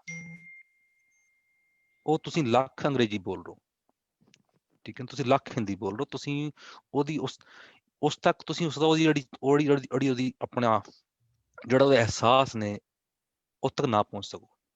ਇਹ ਮੇਰਾ ਆਪਣਾ ਜਾਤੀ ਤਜਰਬਾ। ਜਿਵੇਂ ਨਾ ਇੱਕ ਦੋ ਲਾਈਨਾਂ ਸੀ ਤੁਹਾਡੇ ਨਾਲ ਸਾਂਝੀਆਂ ਕਰਦਾ ਪੰਜਾਬੀ ਦੀਆਂ, ਤੁਸੀਂ ਗੱਲ ਕੀਤੀ ਸੀ ਕਿ ਦੋ ਲਾਈਨਾਂ ਪੰਜਾਬੀ ਦੀਆਂ ਸਾਰੇ ਦਰਸ਼ਕਾਂ ਵਾਸਤੇ ਮੈਂ ਗੱਲ ਕਰ ਰਿਹਾ ਕਿ ਇਹ ਦੋ ਲਾਈਨਾਂ ਦਾ ਲੱਗਦਾ ਕਿ ਮੈਨੂੰ ਕੋਈ ਤੋੜ ਲੱਭਣਾ ਔਖਾ ਹੋਏਗਾ। ਬੜਾ ਇੱਕ ਪਿਆਰਾ ਗੀਤ ਸੀਗਾ ਕਿ ਇਵੇਂ ਸੀ ਕਿ ਤੇਰੀ ਦੀਦ ਬਾਜੂ ਅੱਖੀਆਂ ਤੇ ਹਾਈਆਂ ਰਾਂਝਣਾ ਵੇ ਸਾਥੋਂ ਚੱਲੀਆਂ ਨਾ ਜਾਂਦੀਆਂ, ਹੋ ਚੱਲੀਆਂ ਨਾ ਜਾਂਦੀਆਂ ਜੁਦਾਈਆਂ ਰਾਂਝਣਾ ਵੇ ਸਾਥੋਂ ਚੱਲੀਆਂ ਨਾ ਜਾਂਦੀਆਂ। ਹੁਣ ਇਹਦੇ 'ਚ ਸ਼ਬਦ ਆ ਦੀਦ ਤੇ ਹਾਈਆਂ, ਠੀਕ ਹੈ ਨਾ, ਝੱਲੀਆਂ ਨਾ ਜਾਂਦੀਆਂ। ਜਿਹੜਾ ਉਹਦਾ ਮੂਲ ਭਾਵ ਆ ਇਹਨਾਂ ਦੋ ਲਾਈਨਾਂ ਦਾ, ਮੈਨੂੰ ਲੱਗਦਾ, ਹੋ ਸਕਦਾ ਮੈਂ ਗਲਤ ਹੋਵਾਂ, ਮੈਨੂੰ ਲੱਗਦਾ ਕਿ ਕਿਸੇ ਵੀ ਹੋਰ ਭਾਸ਼ਾ ਵਿੱਚ ਹੋ ਸਕਦਾ ਇਹਨਾਂ ਦੋਵਾਂ ਲਾਈਨਾਂ ਦਾ ਕੋਈ ਤੋੜ ਨਾ ਹੋਵੇ। ਸੋ ਬੜੀ ਪੰਜਾਬੀ ਭਾਸ਼ਾ ਦਾ ਜਿਹੜਾ ਆਪਣਾ ਇੱਕ ਮਿਠਾਸ ਹੈ, ਜਿਹੜੀ ਉਹਦਾ ਆਪਣਾ ਪ੍ਰਭਾਵ ਹੈ ਸਾਡੇ ਉੱਤੇ, ਠੀਕ ਹੈ ਨਾ, ਉਹ ਅੰਗਰੇਜ਼ੀ ਵਿੱਚ ਹੋ ਸਕਦਾ ਸਾਨੂੰ ਉਹ ਚੀਜ਼ ਨਾ ਮਿਲੇ ਕਦੇ। ਮੈਂ ਤੁਹਾਡੇ ਨਾਲ ਹਾਸੇ ਗੱਲ ਕਰਦਾ, ਮੇਰੀ ਵਾਈਫ ਮੇਰੀ ਆਪਣੀ, ਤੇ ਉਹ ਵੀ ਉੱਥੋਂ ਬਟਾਲੇ ਤੋਂ ਹੀ, ਆਪਾਂ ਇੱਕੋ ਪਿੰਡ ਤੋਂ ਆਪਾਂ, ਠੀਕ ਹੈ ਜੀ। ਜਦੋਂ ਕਿਤੇ ਸਾਡੇ 'ਚ ਕੋਈ ਮਨ ਮੁਟਾਵ ਹੋ ਜਾਵੇ, ਠੀਕ ਹੈ, ਤਾਂ ਮੈਂ ਫਿਰ ਉਹਨੂੰ ਕਹਿੰਦਾ ਹੁੰਦਾ ਵੀ ਰਾਗਨੀ ਤੂੰ ਕੁੰਦੀ ਨੀ, ਠੀਕ ਹੈ ਨਾ। ਹੁਣ ਜਿਹੜਾ ਕੁੰਦੀਨੀ ਸ਼ਬਦ ਆ ਮਤਲਬ ਇਹ ਸ਼ਬਦ ਕਿਸੇ ਹੋ ਸਕਦਾ ਕਿ ਤੁਹਾਨੂੰ ਕਿਤੇ ਕਿਤਾਬ 'ਚ ਨਾ ਮਿਲੇ, ਠੀਕ ਹੈ ਨਾ, ਪਰ ਇਹ ਇਲਾਕੇ ਦਾ ਸ਼ਬਦ ਹੁੰਦਾ। ਉਹ ਜਦੋਂ ਕੁੰਦੀਨੀ ਕਹਿਣ ਨਾਲ ਹੀ ਸਾਡਾ ਜਿਹੜਾ ਮਨ ਟੱਪ ਸਾਰਾ ਕੁਝ ਝੱਟ ਖਤਮ ਹੋ ਜਾਂਦਾ, ਕਿਉਂਕਿ ਆਪਾਂ ਭਾਸ਼ਾ ਨੂੰ ਜਾਣਦੇ ਹਾਂ। ਸੋ ਜੋ ਪੰਜਾਬੀ ਕਰ ਸਕਦੀ ਹੈ ਪੰਜਾਬੀ ਕਰ ਸਕਦੀ ਹੈ, ਤੁਹਾਡੀ ਗੱਲ ਸਹੀ ਹੈ। ਬਾਕੀ ਅੰਗਰੇਜ਼ੀ ਦੀ ਇੱਕ ਸਾਡੀ ਜ਼ਰੂਰਤ ਬਣ ਚੁੱਕੀ ਹੈ, ਜਿਵੇਂ ਵੀ ਹੈ, ਜੋ ਵੀ ਹੈ, ਜਿਵੇਂ ਵੀ ਹੈ। ਪਰ ਮੇਰੇ ਖਿਆਲ ਸਾਡਾ ਫਰਜ਼ ਬਣਦਾ ਹੈ ਕਿ ਆਪਾਂ ਜਿੰਨਾ ਵੀ ਹੋ ਸਕੇ ਆਪਣੀ ਪੰਜਾਬੀ ਭਾਸ਼ਾ ਨੂੰ ਅੱਗੇ ਲੈ ਕੇ ਜਾਈਏ ਆਪਣਾ, ਔਰ ਖਾਸ ਤੌਰ ਤੇ ਜਿਹੜੇ ਨਵੀਂ ਪੀੜ੍ਹੀ ਦੇ ਬੱਚੇ ਆ, ਕਿ ਗੁਰਬਾਣੀ ਗੱਲ ਕਰਦਾ, ਗੁਰਬਾਣੀ ਜੇ ਆਦ ਸੱਚ ਜੁਗਾਦ ਸੱਚ, ਠੀਕ ਹੈ ਨਾ, ਉਹ ਬੱਚੇ ਉਹਦਾ ਮੂਲ ਭਾਵ ਤਾਂ ਹੀ ਸਮਝਣਗੇ ਜਦੋਂ ਜਿਹੜੀ ਸ਼ਾਬਦਿਕ ਰਸ ਆ ਉਹਨੂੰ ਮੰਨਣਗੇ ਤੇ ਕੰਨ ਰਸ ਨੂੰ ਮੰਨਣਗੇ। ਸੋ ਲੱਗਦਾ ਤੁਰਲੋਕ ਸਭਾ, ਮੈਨੂੰ ਲੱਗਦਾ ਮੈਂ ਤੁਹਾਡੀ ਸਮਾਂ ਕਾਫੀ ਲੈ ਗਿਆ ਮੈਂ, ਸ਼ਾਇਦ ਤੁਸੀਂ ਮੇਰੇ ਨਾਲ ਕੀ ਕਹਿੰਦੇ ਮੁਤਮਿਨ ਕਰੋਗੇ ਇਸ ਗੱਲ ਤੇ। ਬਿਲਕੁਲ ਜੀ, ਬਹੁਤ ਅੱਛਾ ਲੱਗਾ, ਬਹੁਤ ਹੀ ਸਟੀਕ ਤਰੀਕੇ ਨਾਲ ਆਪ ਜੀ ਨੇ ਬਿਲਕੁਲ ਮੇਰੇ ਸਵਾਲ ਦਾ ਜਵਾਬ ਦੇ ਦਿੱਤਾ ਕਿ ਜਦੋਂ ਕੁੰਦੀ ਨਹੀਂ ਬੋਲਿਆ ਤੇ ਆਪਣੇ ਆਪ ਸਾਰੇ ਮਨ ਮੁਟਾਵ ਦੂਰ ਹੋ ਜਾਂਦੇ ਨੇ। ਖਤਮ ਹੋ ਗਏ ਹਾਂਜੀ, ਬਿਲਕੁਲ ਬਿਲਕੁਲ ਬਿਲਕੁਲ ਜੀ, ਬਿਲਕੁਲ। ਇਹ ਆਪਣੀ ਮਾਂ ਬੋਲੀ ਦਾ ਇੱਕ ਜਿਹੜਾ ਅਟੈਚਮੈਂਟ ਹੈ, ਨੇੜਤਾ ਹੈ ਨਾ, ਉਸ ਦਾ ਕੋਈ ਮੁਕਾਬਲਾ ਨਹੀਂ। ਸ਼ੁਕਰੀਆ ਜੀ। ਬਿਲਕੁਲ ਨਹੀਂ, ਸ਼ੁਕਰੀਆ, ਥੈਂਕ ਯੂ ਜੀ। ਸ਼ਰਮਾ ਜੀ, ਮੈਂ ਚਾਹਾਂਗਾ ਕਿ ਦਰਸ਼ਕਾਂ ਨਾਲ ਵੀ ਅਗਰ ਕੁੰਦੀਨੀ ਜੀ ਦਾ ਅਰਥ ਤੁਸੀਂ ਸਾਂਝਾ ਕਰ ਦੋ ਤੇ ਇੱਕ ਵਰਡ ਸਾਡੇ ਸਾਰਿਆਂ ਵਾਸਤੇ ਐਡ ਆਨ ਹੋ ਜਾਏਗਾ। ਹਾਂਜੀ, ਨਹੀਂ ਆਪਣਾ ਜਿੰਦਾ ਵੀ ਆਪਣੇ ਸਾਡੇ ਮਾਝੇ ਦੀ ਬੋਲੀ ਆ ਕਿ ਕੁੰਦੀ ਨਹੀਂ ਹੋਣਾ ਨਾ, ਕੁੰਦੀ ਨਹੀਂ ਵੀ ਤੂੰ ਕੁੰਦਾ ਨਹੀਂ, ਮਤਲਬ ਕੁੰਦਾ ਨਹੀਂ ਮਤਲਬ ਵੀ ਤੂੰ ਬੋਲਦਾ ਨਹੀਂ। ਸੋ ਇੱਕ ਸ਼ਬਦ ਹੈ ਸਾਡੇ ਆਪਣੇ ਇਲਾਕੇ ਦਾ, ਸੋ ਉਹ ਸ਼ਬਦ ਨੇ। ਔਰ ਮੈਨੂੰ ਪਤਾ ਕਿ ਮੈਂ ਆਪਣੇ ਘਰ 'ਚ ਸ਼ਬਦ ਕਾਫੀ ਬੋਲਦਾ, ਪੁਰਾਣੇ ਸ਼ਬਦ ਜਿਹੜੇ ਆਪਣਾ ਨਹੀਂ ਬੋਲਦੇ ਆਮ ਤੌਰ ਤੇ, ਔਰ ਸ਼ਬਦ ਬੋਲਦੇ ਜਿਹੜੇ ਉਹਦੇ ਗੱਲ ਦੀ ਚੀਜ਼ ਬਦਲ ਜਾਂਦੀ ਹੈ, ਮਤਲਬ ਇੱਕ ਜਿਹੜਾ ਮਾਹੌਲ ਹੈ ਬੜਾ ਖੁਸ਼ਗਵਾਰ ਹੋ ਜਾਂਦਾ ਤੇ ਹਰ ਚੀਜ਼ ਕਮਾਲ ਦੀ ਹੋ ਜਾਂਦੀ ਹੈ। ਸੋ ਇਹ ਇੱਕ ਪ੍ਰਭਾਵ ਹੈ ਸਾਡੀ ਮਾਂ ਬੋਲੀ ਦਾ ਸਾਡੇ ਤੇ। ਮੈਂ ਤੇ ਜ਼ਰੂਰ ਕਹਿਣਾ ਚਾਹਾਂਗਾ, ਤੁਸੀਂ ਜੋ ਤੁਹਾਡੀ ਜਿਹੜੀ ਜਿੱਥੇ ਵੀ ਤੁਸੀਂ ਤੁਹਾਡੀ ਨੌਕਰੀ ਵਗੈਰਾ ਜੋ ਵੀ ਤੁਸੀਂ ਕੰਮ ਕਾਰ ਤੁਹਾਡਾ ਕੀਤਾ, ਜੋ ਵੀ ਉੱਥੇ ਜਿਹੜਾ ਤੁਸੀਂ ਲੋਕਾਂ ਦੇ ਨਾਲ ਜੋ ਗੱਲਬਾਤ ਕਰਦੇ ਹੋ, ਜ਼ਰੂਰ ਅੰਗਰੇਜ਼ੀ 'ਚ ਹੁੰਦੀ ਹੋਏਗੀ, ਕਿਉਂਕਿ ਉੱਥੇ ਦੇ ਰਹਿਣ ਵਾਲੇ ਜਾਂ ਉੱਥੇ ਦੇ ਲੋਕਾਂ ਦੇ ਨਾਲ ਜੋ ਗੱਲਬਾਤ ਹੁੰਦੀ ਹੈ। ਉਸ ਤੋਂ ਬਾਅਦ ਤੁਸੀਂ ਜਿਹੜੇ ਹੁਣੇ ਤਰਲੋਕ ਸਿੰਘ ਜੀ ਗੱਲ ਕਰ ਰਹੇ ਸੀ ਕਿਸ ਤਰ੍ਹਾਂ ਬੈਲੈਂਸ ਰੱਖੀਏ, ਤੇ ਮੈਨੂੰ ਲੱਗਦਾ ਕਿ ਬਹੁਤ ਸਾਡੇ ਸਾਹਮਣੇ ਜਿੰਦਾ ਜਾਂਦਾ ਐਗਜ਼ਾਮਪਲ ਹੈ, ਸਾਡੇ ਉਦਾਹਰਣ ਪਿਆ ਕਿ ਉੱਥੇ ਜਦੋਂ ਤੁਸੀਂ ਉੱਥੇ ਕੰਮ ਤੇ ਗਏ, ਉੱਥੇ ਤੁਸੀਂ ਜਿਹੜੀ ਭਾਸ਼ਾ ਅੰਗਰੇਜ਼ੀ ਬੋਲ ਰਹੇ ਹੋ, ਜਿਹੜੀ ਉੱਥੇ ਦੀ ਭਾਸ਼ਾ ਤੁਹਾਡੀ, ਕਿਉਂਕਿ ਤੁਸੀਂ ਗੱਲਬਾਤ ਕਰਨੀ ਹੈ ਆਪਣਾ ਤੇ ਉਹ ਤੁਹਾਨੂੰ ਵਰਤਣੀ ਪੈਣੀ ਹੈ। ਲੇਕਿਨ ਘਰ ਦੇ ਵਿੱਚ ਤੁਸੀਂ ਆਉਂਦੇ ਹੋ ਤੇ ਤੁਸੀਂ ਆਪਣਾ ਜਿਹੜਾ ਉਹ ਭਾਸ਼ਾ ਆਪਣੀ ਵਰਤਦੇ ਹੋ, ਤੇ ਮੈਨੂੰ ਲੱਗਦਾ ਕਿ ਇਸ ਤੋਂ ਵੱਡਾ ਸਾਡਾ ਕੋਲ ਕੋਈ ਉਦਾਹਰਣ ਨਹੀਂ ਹੈਗਾ ਜਿਹੜਾ ਤੁਸੀਂ ਜਿਹੜਾ ਬੈਲੈਂਸ ਰੱਖਿਆ ਆਪਣੇ ਆਪ ਦੇ ਵਿੱਚ। ਮਹਿੰਦਰ ਭਾਈ, ਮੈਂ ਤੁਹਾਡੇ ਨਾਲ ਇੱਕ ਗੱਲ ਸਾਂਝੀ ਕਰਨਾ ਚਾਹ ਰਿਹਾ, ਮੈਂ ਇਸ ਟਾਈਮ ਦਿਲ ਕਰ ਰਿਹਾ ਮੇਰਾ ਕਿ ਮੈਂ ਨਾ ਵਿਸਕੌਨਸਨ 'ਚ ਥੋੜ੍ਹਾ ਜਿਹਾ ਆਪਣਾ ਕੰਮ ਕੀਤਾ, ਵਿਸਕੌਨਸਨ 'ਚ, ਠੀਕ ਹੈ ਜੀ। ਤੇ ਮੈਂ ਫੈਕਟਰੀ 'ਚ ਗਿਆ, ਜੋ ਸਾਰੇ ਬੰਦੇ ਕੰਮ ਕਰਦੇ ਪਏ ਸੀਗੇ, ਤੇ ਉਹਨਾਂ ਵਿੱਚ ਇੱਕ ਬੰਦਾ ਸਰਦਾਰ ਵੀ ਸੀਗਾ ਉੱਥੇ, ਠੀਕ ਹੈ ਜੀ। ਤੇ ਮੈਨੂੰ ਵੇਖ ਕੇ ਬੜੀ ਖੁਸ਼ੀ ਹੋਈ ਕਿ ਮੈਂ ਕਿਹਾ ਸ਼ੁਕਰੀਆ ਕੋਈ ਪੰਜਾਬੀ ਦੇ ਮਿਲਿਆ, ਠੀਕ ਹੈ ਨਾ। ਤੇ ਮੈਂ ਉਹਨੂੰ ਜਾ ਕੇ ਕਿਹਾ ਵੀ ਮੈਂ ਭਾਜੀ ਕੀ ਹਾਲ ਚਾਲ ਹੈ, ਤੇ ਉਹ ਮੈਨੂੰ ਕਹਿੰਦੇ ਕਿ ਹਮ ਠੀਕ ਹੈ ਆਪ ਬਤਾਓ, ਠੀਕ ਹੈ। ਤੇ ਮੈਂ ਹੈਰਾਨ ਹੋ ਗਿਆ, ਮੈਂ ਕਿਹਾ ਵੀ ਭਾਜੀ ਤੁਸੀਂ ਵੀ ਪੰਜਾਬ ਤੋਂ ਆਏ ਜੇ, ਪੰਜਾਬੀ ਤੁਹਾਨੂੰ ਬੋਲਣੀ ਚਾਹੀਦੀ ਹੈ, ਤੇ ਤੁਸੀਂ ਤਾਂ ਹਿੰਦੀ ਬੋਲ ਰਹੇ ਜੇ। ਤੇ ਉਹਨਾਂ ਦਾ ਮਾਈਂਡ ਜਿਹੜਾ ਸੀ ਨਾ, ਕਿਉਂਕਿ ਸਾਰੇ ਬੰਦੇ ਨਾਲ ਉਹਨਾਂ ਗੁਜਰਾਤੀ ਕੰਮ ਕਰ ਰਹੇ ਸੀਗੇ ਜਾਂ ਸਾਊਥ ਇੰਡੀਅਨ ਕੰਮ ਕਰ ਰਹੇ ਸੀਗੇ, ਉਹ ਸਾਰਾ ਦਿਨ ਹਿੰਦੀ ਬੋਲ ਰਹੇ ਸੀ ਉਹਨਾਂ ਨਾਲ, ਤੇ ਉਹਨਾਂ ਦਾ ਮਾਈਂਡ ਉੱਥੇ ਪਹੁੰਚ ਗਿਆ ਵੀ ਉਹ ਅਚੇਤ 'ਚ ਵੀ ਹਿੰਦੀ ਬੋਲ ਰਹੇ ਸੀਗੇ। ਤੇ ਜਦੋਂ ਮੈਨੂੰ ਮਿਲ ਕਹਿੰਦੇ ਤੁਸੀਂ ਪੰਜਾਬ ਤੋਂ ਜੇ, ਤੇ ਉਹਨਾਂ ਦਾ ਥੋੜਾ ਟਾਈਮ ਲੱਗਾ ਉਹਨੂੰ ਵਾਪਸ ਆਉਂਦਿਆਂ, ਤੇ ਫਿਰ ਮੈਨੂੰ ਇਹਨਾਂ ਘੁੱਟ ਕੇ ਜੱਫੀ ਪਾਈ, ਉਹਨਾਂ ਨੇ ਹੱਸ ਕੇ ਮਿਲੇ। ਤੇ ਜਿਹੜਾ ਉਹ ਆਨੰਦ ਆ ਨਾ, ਜਿਹੜੀ ਉਹ ਆਨੰਦ ਦੀ ਪ੍ਰਾਪਤੀ ਆ, ਉਹ ਤੁਹਾਨੂੰ ਮਾਂ ਬੋਲੀ ਕਰ ਸਕਦੀ ਆ। ਸੋ ਮੈਨੂੰ ਤੁਹਾਡੇ ਨਾਲ ਇੱਕ ਤਜਰਬਾ ਸਾਂਝਾ ਕੀਤਾ ਮੈਂ ਕਿ ਪੰਜਾਬੀ ਦਾ ਆਪਣਾ ਇੱਕ ਪ੍ਰਭਾਵ ਹੈ ਔਰ ਉਹ ਹਮੇਸ਼ਾ ਰਹੇਗਾ, ਇਹਦੇ 'ਚ ਕੋਈ ਸ਼ੱਕ ਨਹੀਂ। ਬਹੁਤ ਵਧੀਆ ਜੀ, ਬਹੁਤ ਵਧੀਆ। ਮਨਪ੍ਰੀਤ ਕੌਰ ਜੀ ਸ਼ਾਇਦ ਕੁਝ ਸ਼ੇਅਰ ਕਰਨਾ ਚਾਹ ਰਹੇ ਨੇ। ਮੈਂ ਜਸਬੀਰ ਕੌਰ ਜੀ ਨੂੰ ਵੀ ਬੇਨਤੀ ਕਰਾਂਗਾ ਕਿ ਮਨਪ੍ਰੀਤ ਕੌਰ ਜੀ ਤੋਂ ਬਾਅਦ ਅਗਰ ਉਹ ਕੁਝ ਸਾਂਝ ਪਾਣਾ ਚਾਹੁੰਦੇ। ਮਨਪ੍ਰੀਤ ਕੌਰ ਜੀ ਅੰਮ੍ਰਿਤਸਰ ਤੋਂ, ਪਲੀਜ਼ ਅਨਮਿਊਟ ਕਰ ਲਓ ਜੀ ਆਪਣੇ ਆਪ ਨੂੰ। ਮਨਪ੍ਰੀਤ ਕੌਰ ਜੀ,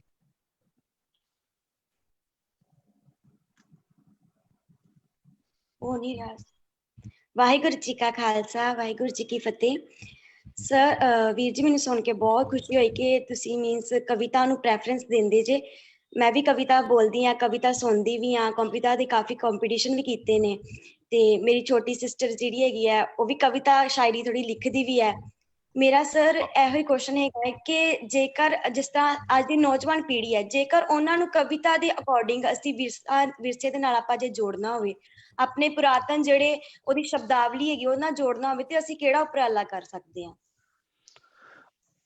ਤੁਹਾਡਾ ਇੱਕ ਬਹੁਤ ਵਾਜਿਬ ਸਵਾਲ ਹੈ ਨਾ, ਵੀ ਜਿਹੜੇ ਸ਼ਬਦ ਅਲੋਪ ਹੋ ਰਹੇ ਨੇ, ਜਿਹੜੇ ਆਪਣੇ ਸ਼ਬਦ ਆਪਾਂ ਵਰਤਦੇ ਹਾਂ ਆਮ ਆਪਣੀ ਬੋਲਚਾਲ 'ਚ, ਕਿ ਉਹ ਸ਼ਬਦ ਕਿਵੇਂ ਅੱਗੇ ਆਉਣ। ਇੱਕ ਚੀਜ਼ ਤਾਂ ਫਿਰ ਮੈਂ ਜ਼ਰੂਰ ਕਹਿਣਾ ਚਾਹਾਂਗਾ ਕਿ ਜੇ ਤੁਸੀਂ ਫਿਰ ਮੈਨੂੰ ਗੱਲ ਪਤਾ ਨਹੀਂ ਕਿਉਂ ਫਿਰ ਗੱਲ ਗੁਰਬਾਣੀ ਤੇ ਆ ਕੇ ਫਿਰ ਟਿਕਦੀ ਹੈ ਗੱਲ ਗੁਰਬਾਣੀ ਤੇ ਆ ਕੇ ਕਿ ਆਮ ਤੌਰ ਤੇ ਜਿੰਨੇ ਆਪਣੀ ਨਵੀਂ ਪੀੜ੍ਹੀ ਆ ਗੁਰਬਾਣੀ ਜ਼ਰੂਰ ਪੜ੍ਹਨੀ ਚਾਹੀਦੀ ਹੈ, ਠੀਕ ਹੈ ਨਾ। ਗੁਰਬਾਣੀ ਜੇ ਤੁਸੀਂ ਪੜ੍ਹ ਲਓਗੇ ਤਾਂ ਮੇਰੇ ਖਿਆਲ ਤੁਹਾਨੂੰ ਕਾਫੀ ਸ਼ਬਦ ਜਿਹੜੇ ਤੁਹਾਡੇ ਆਪਣੇ ਜਿਹੜੇ ਆਮ ਬੋਲ ਚਾਲ ਦੇ ਸ਼ਬਦ ਨੇ ਜਾਂ ਜਿਵੇਂ ਗੱਲ ਕਰ ਲਓ ਤੁਹਾਨੂੰ ਉਹਨਾਂ ਦੀ ਸਮਝ ਆਉਣੀ ਸ਼ੁਰੂ ਹੋ ਜਾਏਗੀ ਕਿ ਇਹ ਸ਼ਬਦ ਕਿਹੋ ਜਿਹੇ ਹੋਣੇ ਚਾਹੀਦੇ ਆ। ਦੂਸਰੀ ਗੱਲ ਹੈ ਕਿ ਜਦੋਂ ਅਸੀਂ ਪਿੰਡਾਂ 'ਚ ਗੱਲ ਕਰਦੇ ਹਾਂ, ਖਾਸ ਤੌਰ ਤੇ ਪਿੰਡਾਂ ਵਾਲੇ, ਸ਼ਹਿਰਾਂ ਵਿੱਚ ਤੇ ਕਾਫੀ ਆਪਣਾ ਜਿਹੜਾ ਹਿੰਦੀਕਰਨ ਹੋ ਰਿਹਾ ਭਾਸ਼ਾ ਦਾ, ਪਰ ਪਿੰਡਾਂ ਵਿੱਚ ਅਜੇ ਵੀ ਪੰਜਾਬੀ ਦਾ ਜਿਹੜਾ ਚੱਲ ਰਿਹਾ, ਠੀਕ ਹੈ ਨਾ। ਸੋ ਜਿਹੜੇ ਉਹ ਸ਼ਬਦ ਨੇ, ਔਰ ਇੱਕ ਚੀਜ਼ ਜ਼ਰੂਰ ਹੈ ਕਿ ਪੜ੍ਹੋ ਜ਼ਰੂਰ ਜਿੰਨਾ ਤੁਸੀਂ ਸਾਹਿਤ ਪੜ੍ਹ ਸਕਦੇ ਜੇ, ਠੀਕ ਹੈ ਨਾ। ਤੁਸੀਂ ਗੱਲ ਕੀਤੀ, ਤੁਹਾਡੇ ਨਾਲ ਗੱਲ ਕਰ ਰਿਹਾ ਮੈਂ ਕਿ ਮੇਰੇ ਕੋਲ ਇਸ ਟਾਈਮ ਦੇਖੋ ਹੁਣ ਜਿੱਦਾਂ ਆਹ ਕਿਤਾਬੀਆਂ ਸ਼ੇਖ ਉਮਰ ਵਾਲੇ ਦੀਆਂ ਪਈਆਂ, ਠੀਕ ਹੈ ਨਾ। ਮੇਰੇ ਕੋਲ ਪਾਤਰ ਸਾਹਿਬ ਇੱਥੇ, ਬੇਸ਼ੱਕ ਮੈਂ ਅਮਰੀਕਾ 'ਚ, ਮੇਰੇ ਕੋਲ ਪਾਤਰ ਸਾਹਿਬ ਹੋਣੀ ਸਾਰੇ ਪਏ ਨੇ, ਸੁਖਿੰਦਰ ਅਮਰ ਜੀ ਪਏ ਨੇ, ਡਾਕਟਰ ਜਗਤਾਰ ਹੋਣੀ, ਸਾਰੀਆਂ ਕਿਤਾਬਾਂ ਮੇਰੇ ਕੋਲ ਕਾਫੀ ਢੇਰ ਲੱਗਾ ਪਿਆ ਕਿਤਾਬਾਂ ਦਾ, ਠੀਕ ਹੈ ਨਾ। ਕਿਤਾਬਾਂ ਜ਼ਰੂਰ ਪੜ੍ਹਿਆ ਕਰੋ ਕਿਉਂਕਿ ਕਿਤਾਬਾਂ ਨਾਲ ਜਿਹੜੀ ਉਹ ਸ਼ਬਦਾਵਲੀ ਜਿਹੜੀ ਪਿੱਛੋਂ ਚੱਲਦੀ ਆ ਰਹੀ ਹੈ ਸੁਲਤਾਨ ਬਾਹੂ ਟਾਈਮ ਤੋਂ, ਸ਼ਾਹ ਹੁਸੈਨ ਦੇ ਟਾਈਮ ਤੋਂ, ਉਹ ਸਾਡੇ ਤੋਂ ਫਿਰ ਸਾਡੇ ਨਾਲ ਅੱਗੇ ਚੱਲਦੀ ਸ਼ਬਦਾਵਲੀ, ਕਿਉਂਕਿ ਪੜ੍ਹ ਕੇ ਤੁਹਾਡੇ ਜਿਹੜੇ ਖਿਆਲਾਂ 'ਚ ਹੋਰ ਨਵੀਂ ਚੀਜ਼ ਆਉਂਦੀ ਆ, ਉਹ ਤੁਹਾਡਾ ਮਨ ਕਰਦਾ ਯਾਰ ਮੈਂ ਵੀ ਕੁਝ ਹੋਰ ਵਧੀਆ ਕਰਾਂ, ਕੁਝ ਹੋਰ ਵਧੀਆ ਲਿਖਾਂ। ਸੋ ਇਹੀ ਗੁਜ਼ਾਰਿਸ਼ ਹੈ ਕਿ ਜ਼ਰੂਰ ਪੜ੍ਹੋ ਜਿੰਨਾ ਪੜ੍ਹ ਸਕਦੇ। ਔਰ ਸਾਨੂੰ ਨਜ਼ਰ ਆ ਰਿਹਾ ਤੁਹਾਡੇ ਪਿੱਛੇ ਇੱਕ ਲਾਇਬ੍ਰੇਰੀ ਛੋਟੀ ਜੀ ਸਾਨੂੰ ਨਜ਼ਰ ਆ ਰਹੀ ਹੈ, ਤੇ ਮੈਨੂੰ ਲੱਗਦਾ ਕਿ ਇਹ ਇੰਨੀ ਘੱਟੋ ਘੱਟ ਇੱਕ ਖਾਨਾ ਲਾਇਬ੍ਰੇਰੀ ਜਿਹੜੀ ਹੈ ਇਹ ਸਾਡੇ ਸਾਰੇ ਪੰਜਾਬੀਆਂ ਦੇ ਘਰਾਂ 'ਚ ਇਹ ਹੋਣੀ ਚਾਹੀਦੀ ਹੈ। ਜ਼ਰੂਰ ਪੰਜਾਬੀ ਦੀ ਹੋਣ, ਚਾਹੇ ਗੁਰਬਾਣੀ ਦੀ ਹੋਏ, ਚਾਹੇ ਕੋਈ ਹੋਰ ਜਿਹੜਾ ਸਾਹਿਤ, ਜਿਹੜਾ ਚੰਗਾ ਸਾਹਿਤ ਜਿਹੜਾ ਹੈ, ਇਹਦੀ ਕਿਤਾਬਾਂ ਜ਼ਰੂਰ ਹੋਣੀ ਚਾਹੀਦੀ ਤਾਂ ਕਿ ਸਾਡੇ ਘਰ ਕੋਈ ਆਏ, ਕੋਈ ਸਾਡਾ ਪ੍ਰਾਹੁਣਾ ਆਉਂਦਾ ਸਾਡੇ ਘਰ, ਤੇ ਉਹ ਜ਼ਰੂਰ ਇੱਕ ਵਾਰੀ ਨਜ਼ਰ ਪਏਗੀ, ਚਾਹੇ ਨਿਆਣੇ ਆਣਗੇ, ਬੱਚੇ ਆਣਗੇ, ਉਹ ਵੀ ਜ਼ਰੂਰ ਇੱਕ ਵਾਰੀ ਕਿਤਾਬ ਚੱਕ ਕੇ ਪਲਟਣਗੇ ਜ਼ਰੂਰ, ਭਾਵੇਂ ਪੜ੍ਹਨ ਨਾ ਪੜ੍ਹਨ, ਕੋਈ ਨਾ ਕੋਈ ਅੱਖਰ ਉਹਦੇ 'ਚ ਜ਼ਰੂਰ ਪੜ੍ਹਨਗੇ, ਸਿੱਖਣਗੇ। ਤੇ ਮੈਨੂੰ ਲੱਗਦਾ ਕਿ ਆ ਜਿਹੜੇ ਤੁਹਾਡੇ ਪਿੱਛੇ ਇੱਕ ਛੋਟਾ ਜਿਹਾ ਸਾਨੂੰ ਨਜ਼ਰ ਆ ਰਿਹਾ ਕਿਤਾਬਾਂ ਦਾ, ਤੁਹਾਡੇ ਕੋਲ ਜਿਹੜੀ ਇਹੋ ਜਿਹਾ ਇੱਕ ਖਾਨਾ ਜਿਹੜਾ ਹੈ ਲਾਇਬ੍ਰੇਰੀ ਜਿਹੜੀ ਹੈ, ਇਹ ਸਾਡੇ ਸਾਰੇ ਪਰਿਵਾਰਾਂ ਦੇ ਵਿੱਚ, ਪੰਜਾਬੀ ਪਰਿਵਾਰਾਂ 'ਚ ਇਹ ਜ਼ਰੂਰ ਜਿਹੜੀ ਹੈ ਇਹ ਲਾਜ਼ਮੀ ਹੋਣੀ ਚਾਹੀਦੀ ਹੈ ਜੀ।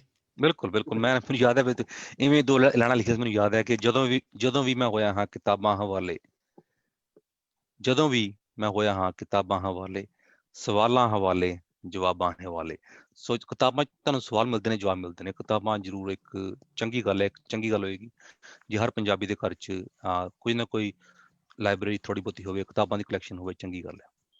ਤੁਹਾਡੀ ਗੱਲਾਂ ਪੂਰਾ ਸਹਿਮਤ ਹਾਂ ਮਨਿੰਦਰ ਭਾਈ। ਬਹੁਤ ਸੋਹਣੀ ਗੱਲ ਕਹੀ ਹੈ ਤੁਸੀਂ। ਮੈਂ ਧੰਨਵਾਦ ਕਰਨਾ ਚਾਹਾਂਗਾ, ਸਾਡੇ ਕੋਲ ਰੀਪ ਵਟ ਯੂ ਸੌ ਦੇ ਸੀਨੀਅਰ ਮੈਂਬਰ ਅਜੀਤਪਾਲ ਸਿੰਘ ਵੀਰ ਜੀ ਉਨਾਓ ਤੋਂ ਵੀ ਜੁੜੇ ਹੋਏ ਨੇ, ਤੇ ਮੈਂ ਉਹਨਾਂ ਦਾ ਵੀ ਸਵਾਗਤ ਕਰਨਾ। ਔਰ ਮੈਂ ਬੇਨਤੀ ਕਰਾਂਗਾ ਜਸਬੀਰ ਕੌਰ ਮਾਨ ਜੀ ਨੂੰ ਆਪਣੀ ਗੱਲ ਰੱਖਣ ਜੀ। ਹੈਲੋ, ਸਤਿ ਸ਼੍ਰੀ ਅਕਾਲ ਜੀ ਪੂਰੀ ਟੀਮ ਨੂੰ। ਬਹੁਤ ਸਾਰਥਕ, ਬਹੁਤ ਸੋਹਣਾ ਪ੍ਰੋਗਰਾਮ ਚੱਲ ਰਿਹਾ। ਆਪਣੇ ਦਮ ਤੇ ਉੱਡੋ ਕੁੜੀਓ, ਹਰ ਪਰਵਾਸਾ ਖਾਲੀ ਖਾਲੀ। ਰਾਜ ਲਾਲੀ ਇਹ ਇੱਕ ਬਹੁਤ ਵਧੀਆ ਸ਼ਾਇਰ ਹੀ ਨਹੀਂ, ਬਹੁਤ ਵਧੀਆ ਦੋਸਤ, ਬਹੁਤ ਵਧੀਆ ਭਰਾ, ਬਹੁਤ ਵਧੀਆ ਇਨਸਾਨ ਨੇ। ਸਾਡੀ ਤੇ ਅਕਸਰ ਮੁਲਾਕਾਤ ਹੁੰਦੀ ਰਹਿੰਦੀ ਹੈ, ਜਿਵੇਂ ਤੁਸੀਂ ਕਹਿ ਰਹੇ ਹੋ ਕਿ ਸਾਰੇ ਇੱਕੋ ਪਿੰਡ ਤੋਂ ਆ, ਸ਼ਿਕਾਗੋ ਤੋਂ ਆ ਅਸੀਂ ਸਾਰੇ। ਬਿਲਕੁਲ ਜੀ। ਤੁਹਾਡਾ ਗੱਲ ਕਹਿਣ ਦਾ ਢੰਗ, ਗੱਲ ਕਹਿਣ ਵਾਸਤੇ ਤੁਹਾਡੇ ਲਫ਼ਜ਼, ਤੁਹਾਡਾ ਅੰਦਾਜ਼, ਸਾਰਾ ਕੁਝ ਬਹੁਤ ਬਹੁਤ ਵਧੀਆ ਹੈ। ਕਿਉਂਕਿ ਜੇ ਆਪਾਂ ਦੇਖੀਏ ਨਾ, ਜਿਹੜੀ ਵੀ ਕੌਮ ਦੀਆਂ ਕੁੜੀਆਂ ਦੇ ਵਿੱਚ ਥੋੜਾ ਦਮਖਮ ਹੈ ਨਾ, ਉਹਨਾਂ ਦਾ ਤੁਸੀਂ ਸਾਹਿਤ ਪੜ੍ਹ ਕੇ ਦੇਖੋ, ਉਹਨਾਂ ਨੂੰ ਉਸ ਪਿਉਂਦ ਉੱਥੋਂ ਲੱਗੀ ਹੈ। ਅਗਰ ਸਾਡੀਆਂ ਕੁੜੀਆਂ ਦੇ ਵਿੱਚ ਵੀ ਦਮ ਹੈ ਨਾ, ਤਾਂ ਇਹ ਗੁਰਬਾਣੀ ਤੋਂ ਹੈ। ਬਿਲਕੁਲ।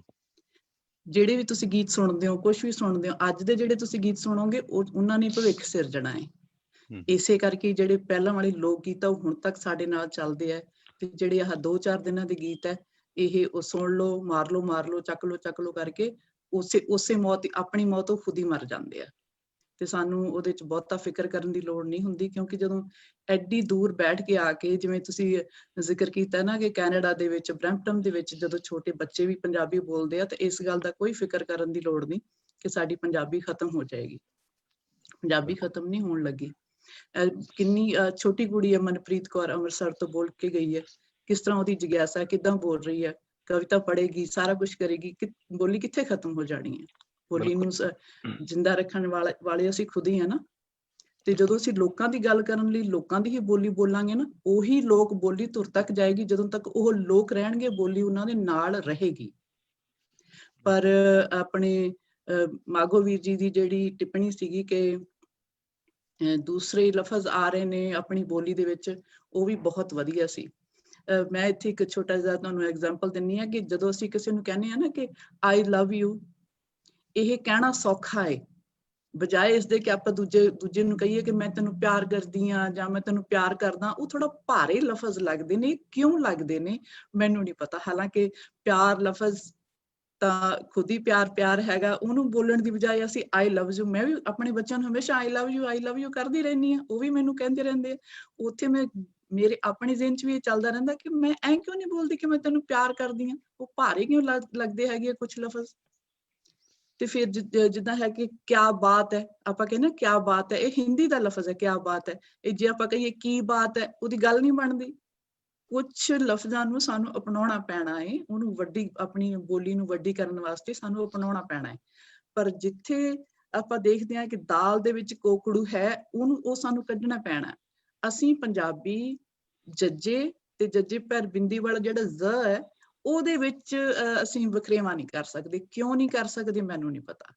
ਅਸੀਂ ਸਾਰੇ ਪੰਜਾਬੀ ਬੋਲਦੇ ਹਾਂ ਇੱਜ਼ਤ।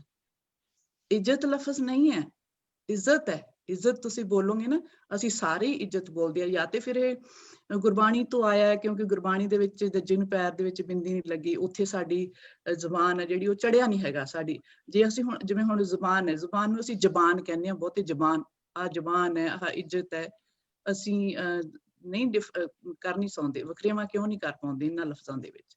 ਸੋ ਇਹਨਾਂ ਗੱਲਾਂ ਵੱਲ ਆਪਾਂ ਥੋੜਾ ਧਿਆਨ ਦਈਏ। ਜਿੱਦਾਂ ਭਾਜੀ ਨੂੰ, ਕਿਸੇ ਨੂੰ ਭਾਜੀ ਕਹਿਣਾ ਹੈ ਨਾ, ਬਹੁਤੇ ਲੋਕ ਪਾਜੀ ਕਰਦੇ ਰਹਿੰਦੇ। ਉਹਨਾਂ ਨੂੰ ਇਹ ਨਹੀਂ ਪਤਾ ਭਾਜੀ ਦਾ ਤੇ ਪਾਜੀ ਦਾ ਬਹੁਤ ਫਰਕ ਹੈ। ਪਾਜੀ ਕੀ ਚੀਜ਼ ਹੁੰਦਾ ਪਹਿਲਾਂ ਸੋਚ ਕੇ ਦੇਖੋ। ਤੁਸੀਂ ਆਪਣੇ ਭਰਾ ਨੂੰ ਪਾਜੀ ਕਹਿ ਰਹੇ ਹੋ, ਪਾਣੀ। ਸੋ ਇਹ ਸਾਨੂੰ ਦੇਖਣਾ ਪੈਣਾ ਹੈ। ਅਸੀਂ ਕਿਸੇ ਦੇ ਘਰ ਗਏ, ਉਹਨਾਂ ਨੇ ਆਪਣੇ ਬੇਟੇ ਨੂੰ, ਉਹਨਾਂ ਦਾ ਬੇਟਾ ਕਹਿੰਦਾ ਕਿ ਪਾਪਾ ਮੇਰੇ ਨਾ ਜੁੱਤੇ ਪਾਉਣ ਵਾਲੇ ਆ। ਉਹ ਠੀਕ ਹੈ, ਜੁੱਤੇ ਪਾਉਣ ਲੱਗ ਗਏ। ਉਹ ਕਹਿੰਦਾ ਯਾਰ ਤੈਨੂੰ ਜੱਬਲ ਜੇ ਨੂੰ ਜੁੱਤੇ ਵੀ ਨਹੀਂ ਪਾਉਣੇ ਆਉਂਦੇ। ਸਾਰੇ ਜਾਣੇ ਖੁਸ਼ ਹੋ ਗਏ, ਕਹਿੰਦੇ ਵੀ ਇਹ ਆਹ ਲਫ਼ਜ਼ ਤਾਂ ਬੜੀ ਦੇਰ ਬਾਅਦ ਸੁਣਿਆ, ਜੱਬਲ। ਉਹ ਕਹਿੰਦੇ ਫਿਰ ਘਰੇ ਆਪਣੇ ਵਰਤਦੇ ਰਿਹਾ ਕਰੋ ਨਾ, ਤਾਂ ਕਿ ਤੁਹਾਨੂੰ ਹਰ ਰੋਜ਼ ਸੁਣਦਾ ਰਵੇ। ਸੋ ਇਹਨਾਂ ਲਫ਼ਜ਼ਾਂ ਨੂੰ ਸਾਨੂੰ ਘਰੇ ਵਰਤਣਾ ਪੈਣਾ, ਇਹਨਾਂ ਚੀਜ਼ਾਂ ਨੂੰ। ਮੈਂ ਤੈਨੂੰ ਪਿਆਰ ਕਰਦੀ ਆ, ਮੈਂ ਤੈਨੂੰ ਪਿਆਰ ਕਰਦਾ, ਇਹ ਕਹਿਣਾ ਪੈਣਾ। ਫੇਰ ਹੀ ਥੋੜਾ ਜਿਹੜਾ ਆਈ ਲਵ ਯੂ ਹੈ, ਫੇਰ ਹੀ ਥੋੜਾ ਜਿਹਾ ਪਾਸਾ ਵੱਟੂਗਾ ਸਾਡੇ ਨਾਲੋਂ। ਨਹੀਂ ਤਾਂ ਫਿਰ ਆਈ ਲਵ ਯੂ ਨਹੀਂ ਮੁੜ ਖੜਾ ਰਹਿਣਾ ਤੁਹਾਡੇ। ਸੋ ਤੁਹਾਡਾ ਸਾਰਿਆਂ ਦਾ, ਰਣਜੀਤ ਵੀਰ ਜੀ ਦਾ ਬਹੁਤ ਧੰਨਵਾਦ। ਮੈਂ ਕਿਉਂਕਿ ਸੰਡੇ ਸਕੂਲ ਦੀ ਇੱਥੇ ਪ੍ਰਿੰਸੀਪਲ ਰਹੀ ਹਾਂ 16-17 ਸਾਲ। ਉਹ ਸਾਡੀ ਸੇਵਾ ਹੁੰਦੀ ਹੈ ਗੁਰਦੁਆਰਾ ਸਾਹਿਬ ਦੇ ਵੱਲੋਂ। ਤੇ ਵੈਸੇ ਵੀ ਮੇਰਾ ਇੱਕ ਸੁਪਨਾ ਸੀ ਕਿ ਮੈਂ ਪੰਜਾਬੀ ਦੀ ਪ੍ਰੋਫੈਸਰ ਬਣਾ, ਪਰ ਉਹ ਸੁਪਨਾ ਪੂਰਾ ਨਹੀਂ ਹੋਇਆ। ਉਹ ਸੁਪਨਾ ਮੈਂ ਸੰਡੇ ਸਕੂਲ ਦੀ ਪ੍ਰਿੰਸੀਪਲ ਬਣ ਕੇ ਪੂਰਾ ਕੀਤਾ। ਕਿਆ ਬਾਤ, ਧੰਨਵਾਦ। ਹਾਂ, ਯਾ। ਸੋ ਤੁਸੀਂ ਆਪਣੇ ਸੁਪਨੇ ਲਓ, ਮਨਪ੍ਰੀਤ, ਸੁਪਨੇ ਲਓ। ਬਹੁਤ ਅੱਛੀ ਤੁਸੀਂ ਕਵੀ ਬਣੋਗੇ, ਬੜਾ ਵਧੀਆ। ਆਪਣੀ ਛੋਟੀ ਭੈਣ ਨੂੰ ਵੀ ਨਾਲ ਉਹਨਾਂ ਦੇ ਕਰਿਆ ਕਰੋ। ਤੁਹਾਡਾ ਸੁਪਨਾ ਹੋਣਾ ਚਾਹੀਦਾ। ਉਸ ਸੁਪਨੇ ਨੂੰ ਪੂਰਾ ਕਰਨ ਦੇ ਵਿੱਚ ਨਾ ਕੁਦਰਤ ਤੇ ਆਲੇ ਦੁਆਲੇ ਵਾਲੇ ਜਿਹੜੇ ਲੋਕ, ਉਸ ਤਰ੍ਹਾਂ ਦੇ ਲੋਕ ਤੁਹਾਨੂੰ ਮਿਲ ਜਾਂਦੇ ਆ, ਉਹ ਤੁਹਾਨੂੰ ਪੂਰਾ ਕਰਵਾਉਂਦੇ ਆ, ਜ਼ਰੂਰ ਕਰਵਾਉਂਦੇ ਆ, ਹੱਲਾਸ਼ੇਰੀ ਦਿੰਦੇ ਆ, ਸ਼ਾਬਾਸ਼ ਦਿੰਦੇ ਆ। ਤੁਸੀਂ ਕਰੋ ਆਪਣੇ ਕੰਮ। ਸੋ ਰਾਜਵੀਰੇ, ਬਹੁਤ ਆਸ਼ੀਰਵਾਦ, ਬਹੁਤ ਪਿਆਰ। ਥੈਂਕ ਯੂ, ਤੇ ਥੈਂਕ ਇਸੇ ਯੂ ਸੋ ਤਰ੍ਹਾਂ ਹੀ ਮਚ। ਲੱਗੇ ਰਹੋ। ਨਹੀਂ, ਬਿਲਕੁਲ, ਬਹੁਤ ਸ਼ੁਕਰੀਆ। ਔਰ ਯਤਨ ਕਰਦੇ ਆਪਾਂ ਕਦੇ ਨਾ ਕਦੇ ਇਕੱਠੇ ਹੋਈਏ ਆਪਾਂ। ਸ਼ੁਕਰੀਆ। ਸਮਾਂ ਹੋ ਗਿਆ ਸਾਡਾ। ਹਰਪ੍ਰੀਤ ਸਿੰਘ ਜੀ, ਕੋਈ ਕਾਫੀ ਸਮਾਂ ਹੋ ਗਿਆ ਸਾਡਾ। ਜੀ ਅਸੀਂ ਕਨਕਲੂਜਨ ਵੱਲ ਵਧੀਏ ਹੁਣ। ਜੀ ਹਾਂਜੀ, ਮੈਂ 1 ਮਿੰਟ ਵਾਸਤੇ ਨੂੰ ਅਗਰ ਇਜਾਜ਼ਤ ਦਿਓ ਤੇ ਕਨਕਲੂਡ ਕਰ ਸਕਦਾ ਹਾਂ। ਤੇ ਫਿਰ ਹਾਂਜੀ ਜ਼ਰੂਰ ਜੀ, ਬਿਲਕੁਲ। ਹਾਂਜੀ। ਤੇ ਅੱਜ ਮੈਂ ਜਿਹੜੀ ਅੱਜ ਦੀ ਮੀਟਿੰਗ ਸੀ, ਮੈਂ ਨੋਟ ਕੀਤਾ ਇਹਦੇ ਵਿੱਚ ਸ਼ਿਕਾਗੋ ਤੋਂ ਸਾਡੇ ਨਾਲ ਜਿਹੜੇ ਪੰਜਾਬੀ ਲਈ ਯਤਨ ਕਰ ਰਹੇ ਹਨ, ਸਾਡੇ ਇੱਥੇ ਕਮਿਊਨਿਟੀ ਨੂੰ ਰਿਪਰੈਜ਼ੈਂਟ ਕਰਦੇ ਹਨ, ਡਾਕਟਰ ਹਰਜਿੰਦਰ ਖੇਰਾ ਜੀ ਹਨ, ਉਹ ਜੁੜੇ ਹਨ। ਜਸਬੀਰ ਮਾਨ ਜੀ, ਜੋ ਇੱਥੇ ਪੰਜਾਬ, ਜਿਸ ਤਰ੍ਹਾਂ ਉਹਨਾਂ ਨੇ ਦੱਸਿਆ ਹੀ ਹੈ, ਪੰਜਾਬੀ ਪੜ੍ਹਾਉਣ ਦੀ ਕਈ ਵਰ੍ਹਿਆਂ ਤੋਂ ਸੇਵਾ ਕਰ ਰਹੇ ਹਨ। ਰਾਜਿੰਦਰ ਮਾਗੋ ਜੀ ਵੀ ਹਨ, ਇਹ ਪੰਜਾਬੀ ਕਲਚਰਲ ਸੁਸਾਇਟੀ ਨੂੰ ਇੱਥੇ ਰਿਪਰੈਜ਼ੈਂਟ ਕਰਦੇ ਹਨ। ਤੇ ਗੁਰਨੇਕ ਸਿੰਘ ਪਾਜੀ ਜਿਹੜੇ ਹਨ, ਇਹ ਵੀ ਸ਼ਿਕਾਗੋ ਤੋਂ, ਇਹਨਾਂ ਨੇ ਜਿਹੜੀ ਕਵਿਤਾ ਪ੍ਰੈਜ਼ੈਂਟ ਕੀਤੀ ਸੀ, ਬਹੁਤ ਧੰਨਵਾਦੀ ਹਾਂ ਅਸੀਂ ਇਹਨਾਂ ਦੇ। ਤੇ ਅਸੀਂ ਇੱਥੇ ਇਹ ਵੀ ਦੇਖ ਰਹੇ ਹਾਂ ਕਿ ਸਾਡੇ ਨਾਲ ਜਿਹੜੇ ਦੂਜੇ ਸੂਬਿਆਂ ਤੋਂ ਵੀ, ਭਾਰਤ ਦੇ ਜਿਹੜੇ ਦੂਸਰੇ ਸੂਬੇ ਹਨ, ਉੱਥੋਂ ਵੀ ਬਹੁਤ ਵੀਰ ਜੁੜੇ ਹਨ। त्रिलोक सिंह जी विशाली तो और अजीतपाल सिंह जी वीर जी ਜਿਹੜੇ ਹਨ ਰੀਪਰੋਡਿਊਸ ਨੂੰ ਰਿਪਰੈਜ਼ੈਂਟ ਕਰਦੇ ਹਨ, ਉਹ ਉਨਾਓ ਤੋਂ ਸਾਡੇ ਨਾਲ ਜੁੜੇ ਹਨ। ਤੇ ਹਾਲਾਂਕਿ ਮੈਂ ਇਸ ਤੋਂ ਇਲਾਵਾ ਸਾਡੇ ਨਾਲ ਸ਼੍ਰੀਲੰਕਾ ਕੋਲੰਬੋ ਤੋਂ ਪ੍ਰੇਮ ਕੁਮਾਰ ਭਾਜੀ ਹਨ, ਜੋ ਸਾਨੂੰ ਕਾਫੀ ਸਪੋਰਟ ਕਰ ਰਹੇ ਹਨ, ਹਰ ਵਾਰੀ ਜੁੜਦੇ ਹਨ ਤੇ ਬਹੁਤ ਧੰਨਵਾਦੀ ਹਾਂ ਇਹਨਾਂ ਦੇ। ਤੇ ਇੱਥੇ ਹੀ ਸਾਡੇ ਗ੍ਰੀਸ਼ ਜੁਨੇਜਾ ਨੇ ਜਿਨ੍ਹਾਂ ਨੇ ਪੰਜਾਬੀ ਲਈ ਕਾਫੀ ਯਤਨ ਕੀਤੇ ਹਨ, ਜਮੈਕਾ ਤੋਂ। ਉਹ ਇਸ ਵਾਰੀ ਸ਼ਾਇਦ ਨਹੀਂ ਜੁੜੇ, ਲੇਕਿਨ ਉਹ ਵੀ ਇਸ ਪ੍ਰੋਗਰਾਮ ਨੂੰ ਕਾਫੀ ਸਪੋਰਟ ਕਰ ਰਹੇ ਹਨ। ਤੇ ਹਾਲਾਂਕਿ ਅੱਜ ਤੇ ਅਸੀਂ 30-35 ਹੀ ਜ਼ੂਮ ਮੀਟਿੰਗ ਵਿੱਚ ਜੁੜੇ ਹਾਂ, ਲੇਕਿਨ ਆਸ ਹੈ ਕਿ ਭਵਿੱਖ ਵਿੱਚ ਸਾਡੀ ਆਵਾਜ਼ ਜਿਹੜੀ ਹੈ ਉਹ ਘੱਟੋ ਘੱਟ 30-35 ਹਜ਼ਾਰ ਲੋਕ ਆ, ਜਾਂ ਜਿਹੜੇ ਸਾਡੇ ਕੁਝ ਲੱਖ ਲੋਕ ਨੇ, ਉਹਨਾਂ ਤੱਕ ਜ਼ਰੂਰ ਪੁੱਜੇਗੀ। ਅਸੀਂ ਇਹੀ ਆਸ ਨਾਲ ਇਹ ਪ੍ਰੋਗਰਾਮ ਕਰ ਰਹੇ ਹਾਂ ਕਿ ਜਿੰਨੇ ਵੀ ਪੰਜਾਬੀ ਭਾਸ਼ੀ ਲੋਕ ਨੇ ਉਹ ਇਸ ਨੂੰ ਪ੍ਰੋਗਰਾਮ ਨੂੰ ਹੁੰਗਾਰਾ ਦੇਣ। ਤੇ ਮੈਂ ਇੱਕ ਹੋਰ ਗੱਲ ਕਹਿਣਾ ਚਾਹਾਂਗਾ ਕਿ ਅਸੀਂ ਇਹ ਪ੍ਰੋਗਰਾਮ ਨੂੰ ਕੋਈ ਇੱਕ ਖਾਸ ਮਜ਼ਹਬ ਜਾਂ ਇੱਕ ਖਾਸ ਵਰਗ ਤੱਕ ਸੀਮਿਤ ਨਹੀਂ ਰੱਖਿਆ। ਇਹ ਸਾਰਿਆਂ ਜਿੰਨੇ ਵੀ ਪੰਜਾਬੀ ਭਾਸ਼ੀ ਜਿਨ੍ਹਾਂ ਦੀ ਮਾਤ ਭਾਸ਼ਾ ਪੰਜਾਬੀ ਹੈ, ਚਾਹੇ ਹਿੰਦੂ ਹੋਣ, ਮੁਸਲਮਾਨ ਹੋਣ, ਕ੍ਰਿਸਚਨ ਹੋਣ ਜਾਂ ਸਿੱਖ ਹੋਣ, ਤੇ ਅਸੀਂ ਸਾਰਿਆਂ ਤੱਕ ਪਹੁੰਚ ਕਰਨ ਦੀ ਕੋਸ਼ਿਸ਼ ਕਰ ਰਹੇ ਹਾਂ ਕਿ ਉਹਨਾਂ ਜੋ ਮਜ਼ਹਬਾਂ 'ਚ ਪੰਜਾਬੀ ਨੂੰ ਰਿਪਰੈਜ਼ੈਂਟ ਕਰਦੇ ਹਨ, ਜਾਂ ਉਹਨਾਂ ਖੇਤਰਾਂ ਵਿੱਚ ਜੋ ਵੱਖ-ਵੱਖ ਹਿੰਦੁਸਤਾਨ ਦੇ ਖਿੱਤਿਆਂ ਵਿੱਚ ਪੰਜਾਬੀ ਨੂੰ ਰਿਪਰੈਜ਼ੈਂਟ ਕਰਦੇ ਹਨ, ਉਹਨਾਂ ਨੂੰ ਕਿਸੇ ਨਾ ਤਰ੍ਹਾਂ ਉਹਨਾਂ ਤੋਂ ਅਸੀਂ ਪ੍ਰੇਰਣਾ ਲੈ ਸਕੀਏ। ਤੇ ਇੱਕ ਹੋਰ ਜਿਹੜੀ ਸਾਡੀ ਕੋਸ਼ਿਸ਼ ਹੈ, ਸ਼ਿਕਾਗੋ ਵਿੱਚ ਅਸੀਂ ਕੋਸ਼ਿਸ਼ ਕਰ ਰਹੇ ਹਾਂ ਇੱਕ ਪੰਜਾਬੀ ਭਾਸ਼ਾ ਸਾਹਿਤ ਸਭਾ ਕਾਇਮ ਕੀਤੀ ਜਾਏ, ਜੋ ਰਾਜ ਲਾਲੀ ਭਾਜੀ ਦੇ ਬੁੱਕ ਰਿਲੀਜ਼ ਹੋਈ ਸੀ, ਉੱਥੇ ਅਸੀਂ ਇਹ ਗੱਲ ਕੀਤੀ ਸੀ। ਤੇ ਮੈਂ ਚਾਹਾਂਗਾ ਕਿ ਇਹ ਜਿਹੜੀ ਸਾਹਿਤ ਸਭਾ ਹੈ, ਇਹ ਮਹੱਲਾ ਲੈਵਲ ਤੇ, ਜ਼ਿਲ੍ਹਾ ਲੈਵਲ ਤੇ, ਜਾਂ ਸ਼ਹਿਰੀ ਲੈਵਲ ਤੇ, ਡਿਸਟ੍ਰਿਕਟ ਲੈਵਲ ਤੇ, ਹਰ ਜਗ੍ਹਾ ਅਸੀਂ ਕਾਇਮ ਕਰਨ ਦੀ ਕੋਸ਼ਿਸ਼ ਕਰੀਏ। ਤੇ ਜਿੱਥੇ ਅਸੀਂ ਨਵੀਂ ਪੀੜ੍ਹੀ ਨੂੰ ਕਈ ਗੱਲਾਂ ਕਈ ਗੱਲਾਂ ਬਾਰੇ ਗੱਲ ਕਰ ਸਕੀਏ, ਜਿਸ ਤਰ੍ਹਾਂ ਭਾਜੀ ਨੇ ਬੁੱਕ ਰੀਡਿੰਗ ਦੇ ਬਾਰੇ ਗੱਲ ਕੀਤੀ ਹੈ। ਤੇ ਇਹ ਜਿਹੜੀਆਂ ਸਾਹਿਤ ਸਭਾਵਾਂ ਨੇ, ਉਹ ਅਸੀਂ ਜ਼ਰੂਰ ਉਹਨਾਂ ਰਾਹੀਂ ਜਿਹੜੀ ਨਵੀਂ ਪੀੜ੍ਹੀ ਹੈ, ਜਿਹੜਾ ਸਾਡਾ ਯੂਥ ਹੈ, ਉਹਨੂੰ ਪੰਜਾਬੀ ਮਾਤ ਭਾਸ਼ਾ ਨਾਲ ਜੋੜ ਸਕਾਂਗੇ। ਤੇ ਇੱਕ ਵਾਰੀ ਫਿਰ ਸਾਰਿਆਂ ਦਾ ਜਿਹੜੇ ਫੇਸਬੁੱਕ ਰਾਹੀਂ ਜੁੜੇ ਹਨ, ਜਾਂ ਜ਼ੂਮ ਮੀਟਿੰਗ ਰਾਹੀਂ ਜੁੜੇ ਹਨ, ਤੇ ਉਹ ਦੇਸ਼ਾਂ ਵਿਦੇਸ਼ਾਂ ਤੋਂ ਸਾਰੇ ਪਤਵੰਤੇ ਸੱਜਣਾਂ ਦਾ ਬਹੁਤ ਬਹੁਤ ਧੰਨਵਾਦ। ਤੇ ਮੈਂ ਇੱਕ ਗੱਲ ਦੱਸਣਾ ਚਾਹਾਂਗਾ ਕਿ ਸਾਨੂੰ ਇਸ ਪ੍ਰੋਗਰਾਮ ਲਈ ਪੰਜਾਬੀ ਹੈਲਪਲਾਈਨ ਵਾਲਿਆਂ ਦਾ ਵੀ ਕਾਫੀ ਸਹਿਯੋਗ ਮਿਲ ਰਿਹਾ ਹੈ। ਤੇ ਸਾਡਾ ਜੋ ਅਗਲਾ ਪ੍ਰੋਗਰਾਮ ਹੈ, ਉਹ ਪੰਜਾਬੀ ਹੈਲਪਲਾਈਨ ਦਿੱਲੀ ਵਿੱਚ, ਜੋ ਪੰਜਾਬੀ ਨੂੰ ਪ੍ਰਮੋਟ ਕਰਨ ਵਾਸਤੇ ਕਾਫੀ ਕੰਮ ਕਰ ਰਹੇ ਹਨ, ਉਹਨਾਂ ਦੇ ਅਸੀਂ ਐਫਰਟਸ ਬਾਰੇ ਜਾਣਕਾਰੀ ਹਾਸਲ ਕਰਾਂਗੇ। ਬਹੁਤ ਧੰਨਵਾਦ। ਹਾਂਜੀ ਮਹਿੰਦਰ ਵੀਰ ਜੀ, ਸਮਾਂ ਜ਼ਿਆਦਾ ਲੈਣ ਲਈ ਮਾਫੀ ਚਾਹੁੰਦਾ ਹਾਂ। ਬਹੁਤ ਬਹੁਤ ਧੰਨਵਾਦ ਤੁਹਾਡਾ, ਔਰ ਰਾਜ ਭਾਜੀ ਦਾ ਬਹੁਤ ਬਹੁਤ ਧੰਨਵਾਦ। ਬੜੇ ਰੁਝੇਵੇਂ 'ਚ ਉਹਨਾਂ ਨੇ ਸਮਾਂ ਕੱਢਿਆ, ਔਰ ਮੇਰੇ ਵਾਸਤੇ ਬੜਾ ਚੁਣੌਤੀ ਵਾਲਾ ਪ੍ਰੋਗਰਾਮ ਸੀ, ਕਿਉਂਕਿ ਇਹ ਰਾਜ ਭਾਜੀ ਆਪ ਐਂਕਰਿੰਗ ਕਰਦੇ ਨੇ ਪ੍ਰੋਗਰਾਮ ਦੀ, ਤੇ ਮੇਰੇ ਵਾਸਤੇ ਇੱਕ ਆਪਣਾ ਇਹ ਪ੍ਰੋਗਰਾਮ ਨੂੰ ਕਰਨਾ, ਉਹਨਾਂ ਦੀ ਨਾਲ ਗੱਲਬਾਤ ਕਰਨੀ ਮੇਰੇ ਵਾਸਤੇ ਬੜੀ ਵੱਡੀ ਚੁਣੌਤੀ ਸੀ। ਮੈਨੂੰ ਲੱਗ ਰਿਹਾ ਸੀ ਕਿ ਕਿਸ ਤਰ੍ਹਾਂ ਕਰਾਂਗੇ, ਕਿਉਂਕਿ ਸਾਡੇ ਕੋਲ ਕਿੰਨਾ ਤਜਰਬਾ ਨਹੀਂ ਹੈ।